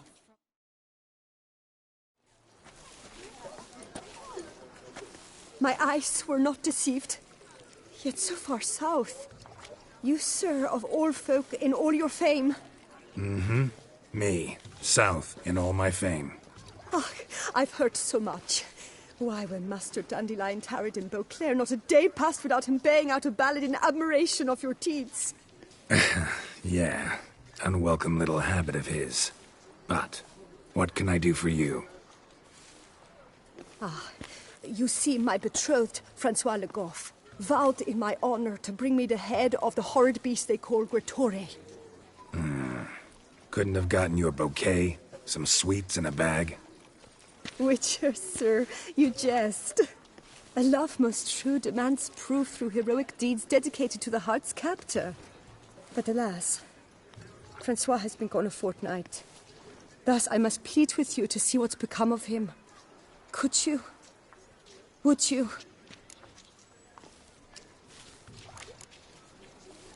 This Gretore. Know anything else about it, mademoiselle? Judging by the name, guessing it lives in a cave. Yes, from which it prowls when hungry. By night, when all are asleep, it creeps into villages.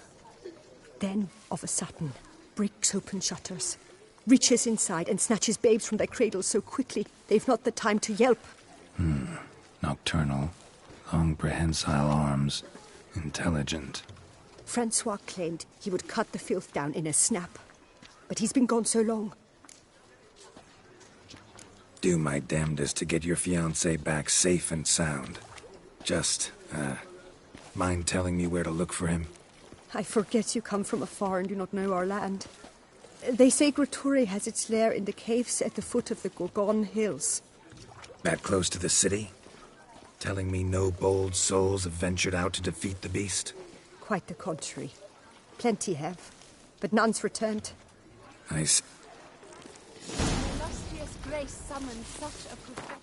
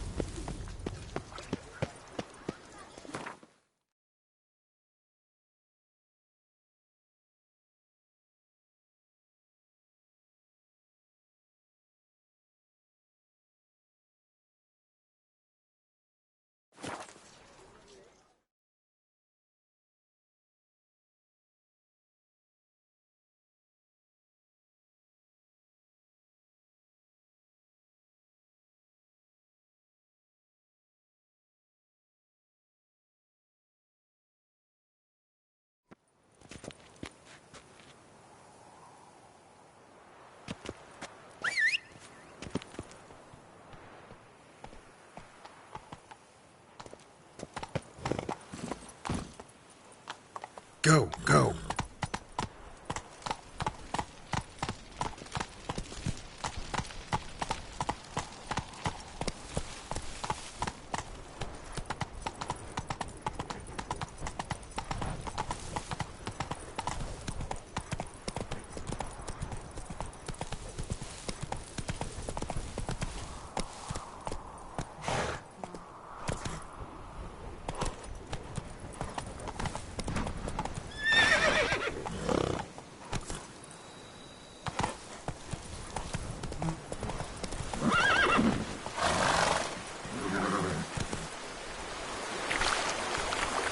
Faster.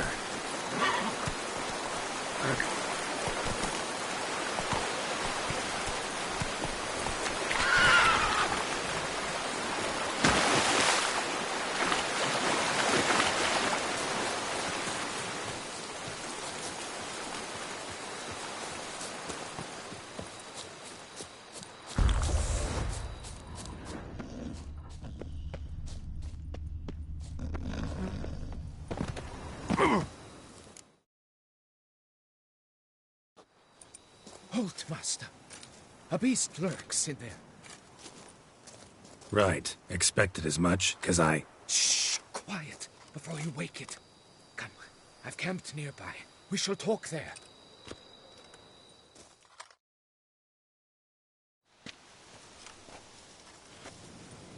What do they call you? What's your crest? Speak! Name's Geralt. No crest, no motto, no plumed helmet even. I'm a witcher. Francois Le Goff, I presume. Your betrothed sent me. See, you've been gone a while, so you've got her worried. Well, indeed, for Grottore is a most fearsome beast. I must prepare properly for battle. Takes 2 weeks, that? I have tarried a bit, true, but the delay is done. My word I gave, thus the beast shall die. Wouldn't happen to need any help, would you? I don't know. After all, I did swear a solemn oath to... Deposit the beast's head at your beloved's feet. No mention of you killing it all by yourself, though. All in all, I suppose you're right. We must fight side by side, then. For honor.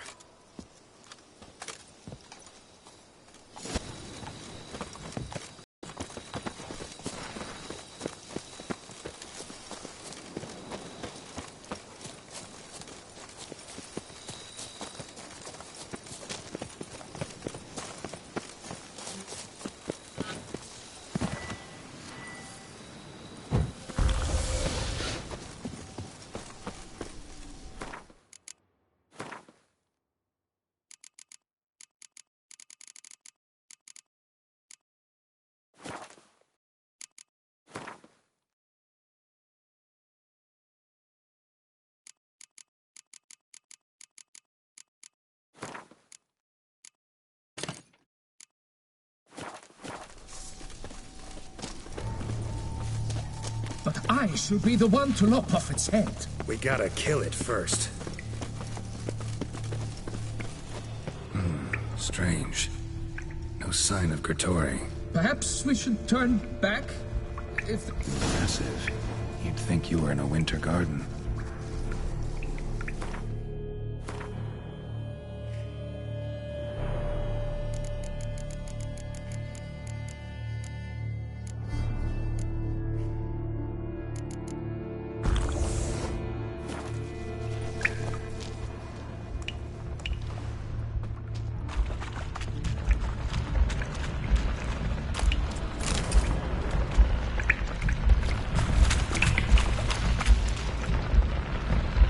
Filled with children's shoes. Doubt I've ever seen a collection this grotesque.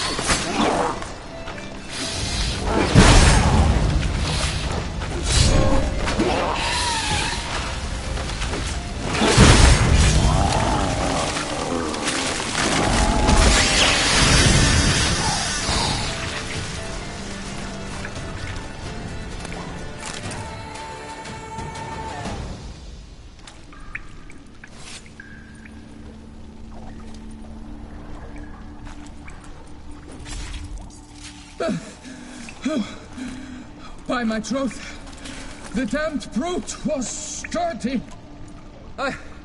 I'm grateful, Witcher. You aided me greatly.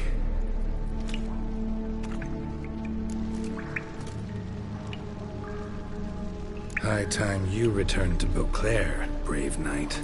Nay, nay.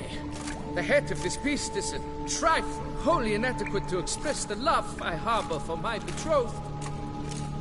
The world awaits. To honor her, I shall cut down another, more terrible beast.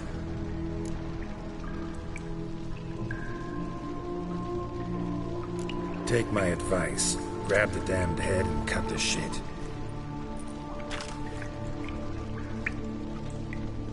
I beg your pardon. That I wish to make my beloved's name known the world over to bring her glory? Shut up and listen. Crests, scrap metal armor, swooning damsels. All that's nothing to do with hunting monsters. Witches' work. Damn hard, dangerous, and thankless work that you're just not cut out for. Find some other way to prove your valor. Only thing you've proven so far is that you're a fool. You do not mince words, Master. In Toussaint, one might demand satisfaction upon trampled ground for a lesser slight. Yet, there is truth in what you say, I cannot deny. I survived with my life by a hair. It is time I returned home.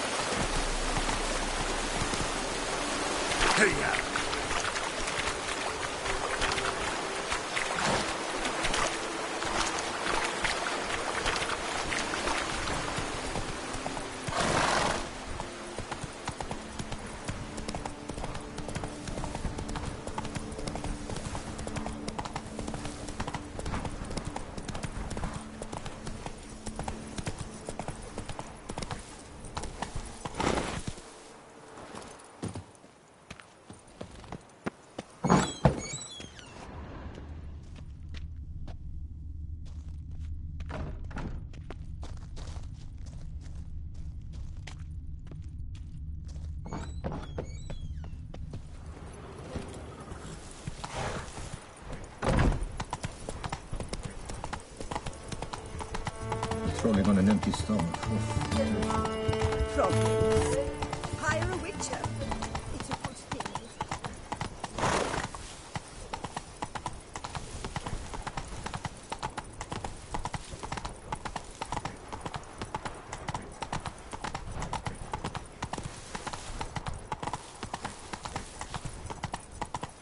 Slow now.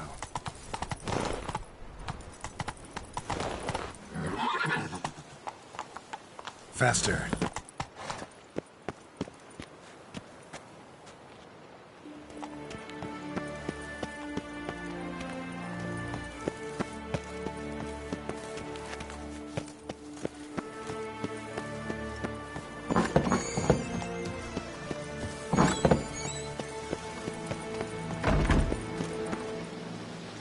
Don't crowd around.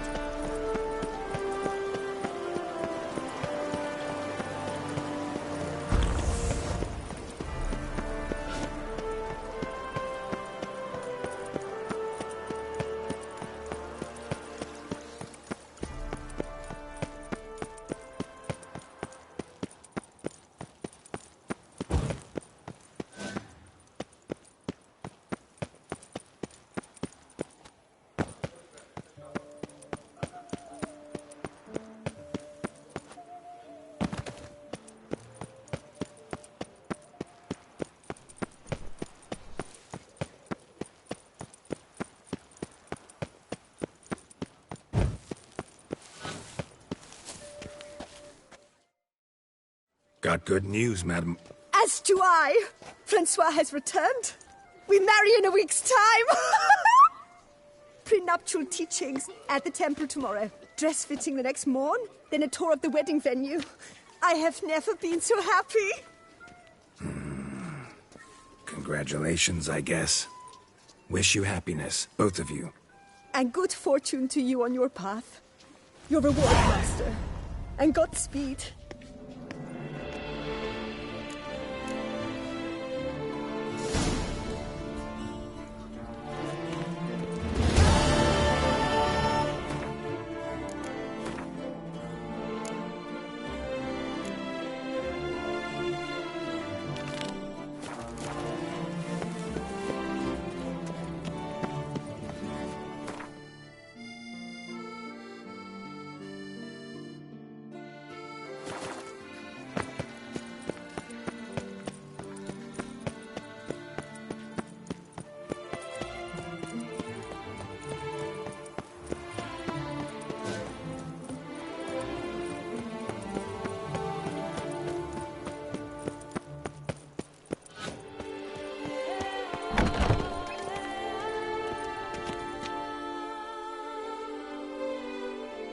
Greetings. A witcher from the School of the Wolf, here in TOUSSAINT. Greetings. I'm Lazar Lafargue. Geralt of Rivia. Seem pretty enthused. Got a job for me? Rather. Mind you, it's no monster hunt, but I'm sure you'll be interested all the same. I'm an armorer, see, and I've for years sought diagrams for witcher armor of exceptional quality, Grandmaster level. Heard of them. Never seen any, though. Thought they were lost. Not quite. For I've been lucky enough to learn that their holders came to TOUSSAINT. Alas, they then perished, but I know where. I just need a partner to help me retrieve them. If you know where to look, why not get them yourself? No offense, but do I look like a rough-hewn adventurer? Besides, who would serve my clients while I romped about seeking them? No, I rather leave it to someone familiar with such matters. Bring me the diagrams, and from them I'll forge for you whatever you fancy.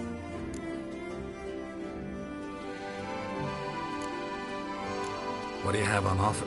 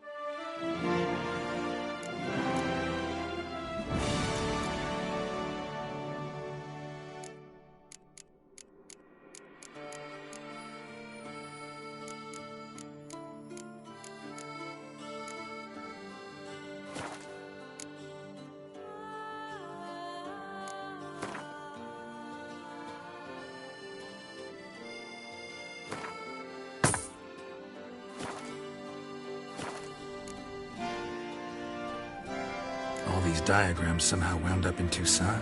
How is that even possible? Toussaint was once home to Tiansail, a legendary and now deceased elfin master armorer. Witches from all corners of the world came to him to forge their plate, their mail. Heard about him. Supposed to have been the best. And thus he charged a king's ransom for his work. Witches would take difficult, dangerous work to earn the coin to pay him. Some, alas, met with misfortune, and the diagrams they carried were left to rot with their earthly remains. Got it. Find them, find the diagrams. But how can I know where to look for their remains? As it happens, I learned my trade at Tiansail's side. So I heard the stories of the missing witches firsthand. What he told me, well, that is what discouraged me from seeking. We must... What? I... Tell me about my brother, the wolf. His name was Aton. I remember him well. My master liked him, helped him find a safe, yet well-paid contract. A few years ago, an archaeological expedition arrived in... What kind of danger did he mean? Any idea? Legend claims wraiths haunt the chambers beneath Termus. I cannot say if there is any truth. He showed... No.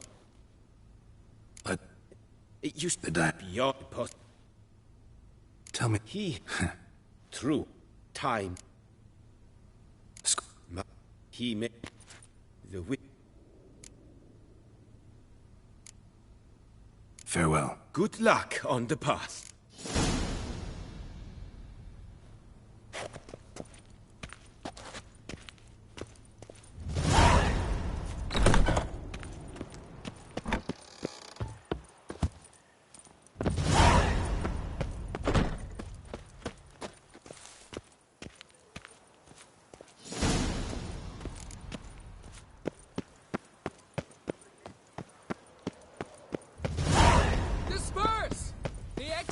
Of the Reginald Dobry monument will remain closed until further notice. Nice tune.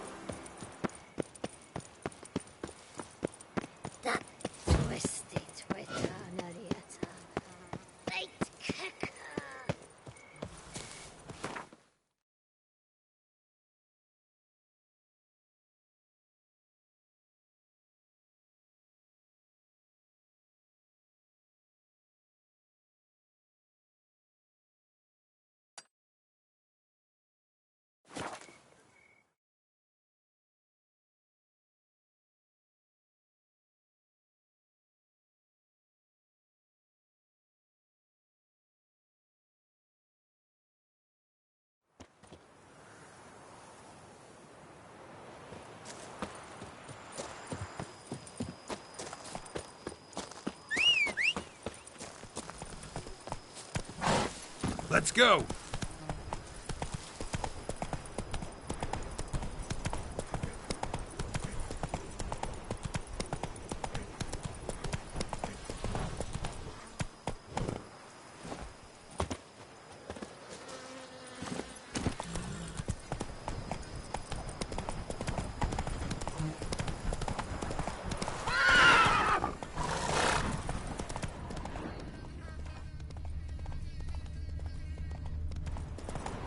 Something's not right.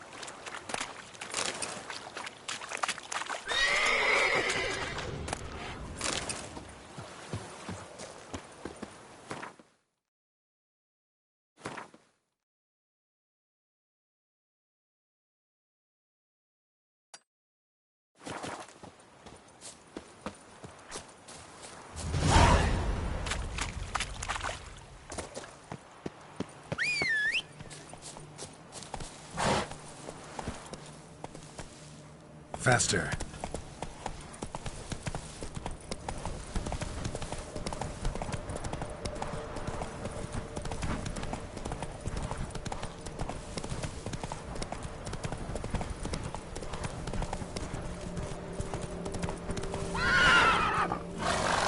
Begone from my sight.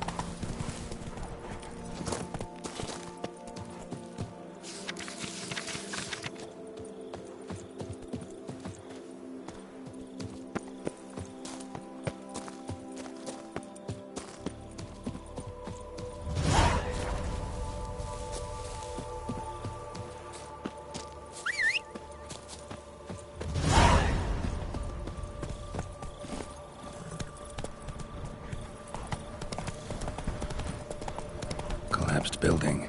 Foundations probably caved in. Literally undermined.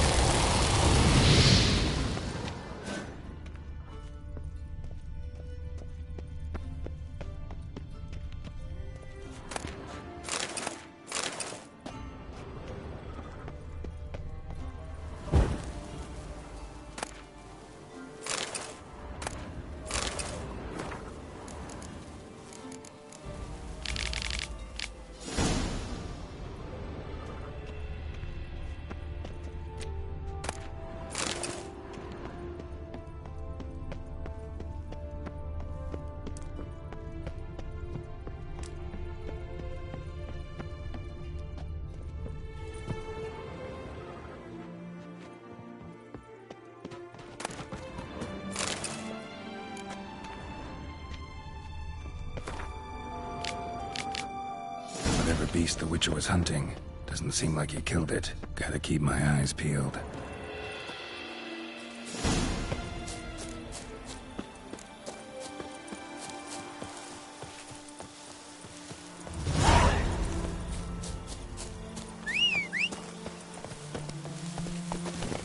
Go, go.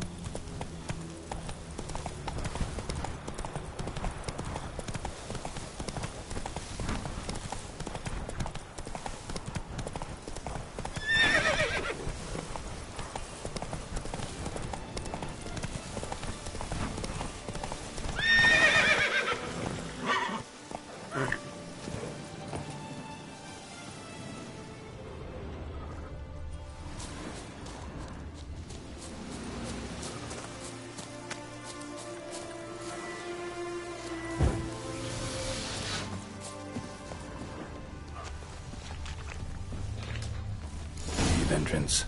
Let's see if this Witcher left any tracks.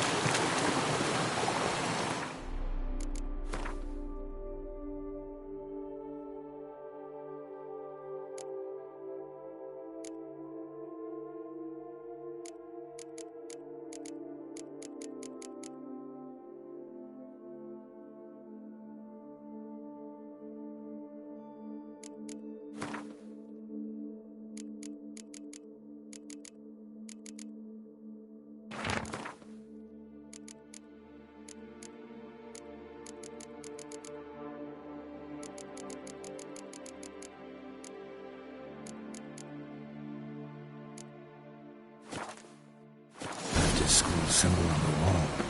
Clever. Gotta keep a lookout for more.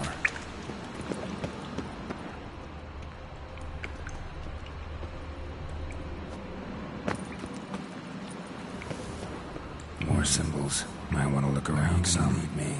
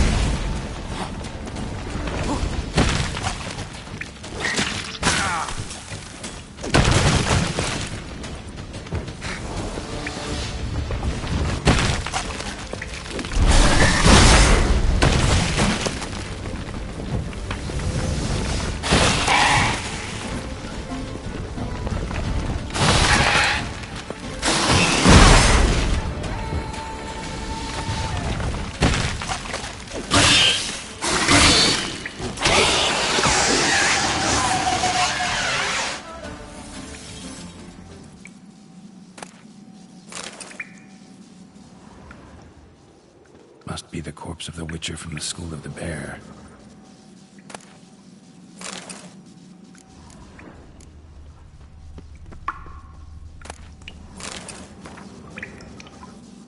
He should have never taken this risk. Must have really wanted the armor. I can probably make really good use of these diagrams.